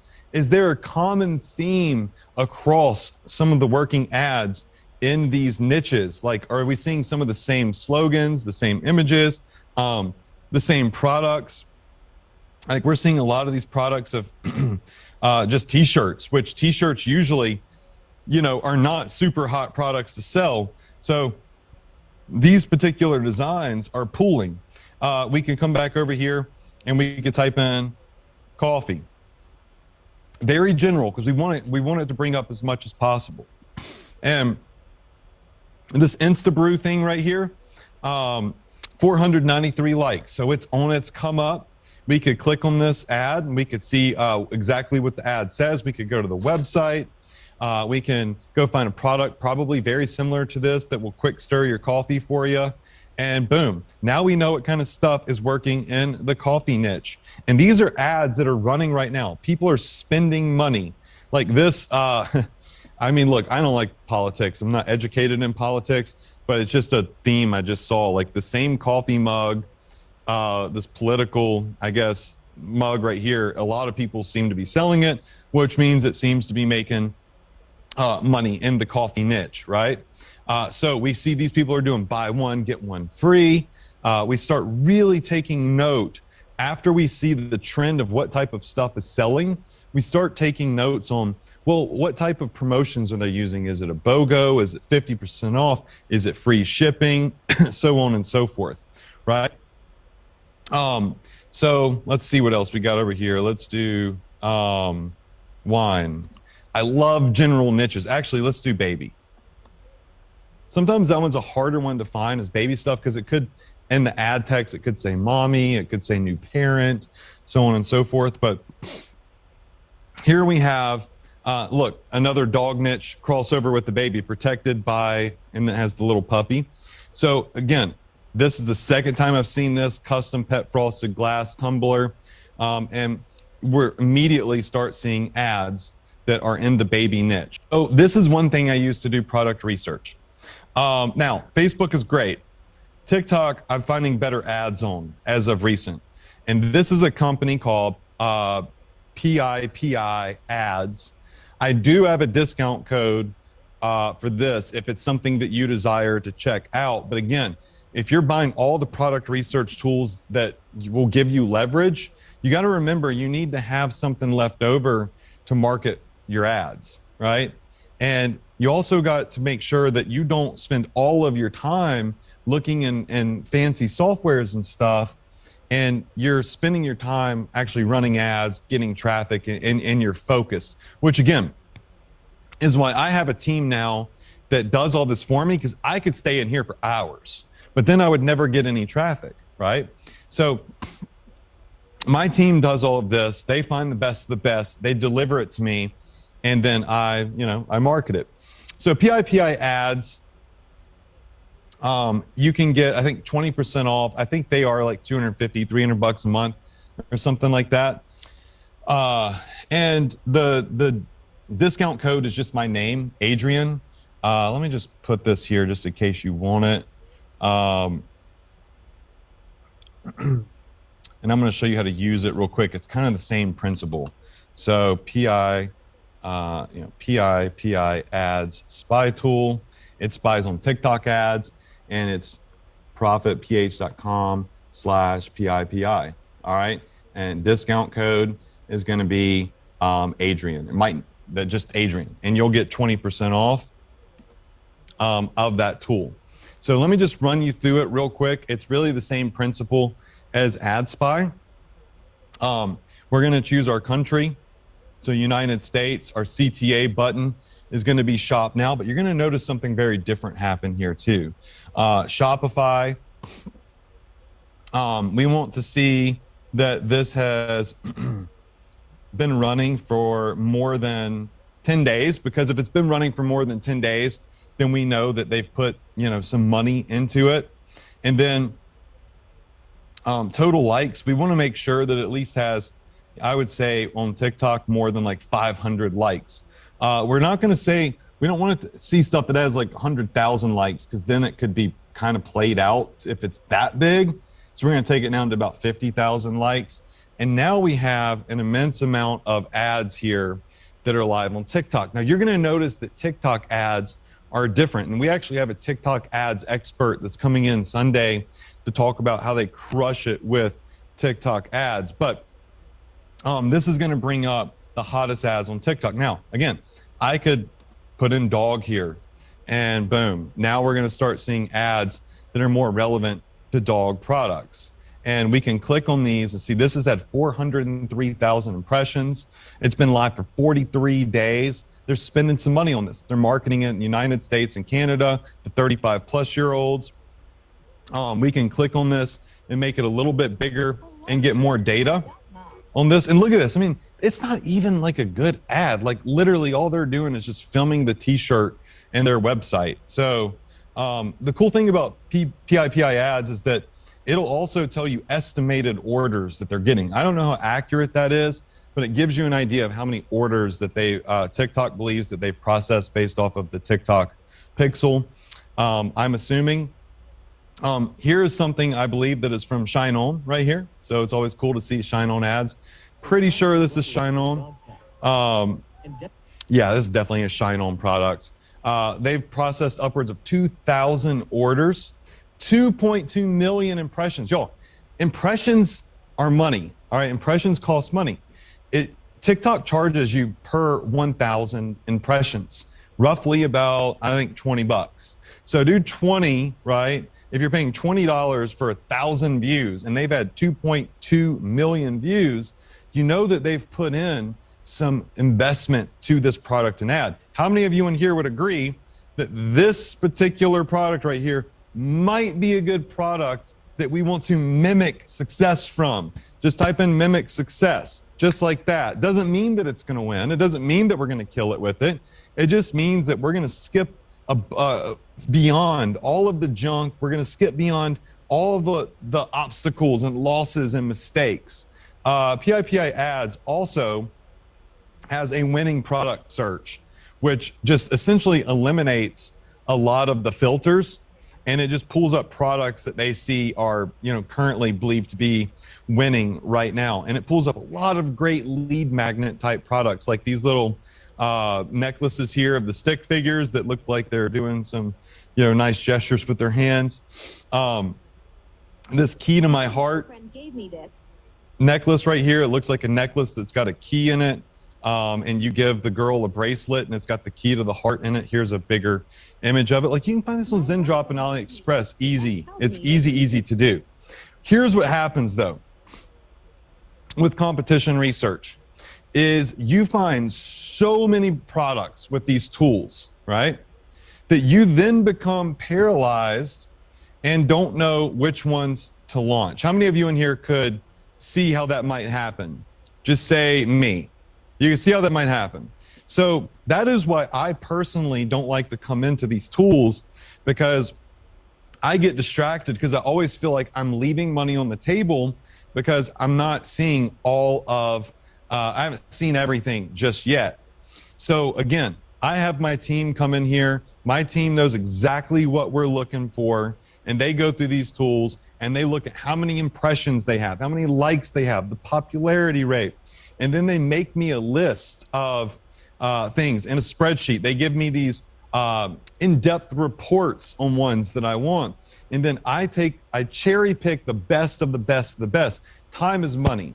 If you spend all of your time setting up your store, then you can never make any money. You spend all of your time doing product research, then you can never make any money. You spend all of your time managing orders within your store and support, you could never make any money. If you spend all of your time creating collections and navigation menus and customizing products, you can never make any money. So I want you to start thinking right now about how you can automate things to save time so you can focus on the money, the big picture. How many of you in here would like to have an expert team come in and run your entire Shopify store for you, do all of the product research for you, like I've built over the last 8 years? Just type in heck yeah in the chat box. It took me 8 years to do it. So the tools are great, but you need the time to do everything at the same time. So product research is a really amazing portion of the event this weekend. And you can go get these tools. You can use these tools, benefit from these tools, but sometimes these tools can be a poison and they can get you stuck in la la land looking at everything. So the next segment here is going to be kind of like creating collections as you're finding stuff like this. Creating collections and creating navigation menus. I'm trying to get through as much as I can today, because we're going to be going back over this type of stuff this weekend. So I'm giving you a tease on some of it and getting it in your brain, giving you the full picture. And then tomorrow and Sunday, we're going mad in depth. We're going to launch products. We're going to be launching ads on Sunday. How many of you here are ready to actually launch an ad for your store with us live Sunday on Facebook and TikTok? Just say me, okay? So we're getting there, but I want to teach you first. And I don't want to get stuck in any one thing, because I don't want you to get stuck there when you're running your own business. I want you to be able to pop in, pop out, find a couple of things, move along. Then you're going to come back, pop in, pop out, find a couple of things, and move along. You have to always have momentum. You always have to have that velocity to move forward and not get stuck, because you can very well get stuck in some of these tools because they're so cool. So again, the link for those of you that asked, I thought I saw a couple of people in the chat, to PIPI ads. This is my partner link with them. It gives you a discount. It's Adrian. That's all I know. Okay. I don't think anybody's ever signed up through my partner link with them because I usually just go live and use these tools as well on webinars and whatnot so people get to see it. So let's talk a little bit about, as we transition, collections and navigation menus. All right. When you are running a Shopify store, that is a general store, like Gear Grabber or like Epic Gear Express. Let me just pull up this one. A couple of things that you need to know. You have a general store, okay? General store. And that general store has a lot of different products on it in different niches. And the reason that we want a general store with different niches is because we don't know it works. And if we build a cat store and nobody's buying cat products, we've wasted $100 on a Shopify plan, right? We've wasted a boatload of time on design. We've wasted time on product research. And now we got to start all over and build a new store. And I started thinking about the most successful retail businesses in the world. At first, this is the first thing that came to thought was Walmart. You know, everybody knows you can go to Walmart and get anything. Like literally here, I live in Mississippi. My uncle just called me yesterday. He's a doomsday prepper. And he's like, Adrian, you got to go to Walmart. They got this 9mm ammunition for 10 cents a round. You should go buy 2,000 rounds of it. And literally just the other day, my wife was at Walmart buying baby supplies. And I'm like, okay, wait. You go to Walmart and you can buy diapers and then walk over a couple aisles and you're buying like bow and arrows and ammunition. That's crazy. But Walmart ain't hurting. You know what I'm saying? Amazon isn't hurting because you can go there and you can get everything. And yeah, things like Costco, right? You can get everything. And that's what we've modeled our stores after. So I want you to think about your collections and navigation menus as aisles in a Walmart, okay? As aisles that you can walk through. Where's the cereal aisle? Where is the baby aisle? Where is the whatever? So like here's an example of a store that sells firefighter stuff, dog stuff, fishing stuff. Then we have fine jewelry that is for sale. You're never really going to send people to the homepage of your Shopify store. You're just not. That would be stupid to do. All right. You're going to send people directly to a product that you're selling. So what's important is your product page. And we're going over product optimization and all that tomorrow. But you do want people to be able to shop around, and you want to be able to have key sales in your navigation menu. So for example, my Epic Gear Express store, our menu has home. It has this $5 sale, because remember I told you we do these $5 flash sale promotions. Then it's got my top niches: health, beauty, pets, gardening, jewelry, because people can't be confined to one niche. Just because somebody in here, somebody comes to your store and buys a dog product doesn't mean that they're not into jewelry, gardening, or anything else. As a matter of fact, how many of you in here have a pet, but also like health and beauty? Just say me in the chat box. How many of you in here have a pet and like jewelry? Or how many of you in here have jewelry and also love health and beauty? See, we as humans, we can't be confined to one niche. And the great thing about the niches that we teach our students how to teach is they're so broad and expansive that pretty much everybody wants it, you know? So if you have the proper navigation menu and collection set up, someone that comes in to buy a pet toy is gonna say, oh, I'm interested in gardening too. Let me look at some of, you know, the gardening supplies that they may have for sale. I don't have it. This is all a demo stuff I'm showing you because I'm messing around with stuff, and so it's not all 100% there. Or maybe I want jewelry, right? And this helps you get people to stack their cart. Write that down. I need customers to stack their cart. Imagine those old game shows where they did the shopping sprees and you had a little timer and people would run through the store, anything they could fit in their cart they were trying to get.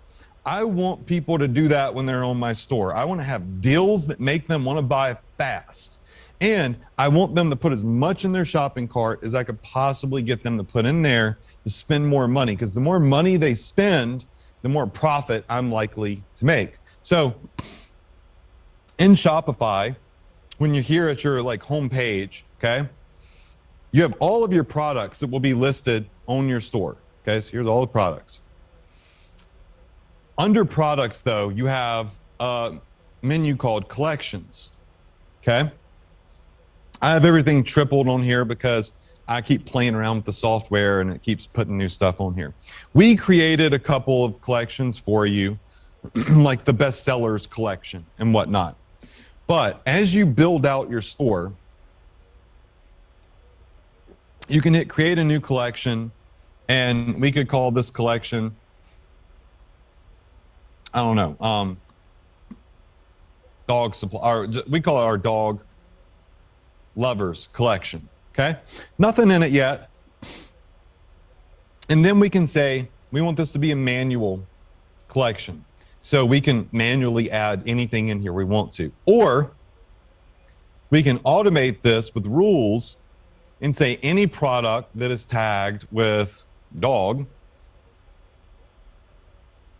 should automatically be added to this collection. Now, in Shopify, when you're on products, right? Like, I don't think I have a dog product on this demo store, but when you have a your product page pulled up here, you can go in here to collections and you can add it from there, or I could tag this as a dog product. So add this tag, dog, okay? Even though this is a kitchen supplies, it's tagged as a dog product now, okay? So when I come back over here to collections and I hit create a collection, dog lovers, and I say any product that has a tag equal to dog, add in here, and I hit save, we now have a collection that, see, immediately added the glass rinser to it. So when you're adding products to your store, if you just simply tag them like based off of category that is congruent with your navigation menu, that's the way we do it. There's various ways to do this. It's just the way we do it. Your collections will automatically populate with new dog products. You don't have to always go manually add those in there. And you'd be surprised at how many people don't do that. And then they're stuck wasting time manually adding products to collections. When you import a product from Zendrop, you can have it add the tag for you. So if I find a dog product in Zendrop here, and I want to import it to my Shopify store, I come down here and I say, okay, let's import this, add to import list. And I come over here to my import list, and they'll show you how to do this tomorrow. But you see here that I can go ahead and add in product type, product tags, and collections. So I can just go ahead and say, let's tag this as dog. All right, import to store. This is now importing to store. And it's automatically going to show up once it's done being imported, which it takes it a second to get things imported. If I come here, you'll probably see it working to import it to the store. But once it's done getting imported, it's automatically going to show up in our dog lovers collection because I tagged it with dog. So just always kind of remember that when you're adding in products. If you set it up this way, then your collections will auto-populate. I'm trying to get the get it to reload so you could see. But your collections will auto-populate with the product. So there it is. It's already in our collection, the dog carrier. And so people can now come and they can search this collection, and you'll see the dog carrier and the glass rinser, because that was just an example. But the next thing is, how do people find the dog lover collection? Well, you have to put it in your navigation menu. And the navigation menu can be one of those things where there's only so much space. So you have to be very intentional with your navigation menu. So like I said, I like to have a home button. I like to have a flash sale button, like the $5 flash sale, because the first rack everybody goes to in a store is the sale button. No one wants to pay full price. They love looking at sales stuff. How many of you in here would agree that the sale rack is one of the most popular racks in any and all retail stores? Just say, I agree. Everybody goes to the sale rack. So it only makes sense for you to have a collection on your store. I got so many tabs open, I can't even find my stuff anymore. But it only makes sense for you to have a menu that has a sale button there. Because even if though people don't know what's in it, they're going to go in, they're going to click it, and they're going to browse and see if they can get some sort of deal. But to do this, you would go to online store on the left-hand side. And then under that, there's going to be a button that says navigation. Once you go to navigation, oh, I hate this part too. I'm just going to be honest with you. Like I hate dealing with navigation menus. Then again, I don't deal with them because I have a team that does it for me. It stresses me out because like I can't, like for me, I'm like, oh, what do I put up here? I got more collections than will actually fit. But you can do sub menus and stuff like that too. It just takes more time. My team does that. But you've got your footer menu, your main menu, and this is just a test menu. So you can add new menus too, but you want to use your main menu. And under main menu here, this will be what's at the top of your site. You can see I have $5 flash sale, health and beauty, pets, gardening, jewelry, and contact. If I want to add something new to my top menu, I would hit add menu item, and I would say dog lovers, okay? And then I click here, and I go to collections, and scroll down, and it will find my, pet supplies collection, or a dog lovers collection. I guess maybe I didn't save it, or maybe I named, there it is, dog lovers. Voila, got it, okay? And hit add. All right, now I hit save. Now, with this current theme that we're using, the menu bar, can only hold so much. So when I hit refresh here, we don't see it pop up because we're kind of like at our max. Oh, well, nope, we had enough space for one more. We see dog lover shows up, but I think we're pretty much at our max now. So that's 1, 2, 3, 4, 5, 6, 7, 8. It's always good to have a contact button up there. It makes people feel good. And always good to have a sale button. You could get rid of the home button because people can click the logo to get home, and most people know that these days. So the good news is for a general store, you're not really gonna have 50,000 niches. We're going after very broad, very generic, very big niches, pets. You can break down into, cats versus dogs. Health and beauty could be one niche, but it could be like men's health and beauty versus women's health and beauty. Jewelry, you can break down into white gold versus yellow gold versus stainless steel, or his and hers, right? We try to keep them really broad, which works out really well. Then we can go ahead and we can drag and drop these and reorder them. So we want to make sure your $5 sale is at the front. We can delete this home one. Really don't, honestly, we don't need it. And now we have a navigation menu that is set up. We can add more items. And when you add items, you put the name, and you can link it to different collections or to specific products. Like you could have the discounted product of the week, like the mystery discounted product of the day. And every day or every week, you could change this menu, and it would link to one mystery product, and you would get curiosity clickers say, okay, what's the mystery discount product that's 50% off today? And every day they come back, watch this. I could just do 50% off daily product. Might be a little long for this navigation menu, but I just do products here.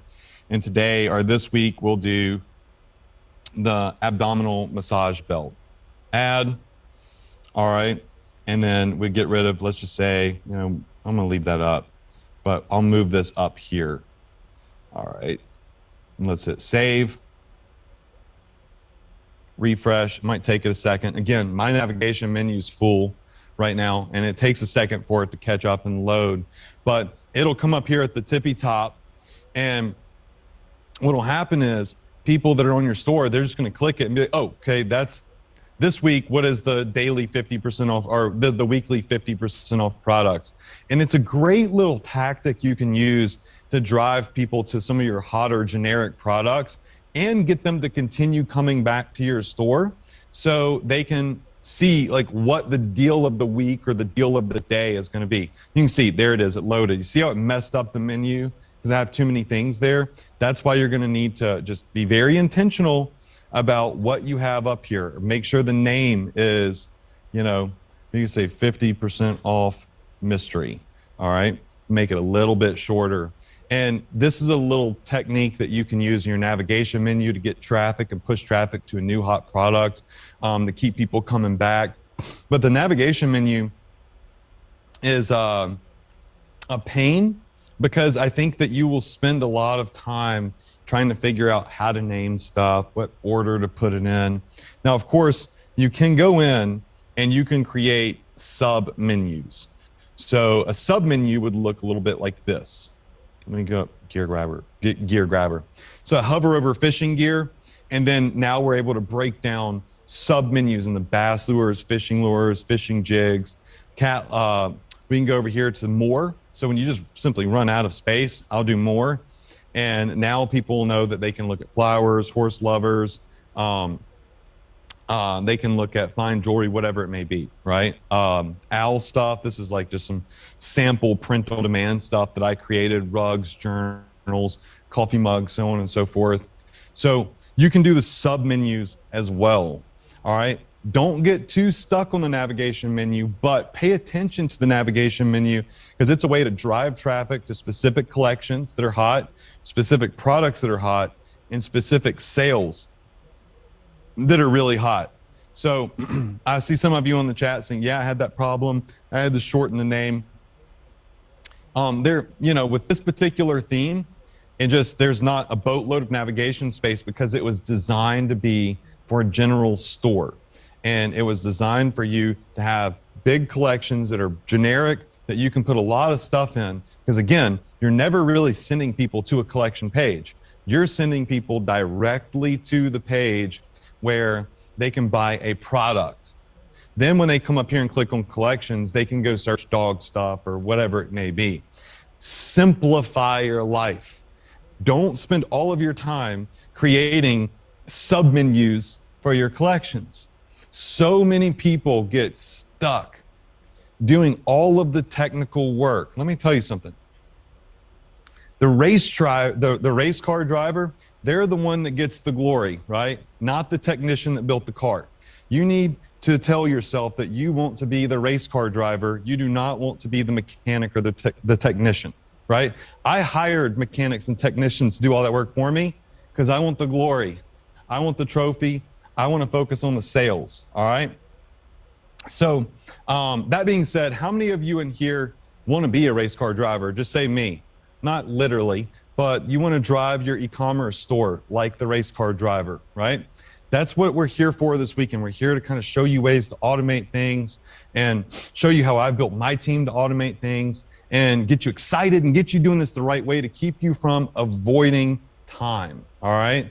So what we're going to do now is we're going to go into a Q&A, and I'm just kind of reading the screen here on timing on that. It's going to be 20 minutes. Okay. Oh, got you. Okay, sorry. Anthony can't get next to me because we intended to do the Q&A together, but he can't get next to me, so I have to bump him up to a co-host. So I have to figure out how to find him and how to do that. So we're going to move into a little, oh, there he is. So Anthony Moore, make a co-host, bring him up here. He's going to be in his office. So anyways, while we're waiting on Anthony to come up, how many of you in here enjoyed today's workshop, which is really mostly the basics? Tomorrow is where we're really going to hit the ground running. Just say enjoyed it. We're going to answer some questions right now. I just want to make sure that Anthony gets logged in as a co-host and is able to speak. Anthony, I think I can see that you're logged in. Can you hear me now? Yes, I can. Awesome. Awesome. Well, everybody can hear me. I had to hang out on the other side so that Adrian and I are not in the same room. Otherwise, we would be in the same room right now. So important to note one thing for those of you that are here right now. We will start tomorrow's session at 9 a.m. Central Standard. We'll send you a link to it. We'll send you an email. You can use obviously the same link to get on each and every day. So just make sure you set some reminders, because we're going to try to pace ourselves as timely as we can, so we can get through as many things as we can, because we actually have guest speakers that are going to be coming on and teaching you a lot of things as well. So we want to make sure that that we have adequate amount of time. But with that said, if you have any questions, we got about 20 minutes here. You can put them in the chat, and we're happy to answer as many as we possibly can. All right. Let's see, Adrian. A lot of these are coming in that they're on the chat, so you can see them on that monitor of it to your right. Are the 8 apps boosters per store, Adrian? So in other words, your profit booster apps, you can use those on as many stores as you want, correct? Yeah.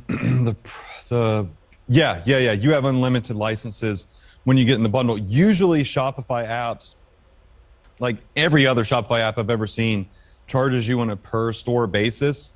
But when you go in and you take advantage of the discount that we put together, we give you unlimited licenses. So you don't have to pay extra to put them on any more stores. So. Okay, here's a good question, and I'll try to read off some of these to you, Adrian. Kelby says, how do you handle copyrighted things like college team logos on print-on-demand stuff? Oh, that's simple. Just don't use college team logos. Here's the thing. My dad taught me this when I was younger, and I know he taught it to you, Anthony, as well. If it feels wrong, it's probably wrong. I have an attorney, though. If I have questions about something, I can send it to him, and he can kind of give me an idea of like, hey, is this okay? But typically, we just know that if it's artwork that's not ours, or it's the logo of another business or educational company or team, like they're gonna have that trademarked and stuff. If you make a mistake, which people do, typically what would happen is they would send you like a little warning, a C&D, and you just take it down. They understand people make mistakes, but ideally, you stay away from, like, don't go make a Spider-Man t-shirt and put Marvel on it, but it sounds like common sense, but so many people do it because you just don't know what it is you don't know. That's why I go to artists and stuff and I make deals, and you can make collegiate deals and whatnot for licensing. That's higher level, but people do it all the time. Adrian, someone else said something I just want to address because it's not accurate, and we like to make sure that you all get accurate information.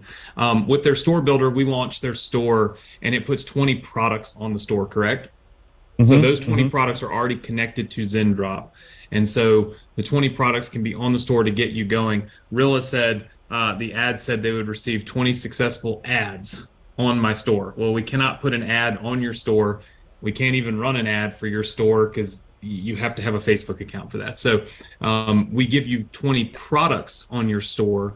And that is what we said we would do.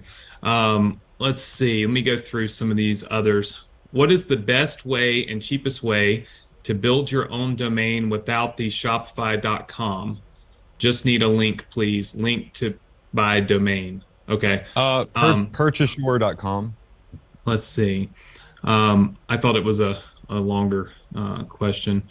Let's see. Will I be able to make a profit with the 20 hand-picked products now, or are they just for show? Well, they're certainly not for show, but one thing y'all are going to notice about me and Anthony is we're not the idiots that are going to come on here and say, we promise that you're going to actually do something. Because I don't even know who you are. I don't know what you're going to do, right? The products that we researched and we loaded on there had potential. They showed potential through our research techniques. You see the tools. We spend a ton of money on software to do product research. So there's potential with these, but you actually have to do something with them. And you should ask yourself right now, the question of, have you gone through the portion of our store builder that says make your first sale and leveraged your network, your community, your group of friends, or your family? If you skipped that section, you should go back to it, because it is really important. It shows you how things work, right? It's helpful in regards to generating a couple of your first sales to maybe cover the Shopify fee. And typically friends and family want to support your new business if they're actually, supportive.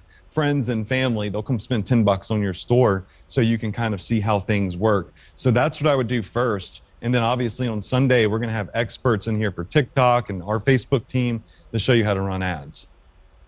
Yeah. Another question that I saw some of you ask, and I want to also address, I'll be honest. You see the chat. There's two of us. One of us has COVID and can barely breathe at this particular point. But I came prepared to attempt to not have to quit today.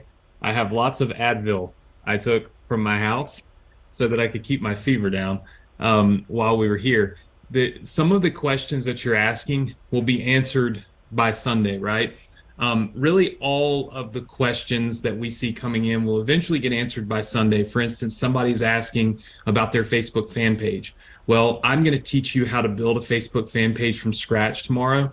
And not only that, I'm going to show you how to leverage certain pieces of that fan page that other people probably are not teaching you. I built a fan page for an area called Destin, Florida. You can all go look it up on Facebook. Just type in Destin, Florida. It's the #1 fan page. I think it's 800,000 fans now. I never spent any money on building that fan page. No money. So I'm going to go through the techniques that I use to do that, because guess what? If you build a dog lovers fan page, would you agree then that that would give you an audience to sell your products to if you were selling dog products? Of course it would. Just like Destin, Florida, which is just a vacation area, people there will buy all kinds of Destin, Florida apparel and so on and so forth. So we're going to teach you how to build those fan pages and then how to attach those fan pages to your Facebook ads accounts so that you can advertise on those. So we're going to show you all of those. We just haven't gotten obviously that far. Today was really all about the basics, right? And as far as those of you asking for replays, I mentioned it earlier today, but I know some people got on a little late. On Monday, we will send all of our VIP ticket holders all the replays. These will probably take, I don't even know, 7 or 8 hours to render out from Zoom by the time we end this today. We may be starting tomorrow before Zoom gives me back this file. But on Monday, we'll send you the full stack of all 3 of the events, all 3 days of the event for you to keep and reference as much as you want. Is there a number to call for Facebook ads help? No. Facebook is like a black hole. Let's see. Adrian, a couple of these questions in here are a little bit, out of my zone, but one of them I saw, are you recommending just one general store or create a niche store and one product store too?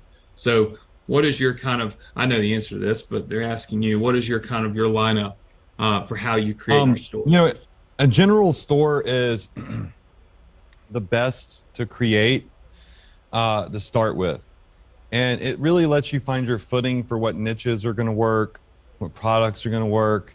And then once you get an idea of like a niche that is really doing well, that shows consistency, it does make sense to build out a second store that is a niche store.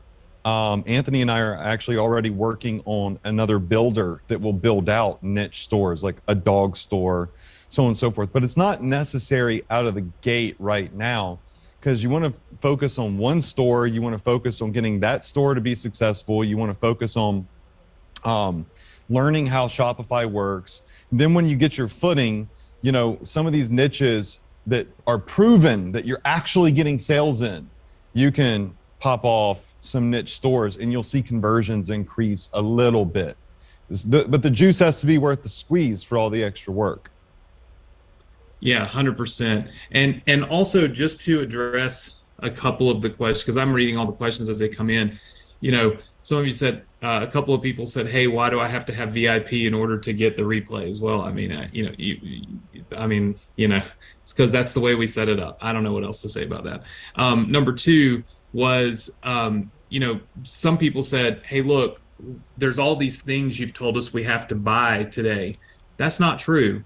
These are apps that we've put on. Look, you can run your store with none of it. We're very clear about that. It's all a matter of how optimized you want your store. I mean, we don't own Shopify, and we don't own Zen. Well, we've invested in Zendrop, but we don't own Zendrop. We don't own Shine On, and we don't own Pillow Profits. Like, we don't own any of these companies. And so at the end of the day, we can't give away for free the things that we don't even own, right? Our store builder app, I think we spent, what was it, Adrian? $29,000 on the dev team for that in February. It was 29 grand. Yeah. We didn't charge you to use it at all. So the reality is that there's some things that we built that we can, that we can give away for free, and there's others that we can't, right? And surely you understand that to build a super successful business, eventually you have to invest some money in it. I think the biggest thing for most people who are getting started, and at least this is what I think, is that you can't get to a point where you understand enough without investing a ton of money, right? So in other words, to have somebody build you a Shopify store would normally cost you a lot of money, right? Which would prevent you from ever getting to the point where you'd ever be on a workshop like this where you can learn how to do the things, right? Now you've got a store and we didn't charge you to build it, right? And you can run it without any of this other stuff. But at least by being here for this weekend, you're learning, right, all of the things that you need to know in order to take the thing that you now have and make it successful. How successful it is really ultimately is 100% dependent on you. It's how much of the information that we give to you this weekend are you going to actually apply? How many days are you going to show up? Are you going to pay attention? Are you here and doing something else? Or are you here and listening? I mean, there's a million things, right? Some of you will invest a little bit more into the apps and the other things that, that you can put into your store to make it better. Some of you won't, right? So again, we're not telling you can never be successful without, going for broke with this. That's not what we're saying. We're trying to show you the outline of what we've done to be successful. How much of what we've done you choose to do is totally up to you. Is that fair?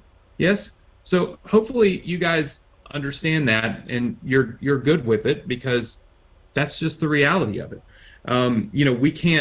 We can't give you the things that we don't own, right? I see the people that are asking, is it too late to buy VIP? It's not, but I don't have any links for you. You'd have to go find those. I don't have a link to that. We didn't come prepared with a bunch of links to try to sell VIP sessions. So you'll have to find it in your email, wherever we had sent it. Adrian, do you see any other specific questions? I mean, I know there's tons and tons. Yeah, just a couple I've been looking at. Okay. How much money as a beginner do I have to spend to get sales?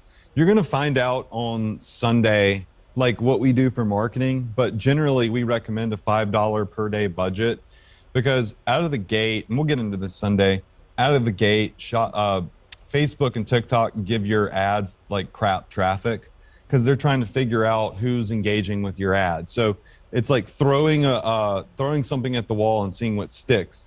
So we don't recommend spending a lot of money out of the gate. You want to let your ad get seasoned for 3 or 4 days until Facebook starts to figure out, hey, who's responding to this ad, who's clicking, who's adding the carts. It doesn't take a big budget to get sales. It really doesn't. Like, it just doesn't. If you do it the right way, you have the right promotions, you don't need to be spending a boatload of money, and it's not recommended. You need to start small, find something that works. And if you find something that works, then you scale fast, right? You seize that moment and that opportunity.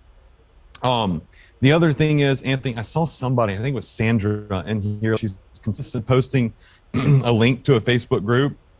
I just want to point out that Facebook group is, I don't know what it is, what it leads to. It's not ours.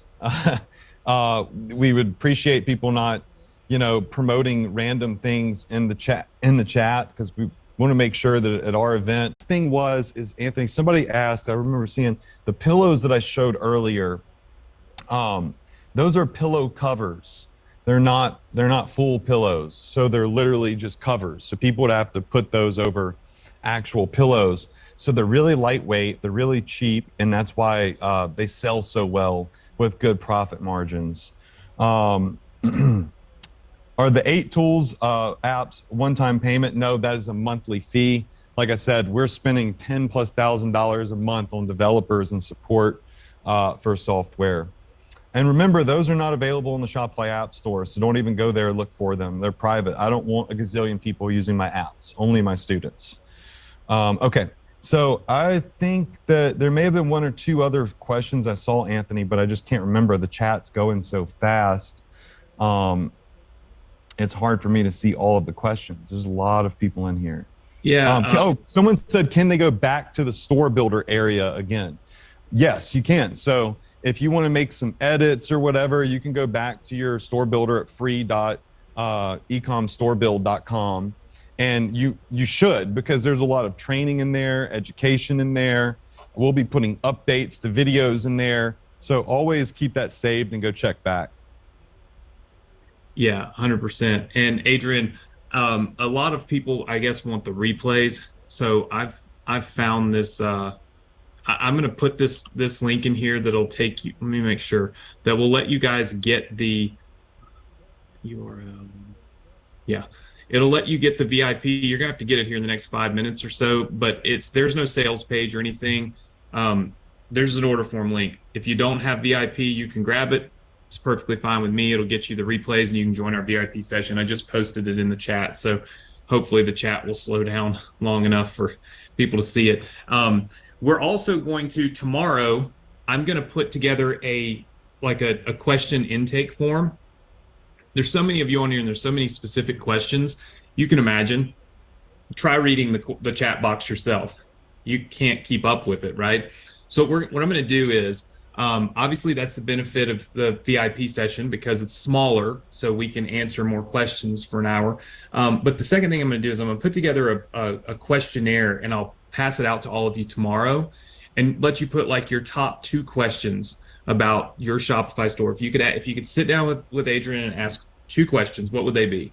And I'll bring that intake in, and on Sunday we'll go through the intake and we'll answer these questions, right? And that'll help maximize our ability to answer your questions, because it's not like we don't want to answer them, right? It's that's not like we don't want to answer them, okay? We want to, but it's very difficult to keep up with all the with all of the questions. And I'll be totally frank with you. Tomorrow I may cut the chat off because there's so many questions, so many people typing in. Like for instance, Harp complaining that for $1 you should get the replays. Technically speaking, for $1 you shouldn't even get access to 3 days of our time, right? We literally. Anyway, like some of it's just kind of a little over the top for me. Maybe it's just because I don't feel good. But like at some point, like we're doing our best to teach you, right? And a lot of people charge for. I actually just taught at a workshop, a 3-day workshop like this. Everybody paid $997 to attend. Nobody complained, right? So I don't understand the mentality. You know what I'm saying? So we're trying to help, but we can't just answer every single question, you know what I mean, for 4.5 days here from all of you. We're trying to answer as many as we can. So what we're going to do is tomorrow I'll give you an intake form for questions. I'm probably going to do it first thing in the morning, so please be on time. I'm not going to do it all day long because we have to take the questions and I'll have to get them aggregated to where we can see them on the screens, right? So I'll get you come with your 2 best questions, okay? Ready to put them into the form, and we'll pass that link out to you tomorrow morning when we get started. And then throughout tomorrow and Sunday, we'll answer those questions. Okay, does that sound fair to everybody? That way we can get some of your best questions, your most pressing questions, because I know that some of you might have like just this one question, and if you could just get this one thing answered, you could move forward. Right? And it's probably lost in the sea of 5,000 messages in the chat. Totally get it. Okay, so we will do our very best to answer your two most pressing questions. If you do the math, that's 1,000 questions that we are going to try to answer in 2 days. Okay, while still teaching you. But some of those questions will be answered throughout the training, right? And we know that. So we know that a lot of that stuff will be answered as we dig into optimization, marketing, advertising, Facebook, all of these things. We'll be able to get a lot of those questions answered. Okay, so what we're going to do is wrap things up for the day and start the VIP session. Now, here's two things. One, for everyone attending tomorrow, it is at 9 a.m. Central Standard Time. Okay, 9 a.m. Central Standard. All right, so that's our time zone. So if you're on Eastern Standard, it would be 10. If you're on Mountain Standard, it would be 8. And if you're on Pacific Standard, I believe it would be 7, right? So we send you texts, we send you emails, we send you all of the things that we can to help you remind to get on here, right? So 9 a.m. Central Standard, I will be passing out that questionnaire first thing in the morning. So within the first 5 to 10 minutes, I'm going to be passing it out. So don't be late and then get mad at me, okay? Because I got work to do on the other end of all those questions since I just came up with this brilliant idea to answer 1,000 questions in 2 days. So that was not something that I'm actually making a note now to make sure I do this before I go home. So all of that will happen first thing in the morning. We'll kick tomorrow off with sessions really diving into optimizing your store and the nitty gritty of the things that you can do to make the stores more profitable. I'll be going through your Facebook fan pages, how to find content to put on Facebook and things like that that we found to be extremely helpful for us. So all of that is going to happen tomorrow. It's going to be a great day. We'll do about the same as today, about 9 to 3 tomorrow. So just plan for that. We'll have the same kind of breaks, the same kind of lunch, all of that good stuff. The VIP session is going to start right now. It is a different Zoom link. All of you that got VIP had a landing page that had 2 different links on it. So if you could go to that page now and just click on the VIP link, I told you in all the emails and all the follow-up and even on the page and the video on the page to bookmark that page, right? So that it's all on there. So all you got to do is go to that page now and click to log into the VIP session, which I'm going to activate here in just a minute. So we will see all of our VIP ticket holders there right now for a smaller group Q&A. And then everybody else, we will see you tomorrow, first thing, 9 a.m. Central Standard Time. Thank you so much for being here, hanging out with us all day today, and we look forward to seeing you all tomorrow. All right? Take care, everybody.